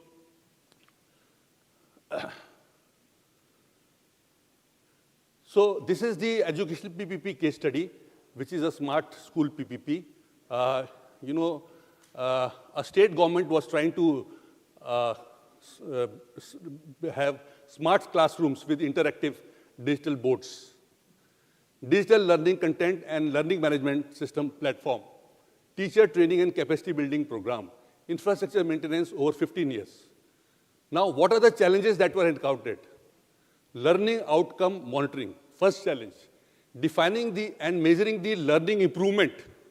Is the learning improving? Attributable to the PPP versus other factors, they were contentious. ICT maintenance, technology became obsolete within a long-term contract. Hardware and software updates. Government school teacher cooperation. Teachers' resistance to digital tools undermine operators' ability to meet KPIs. So these are the challenges. So what is the key lesson? Education PPP contracts must include specific provisions for technology refresh cycles. That means after 5 years. And it is there in other PPP projects, not just this, other PPP projects as well. After 5 years, the technology update, who will bear the cost, whether the government will bear the cost or the private operator. Teacher engagement protocols, that is also very important. And shared accountability frameworks for learning outcomes. So these are the key lessons for this particular case study. Sports PPP.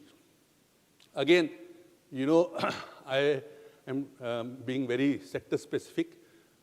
Sports infrastructure PPPs are present a distinct set of opportunities and challenges, which is different than education.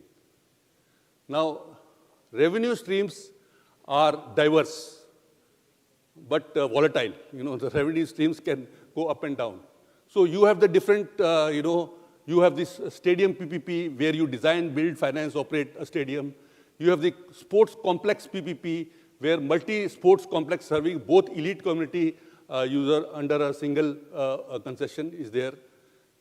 Sports complex means it can be a small sports complex. In Delhi, we have several prepared by the Delhi Development Authority, and I worked on similar assignments in the smart cities also. Then the sports academy PPP. You can have a separate academy for cricket, football, badminton, blah, blah, blah. I think madam was referring to shooting. And then also swimming was referred. So high performance training infrastructure with government-sponsored athlete intake. Benchmarks could be that we will send so many athletes for national games, so many athletes for Asian Games. Then you have the event infrastructure PPP. Temporary or permanent infrastructure for major national and international sporting events. These can also be done in PPP. IPL can be done in PPP. IPL is actually not a government project, but if it had been owned by the government, then it could be a PPP. But several government national and international sporting events can be done on PPP. And this is the area which is emerging very, very fast. So there are broadly 4 or 5 revenue streams: ticket sales, sponsorship, advertisement, and training academies. There are mostly 25 years plus concession. Now, this is the sports PPP contract structure, similar to what I explained about education. I'm looking at my watch also. So there are different, this is again a case study on the sports. So there was a sports stadium, and it required this contract that emerged. There was an event risk. Who will bear the financial loss? Now, this particular program was cancelled because of an unforeseen incident. So, who will bear the cost if it gets cancelled, postponed, or relocated? So, such things also happen in any event. Revenue sharing, community access, maintenance standards. So, these are the key contract issues that emerged. Now, the key lessons are sports PPP requires strong event planning frameworks embedded in the contract itself. So in the contract, you have to mention all these things: event calendars, revenue definitions, force majeure protocols, community access ring fencing, agreed before financial close, not after dispute arises. So these need to be agreed before, the dispute arises, not after the dispute arises. So you have to write down all this in the contracts. Now, failure analysis. If I analyze this London Underground collapse, I explained in the beginning itself, first 2 minutes I devoted on this. It's a classical example as to how you do everything fine. You do the best of things. Even after that, if you do not do the contract management properly, the project failed. And this is a classical example where billions of, billions of money was lost, and the government had to take over the project. Now, risk management, we need to understand very clearly. So there are broadly, different kind of risk: construction risk, demand and revenue risk, political and regulatory risk, force majeure. These are the common categories of PPP. What we need to do is, we have to identify the risk. First, we have to identify, if this is the project, what are the risks associated? Then you have to mitigate the risk. And then you have to monitor those risks during the contract management. Now, top contract management risk in education and sports PPP. First, the KPIs are not clear, unclear KPIs. Payment delays, technology obsolescence, stakeholder conflicts, political intervention. So these are some of the major contract management risks. How we mitigate these? Independent monitoring, third-party verification, you prepare digital dashboards. I have one in the last slide. Escrow payment mechanisms you create.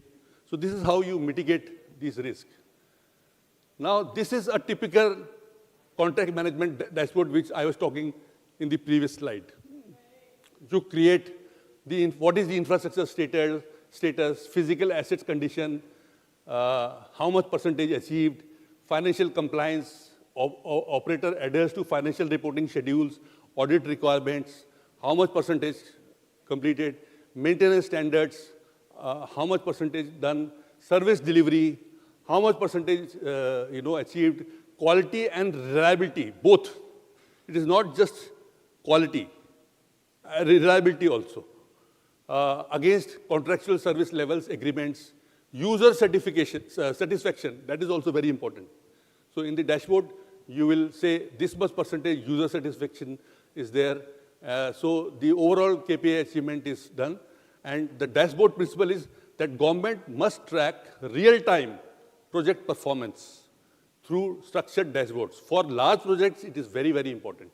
Linking KPI outcomes directly to payment mechanisms create the financial incentive for sustained operator performance. Now, why PPP projects fail?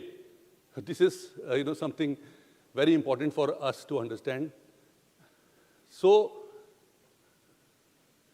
first thing is, there could be a fault in contract design. There is a weakness. And what I have been emphasizing throughout, right from last 40 minutes which I have been speaking, contract management failures. This is the key reason for PP project failure. Now, contract design failure, weak risk allocation is there, unrealistic projections could be there, there could be the complex agreements could be there, and this leads to contract management failure, which I've been talking about. Poor monitoring. You are not bothered. Sign हो गया, अब तो project 30 साल चलेगा. It can before 30 years also it can be terminated. Payment delay हो रहा है, late availability of payments in grant disbursements. That also is another reason. And dispute escalation. Minor disputes are escalated at operational level into formal arbitration, which is costly, time-consuming, and damaging to all parties. वो ज़्यादा prestige issue ही, as Mr. Saxena pointed out, थोड़ा prestige issue ही रहता है. So all these things need to be taken care of. PPP failures are rarely due to bad contracts. They happen because of weak contract management. I repeat, weak contract management, the discipline that ensures the contract's intent is honored across decades of project delivery. Now, 5 key lessons of today. Last 40 minutes I have been speaking. So what are the key takeaways? What are the 5 key lessons that you have to take back home? Contractual management is the heart of PPP success. If your heart fails, you are finished. Service PPP requires strong monitoring systems. Education is a service PPP. It requires even stronger monitoring system. Payment must be linked to performance. That's the third learning. Independent verification is critical. You must have independent verifiers of the PPP project. And stakeholder engagement ensures sustainability. What is stakeholder engagement? There are different stakeholders in the project. That itself is a half-an-hour lecture, which I usually take if somebody asked me to tell what is stakeholder, how to manage the stakeholders. So at least I need half an hour to explain. So there are different stakeholders in a project. Government is there. Then you have the private parties there. There could be others also, politicians are there. Citizens are there. So these are all your stakeholders. You have to manage all the stakeholders properly. And how those are managed, that's a different technique altogether, which is not given as my scope today. But usually I tell during my lecture, if asked for, as to how stakeholder engagement can take place. Closing thought. A PPP contract is not a document. It is a long-term governance framework. Manage it accordingly. With this, I come to the end of my lecture. I think hardly any time is there. So I managed to finish this in time. There is a management tool, PPP contract management toolkit that can be done. And then there are additional questions. So I will not, you can ask me any questions that you want relating to this or any other PPP project. Thank you. Respected sir. Respected sir, I have one quick question. Rajiv ji, one thing I can assure you, that this is not the only Providence you're coming. Thank you. So we have Providence 3 coming up. Okay. Maybe later better, and it will be a 2-day session, so everybody will have enough time to give presentation. Okay. So I'm sorry for this time, because very short notice and assembly, so it's been there. What we'll do is, we will have the cross-section of question and answer. What we have a spectrum of, from the consultants to the regulators to the investor conference, where we'll take all the questions together. Yeah. So please kindly make the arrangements for here. First of all, I'd like to thank Rajiv ji, please.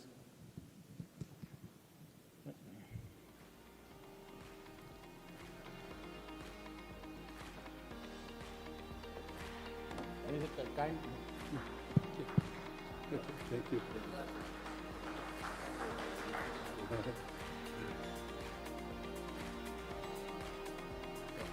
Yes, thank you.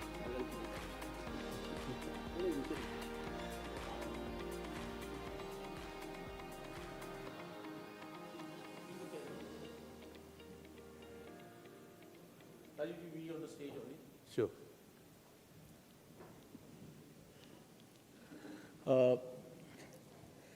Most of the speakers are same, but I will kindly Can I have a call glass of water? Ajay ji on the stage, please. Pani? Gurinder ji, please join us. And who? Yeah, I'm calling. And on the investor side, basically, I would like to call Rustam Kerawala, who has been last 5-7 years been part of PPP projects in Maharashtra in a big way.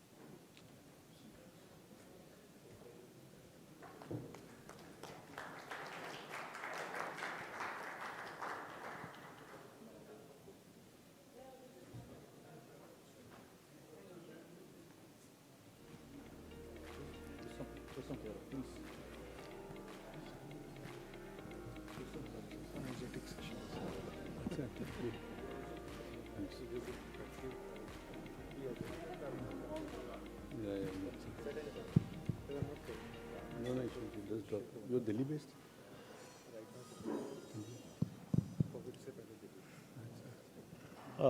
Thank you very much for everybody being here. And ma'am, especially flying all the way from Patna down in a very short notice. Thanks a million for coming down. So,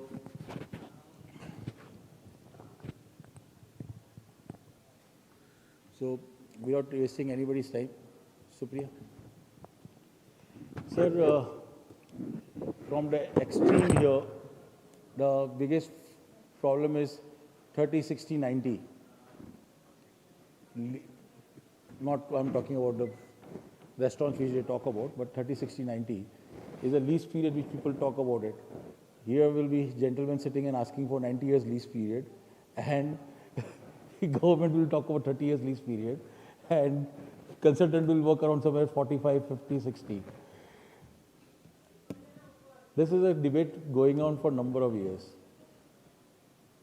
I know the financial models and everything. What is the ideal way of approach to get it fixed for this lease periods? Yeah.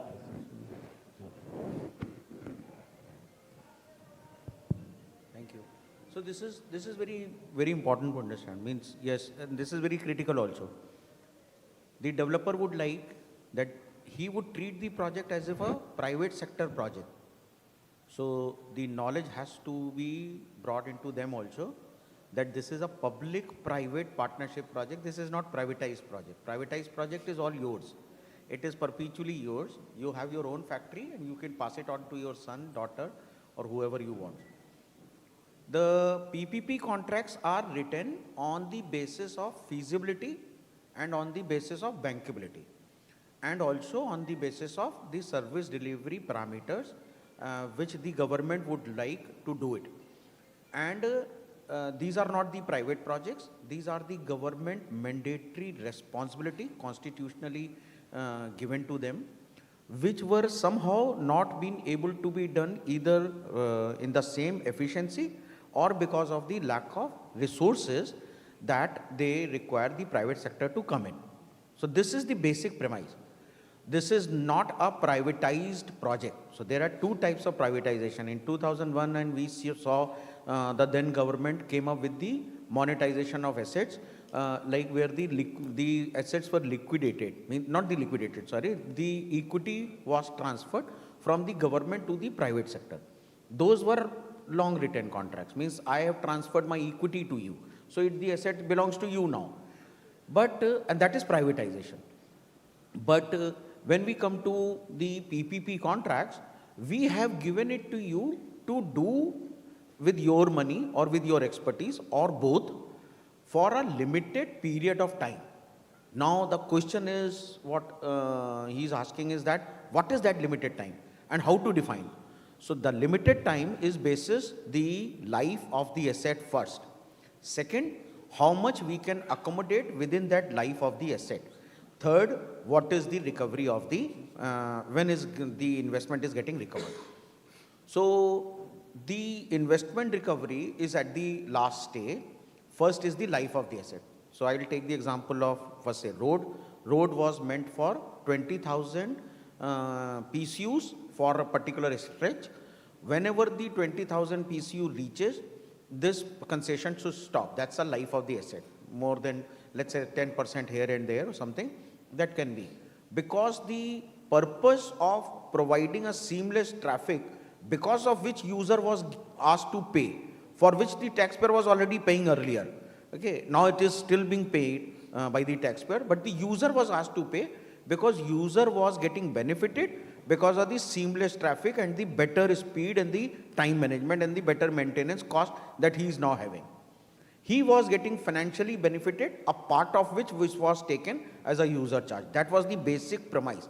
That is the basic premise of writing any PPP.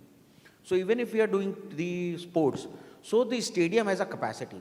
Okay, the complex has a, everything has a capacity. A teacher has a capacity to teach, let's say, 30 students. Similarly, I can understand where Rustam is coming from, because if they are into the school, they believe the school building is going to last for 50 years. So why not give it to me? You said the life of the asset. Life of the asset is 50 years and I am ready to make it more efficient even after 50 years because I am regularly maintaining it or redeveloping it and not at my own cost. That is okay. But then what should be the first basis? The first was why it has gone to people like him. Because the government was not able to, either of the two or both of them. The efficiency or the teacher loss of, or the lack of the sports teachers or all those things, or the stadium, or the infrastructure for which I didn't have the money, or both.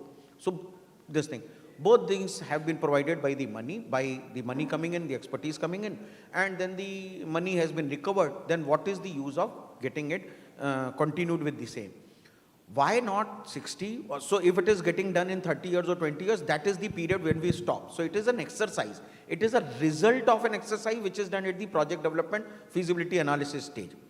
Why not continue? Yes, there has to be continuation, but the terms would change. Earlier the project was awarded on the basis of recovery of money also. Now the project is there, getting, being served on the physical aspect. The physical infrastructure is ready. The 100 crore investment on that value is not required. Let's say another 20 crore is required. So I will do it for the another 20 crore recovery project. So that is why. So I am not saying it should not be done for 60 years or 90 years or this thing. But I am saying that the first contract should be written on the basis of these three principles that I spoke.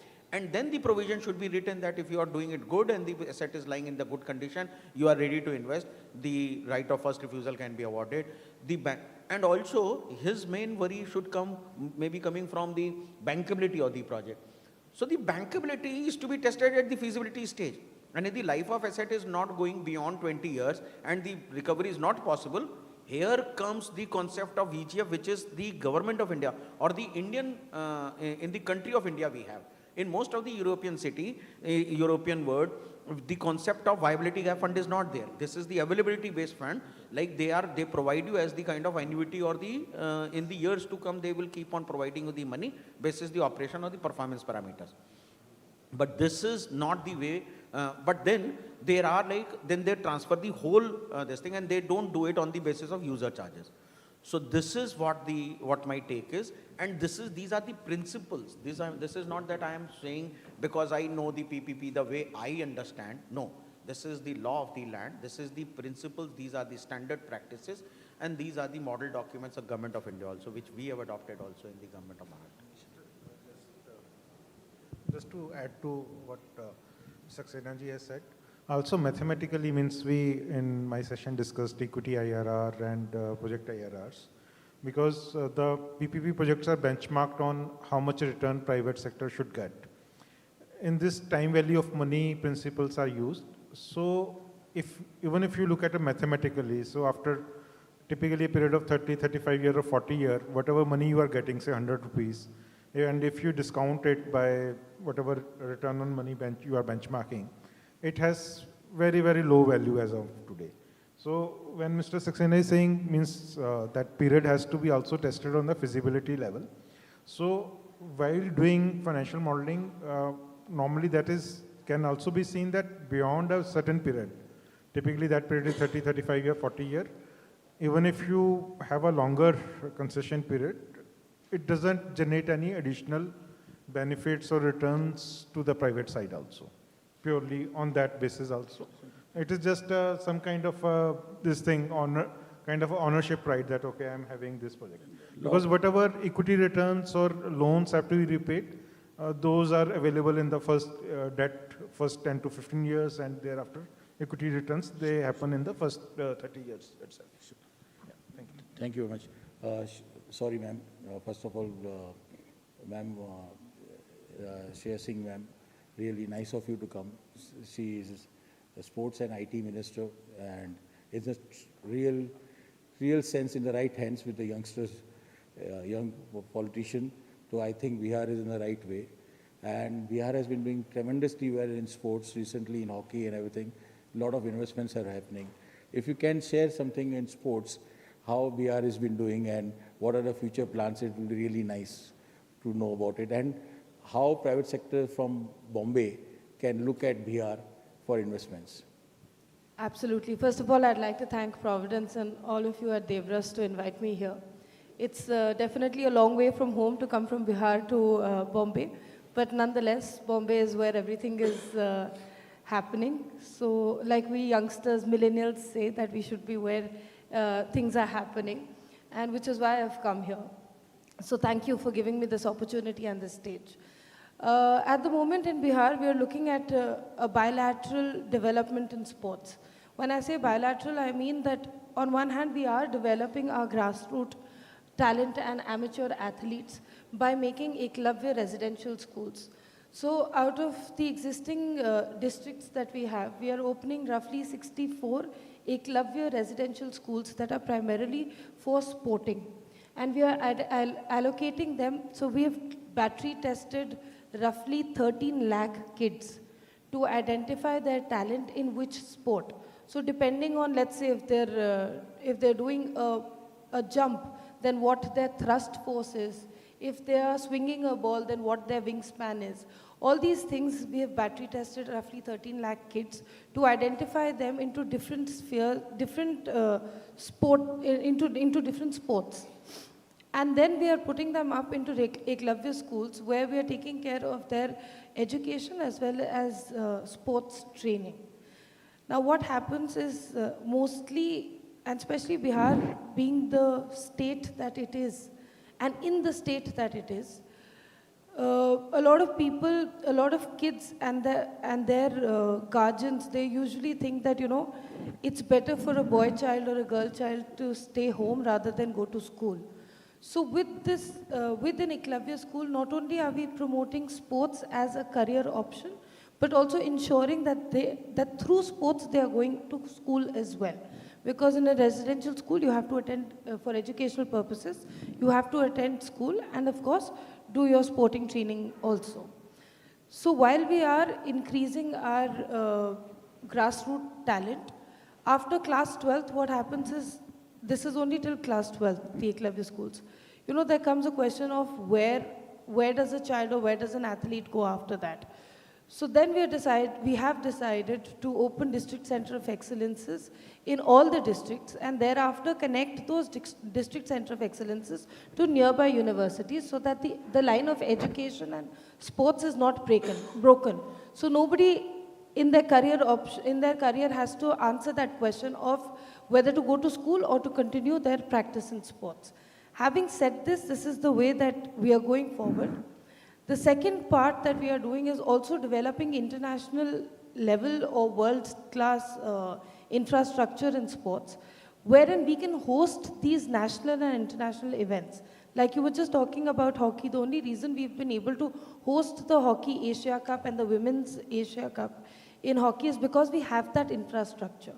So, अक्सर बिहार में लोग मजाक करते हुए ये बोल देते हैं कि इतना बड़ा स्टेडियम तो आपने बना दिया, लेकिन बिहार के बच्चे इसमें नहीं खेल पा रहे, जो ये बात एक तरफ सच है, लेकिन दूसरी तरफ हमें मेज़बानी यानी कि होस्ट भी तो करना पड़ेगा ताकि हमारे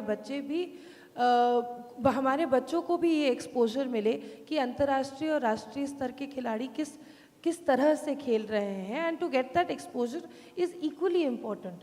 अब हर बिहार के बच्चे को उठाकर हम बाहर ले जाएं और अलग अलग स्पोर्ट्स में अलग अलग एरिनाज में दिखाएं, इससे बेहतर है कि बिहार ही कुछ कॉम्पिटिशन्स होस्ट कर ले. सो निश्चित रूप से हम लोग दोनों चरणों में काम कर रहे हैं, जहां एक तरफ अपने ग्रास रूट के बच्चों को भी आगे बढ़ाना है, टैलेंट पूल को बढ़ाना है और सही प्रशिक्षण के साथ, शिक्षा के साथ खिलाड़ियों को लेकर अंतर्राष्ट्रीय राष्ट्रीय स्तर पे लाकर खड़ा करना है. और दूसरी तरफ अंतर्राष्ट्रीय और राष्ट्रीय स्तर के जो कॉम्पिटिशन्स हैं, जो अलग अलग राज्य और राष्ट्र के खिलाड़ी हैं, उनको बिहार लेकर आना है और अपने राज्य के अंदर वो एक्सपोजर भी क्रिएट करना है. First of all, ma'am, I should thank you that two Bihari boys have brought two different World Cups for cricket, yes. Under 19 and T20. Absolutely. And I say this not just as the Minister of Bihar, but I also say this as a Bihar ki beti, that both Vaibhav Suryavanshi and Ishan Kishan have done us so much proud. We are so happy that they are the son of our soil, and we are so grateful that, you know, once they have won this World Cup, once they've achieved this success, both of them have not left their homeland, and they did both come back to Bihar, gave us the opportunity to host them. And obviously, you know, by showing the way that we stand for them, they are also the beacon of, you know, the transformation that the youth in Bihar are looking forward to. So, of course, immense pleasure in calling them both the son of soil and from Bihar. And of course, great performance by the Indian cricket team in both the Under-19 World Cup and the T20 World Cup. So, ma'am, I'm sure that as a Bombay guy, I would not like to see Bihar in Ranji Trophy finals. Ma'am, comparative everything, IT and everything, we have been, Rustam also is here. In sports, infrastructure and IT, both. IT infrastructure itself still, private participation, government is looking at only structures. But how do we manage the data management and everything? How do we get that involvement of public-private partnership? Because today, the whole world is going to change into artificial intelligence, AI and everything. And it will revolutionize the whole data management. Is VR planning something on that grade? I think, see, I think artificial intelligence is taking over the world. And the good thing or the bad thing about AI is that it's already at its worst. while you and I speak about it, it's at its worst. Why I say this is because it's continuously growing and it's thinking and reacting faster than you and I can. Having said that, we should also look at it positively and definitely not in just sports, but we should give AI that space to help humans work forward and to integrate that data for us. So that, but there needs to be a very conscious control over AI. There needs to be a very, very rational and aware approach towards AI, and make sure that, which makes sure that AI is giving us the information or integrating the information and data that we as humans require for it, and not the other way around. At the moment, in a lot of these spheres, what I see and what I fear is also happening is that AI is learning from us, but we are not learning from AI, right? And we need to have a very conscious control on that aspect of AI. And we need to ensure that while it is growing, learning on behavioral learning from us, we should also not give it that agency to control our thoughts. Sure. Thank you. Ma'am, is there any public-private partnership in sports policy? So honestly speaking, at the moment, Bihar is working on developing block-level stadiums at every block. And there are about 354 blocks. We are also doing 14 Center of Excellences that our Honorable Chief Minister, Shri Nitish Kumar ji, has just recently funded. Plus, we are doing 9 commissionary level big Center of Excellences, the State Center of Excellences in Bihar. Now, as a minister and as an athlete, I am very happy that all this infrastructure is coming to Bihar. But there is a continuous question in my mind as to the operations of this infrastructure. Now, we cannot just have any, you cannot just hope that the government can fund or feed so many infrastructures at one go, whether it is financially or whether it is with the footfall or with talent. I definitely think that there is a need of PPP to come into Bihar also. Bihar government is definitely offering, like you said, like you were asking in your previous question, we are definitely looking at giving out these built infrastructures, provided somebody comes and trains our athletes in the right way. So there is a need for PPP in sports to come in, and Bihar is, it's a raw field and it's a very welcoming field. So we'd welcome all of you to please come to Bihar and give your opinions and thoughts. And I hope that this stage becomes, a route or a pathway for PPP model to come into Bihar. We have regulator, we have the consultants, and we have the investor. So basically, so then I find myself in all the with all the right people. Yeah. Sir, you would like to add something? Sir, your experience also. This is very interesting, and this is very encouraging, motivating to see our young minister talking so sensible things, and also looking at where we should be. So it is looking at the future, and be ready today to be in the future. So I can tell you some of the things that I have come to know, and also I have seen the other part of the world working. So on the data management, what he was asking, there are people, there are agencies in the Europe also, and how do they excel in these sports? So they track there are data management companies who scout the athlete or the sports person right at the age of 3 years, 4 years, 5 years or 6 years old. And then we have a child tracking system. So they keep tracking, and they don't even track whatever the student is doing or something, but they track the nutrition, they track everything. And this is like identifying, yes, he can be a potential for a sports person. And then he is tracked further, and then this is a long drawn process of 10 years, 20 years, something like that. Because a 5-year person would be reaching to some international level or something at 15 or 16, 17 level, then only we can expect he is playing or she is playing at the Olympics. So that is there. So that we can, I can give you those references, and you can always talk to them. Yeah. So, and these are the institutions, they are working in Europe. On the second thing, yes, this is good that you identified that, yes, like if I don't know the answer, I should know, okay, I don't know. And when I know that, okay, I don't know, then the knowledge starts. So when you said that, okay, I'm doing this, but I don't know how to operate and make it operational for the continuous years to development of an athlete, let's say in the next 5 years, somebody should play from my team. He was not or she was not ready today, but after 4 years, she is playing in the Asiad or something like that. For that, yes, in the PPP. So the PPP commercial viability is the first and the foremost for the people like Rustam or for the people like anybody in the world. So they are the private sector. They don't have the taxpayers' money which the government has. So they have to fund themselves through the revenue, okay, or the fees which the government pays. If the government pays, again the question comes how to judge the parameters, as he was also saying. If you don't judge the parameter well and then pay, then the PPP is going to fail because he is getting the payment without it being checked also. The best PPPs are written when the users pay, or when the user is not able to pay. There are certain revenue streams written that on the basis of performance that revenue stream comes in. Okay, now how to do this in sports? So there are stadiums that you are bringing in. Then there are people who know how to bring sports to your stadium. Like the national event or the international event, they will bring those events to your stadium. Those would be the revenue streams for them. And there would be a financial feasibility of something like that before we go into this. How much they can generate, if it is good enough for 15-16% IRR, okay, let them do this.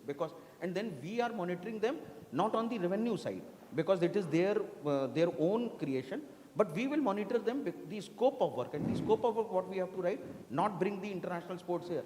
We would write the scope of work, train our kids that become the athlete for the next Asiad or for the next Olympic. So those would be your KPIs. You would concentrate, or we as the government would concentrate on the performance of the scope of work, which is nowhere for the revenue generation. It is for the kid to be trained, and even if he is not been able to pay, there would be good pay. You can do the mix of it also. There are people who can pay, let them pay, and there are people who can't pay. So for that, and the government is also not able to pay it. And the government payment system, it's again, when it comes, it becomes risky. Sometimes it is paid, you are enthusiastic, somebody is forcing the people to pay, and then there are other things start. Now, if they are given, okay, these people are to be trained, you have these many coaches, these many infrastructure, and this is the redevelopment or the rehabilitation you have planned. Let's say the overall cost of 50 crore or 30 crore that you have spent. Now, how to generate? I'm allowing you to do the events when my people are not compromised on the training. So the time sharing, the day sharing, so they can do a full year calendar, and they say, okay, we are bringing 4 national or 3 international events with which we are going to earn, let's say 5 crore or 10 crore in a year. That they disclose in front of you. And then they say, okay, these are the calendar days.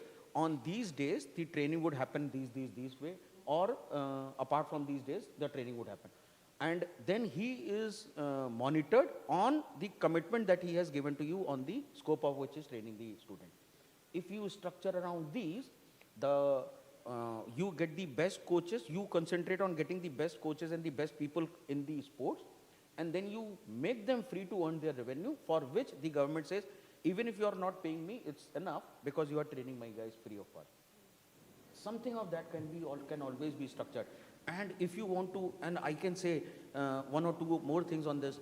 I have worked on various PPP projects. I am happy to hear that he has said 350 projects. I have also done decision making in somewhere more than 200 projects, but of different scales, of 2 crore municipality shop or something, and a 3 crore, and then to the airport kind of like Navi Mumbai International Port of 15,000 crores. Scale is absolutely different, but the basis remains the same. Exactly same. So this is no brainer for 1,000 rupees grocery shop in a village by a women SHG member, or 1,000 crore something. That is ethics, and the elements of the business remain the same. Similarly, in this case, what I can tell you is that sometimes the procurement of such agency becomes very difficult, because you have to do as per the law of the land, and then the government of India PPP policy is there, then your own government would have the procurement policies, and the procurement is such a cumbersome process that you just get lost into the whole system itself. And after 6 months or 1 year of full rigorous exercise, you are not able to find a partner. These things, when these things come into this I will consider in a complex project structure, although this is a social sector project, but there is a complexity involved, because a person is to be trained, the scope of work is train the people and earn the revenue from somewhere else. In this kind of a thing, instead of getting into the complex procurement, you can do a scheme.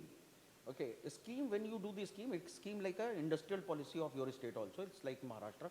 So we have a scheme of industrial promotion. We have a land which the Maharashtra Industrial Development Corporation has developed. And then we have the rates of the each and every, let's say, square foot level, or we have the sheds available, the water and the all those subsidy, all those incentives are available.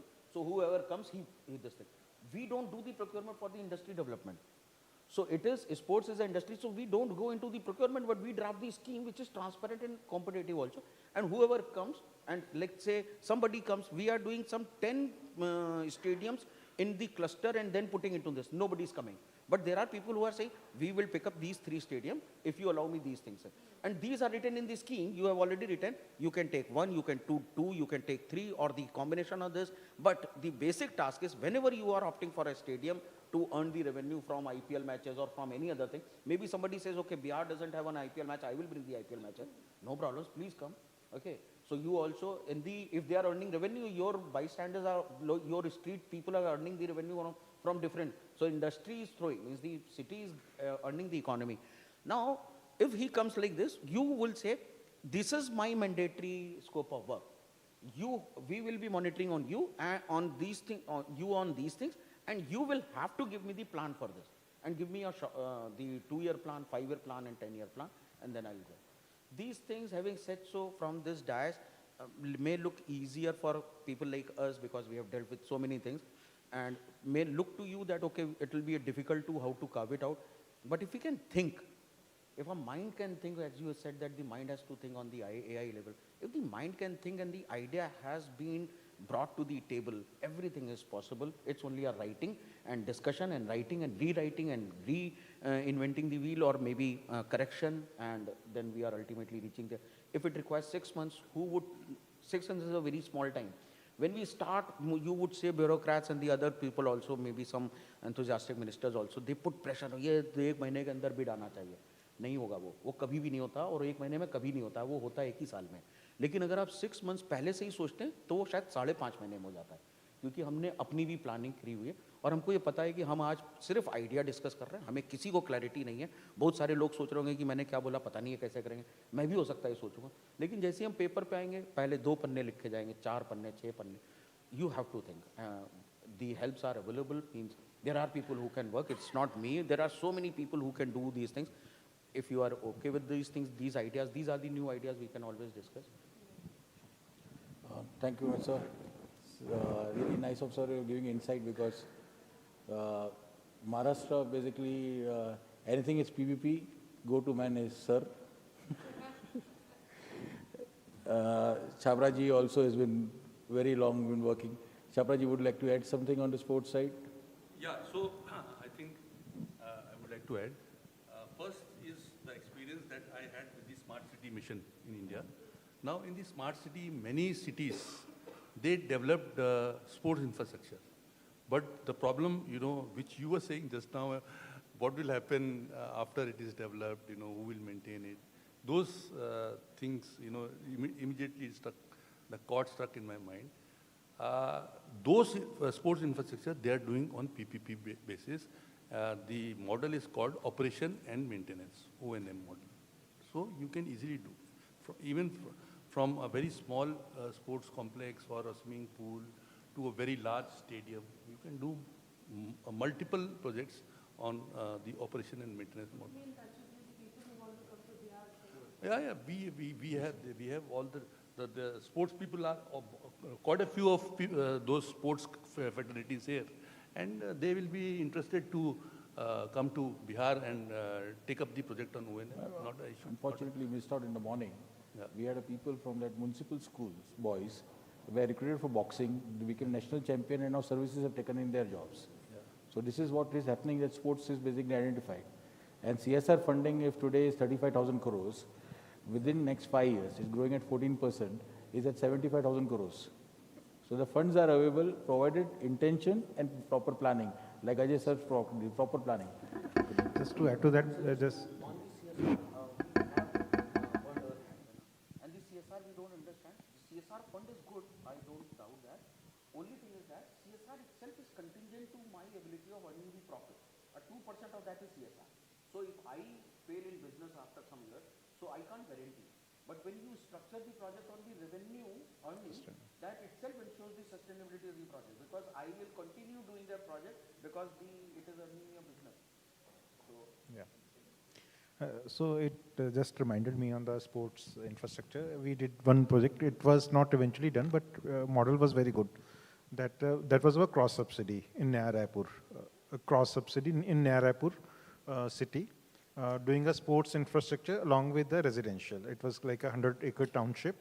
So private sector had the right to do the residential units, and in lieu of that, develop some stadiums, sports infrastructure which to be used by the city and others.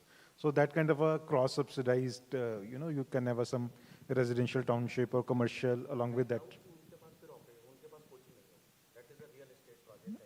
Yeah, but infrastructure, yeah. so I think what you are going, again, this is again, there are two problems. Yeah, okay. So there are two problems. It is like, one is the infrastructure development. This is the way you can develop the infrastructure, because there the real estate person has to come. It is the physical infrastructure, the pillars, the staircases, all those things are to be done. But the stadium is done, what happens to the stadium, or what happens to, because till the time the athletes come and start growing, your purpose of putting the infrastructure in place is defeated, civil. So in social infrastructure, in school, in hospitals, in medicine, like in health, in sports, and some other things also, in waste management, I can say, in water supply also, you have to have a sector expert first, and then comes the development, then comes the erection of the plant or something, because that is very mechanical. That is like you can find any real estate person to put up the stadium up. He will do it in 6 months, or maybe 1 year or 2 years, depending upon the deep pocket that he has. Your things start, and that's what we did in our PPP toolkit also when we were writing for school and this thing.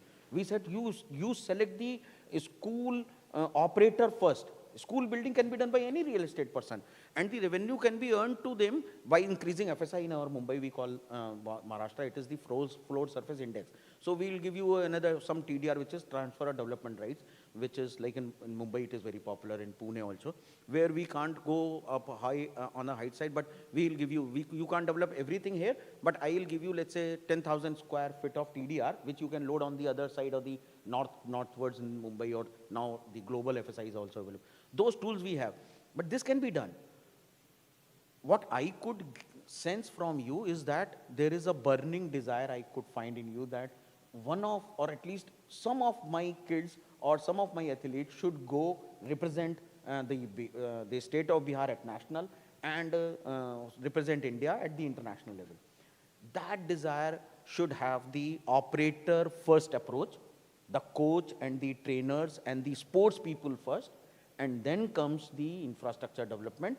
That is how it is to be structured, not from this thing also. A school can be beautifully designed by a real estate person, but who will bring the best teacher, that makes the difference to the student.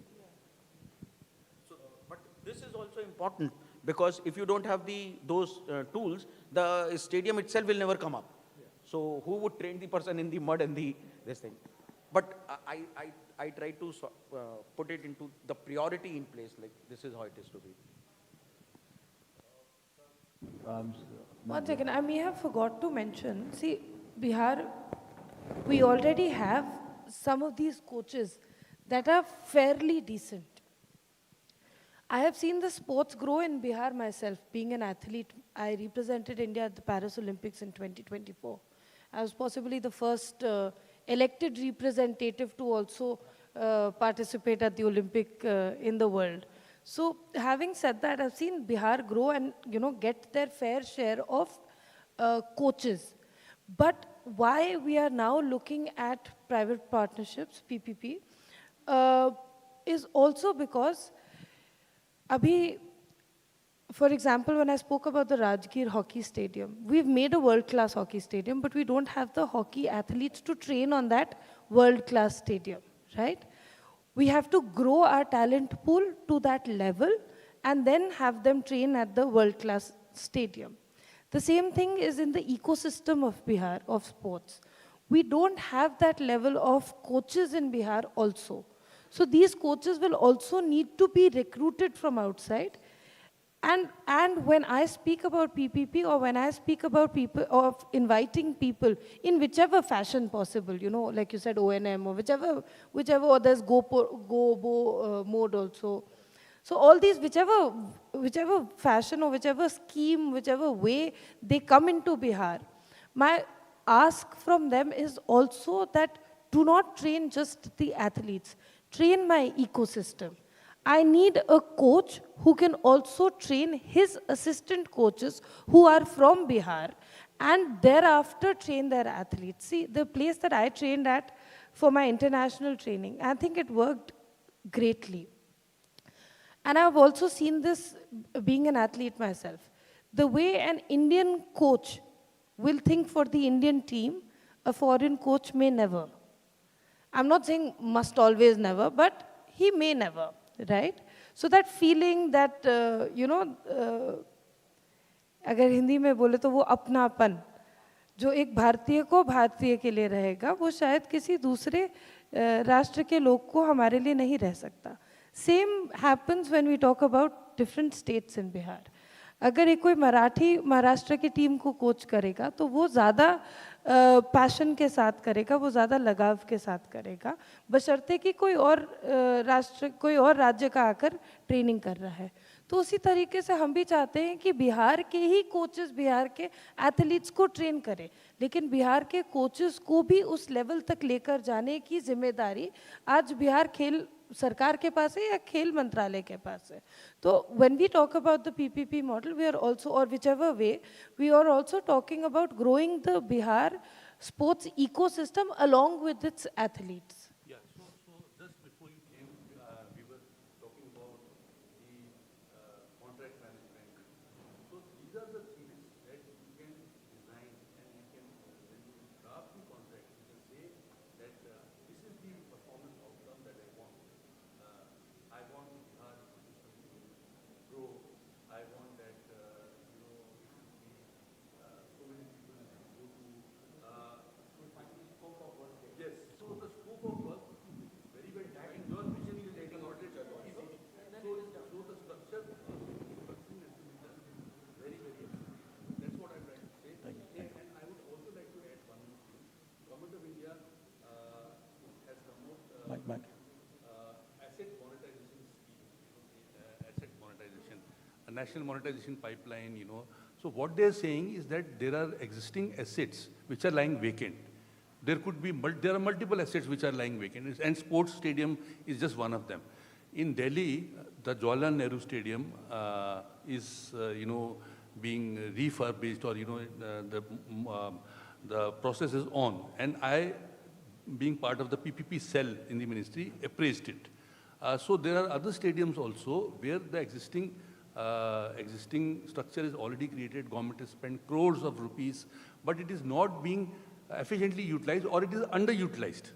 So you can bring in a private PPP partner who can utilize that stadium up to the optimum level, so that you can recover your cost. So that is another model which is perfectly fine within the government rules and the PPP guidelines of Government of India.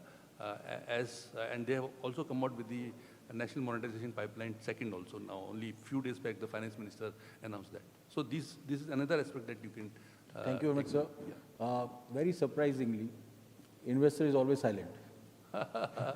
Investor has to come first, Or because if there is no listening to investor, everybody. I will just take 1 minute. Yeah. I always also advised Bangladesh. Bangladesh always calls me. Now in Bangladesh, they have developed a policy which is even better than India. PPP policy I'm talking about. But the problem in Bangladesh is that they don't have an investor, So I tell them, you can't clap, with one hand. You can make a good policy. But they asked me a question, Rajiv ji, why we are not having PPP projects? There is no investor, but fortunately in India, the investment community in the PPP is quite substantial, especially in certain sectors, and it is growing day by day as people understand. Big players are also coming in, biggest players are also coming in. So if an investor is there, he should be the first one, to talk. And No, it's, he is listening and making his own strategies. yeah. That's a part of And the. I may tell you, it's a win-win situation both for the government and the investor. It's a win-win situation both for the government because the government, doesn't have that skill. And also the money, because the priorities could be different. If the investor brings in his money, then, it's a win-win situation for both. The money is there and the ecosystem, in this case, if he brings in some money and the ecosystem, sports infrastructure gets developed, then for Bihar government also, their vision is achieved. So thank you very much. I know ma'am has to leave early also. Say a few words. There's some few words.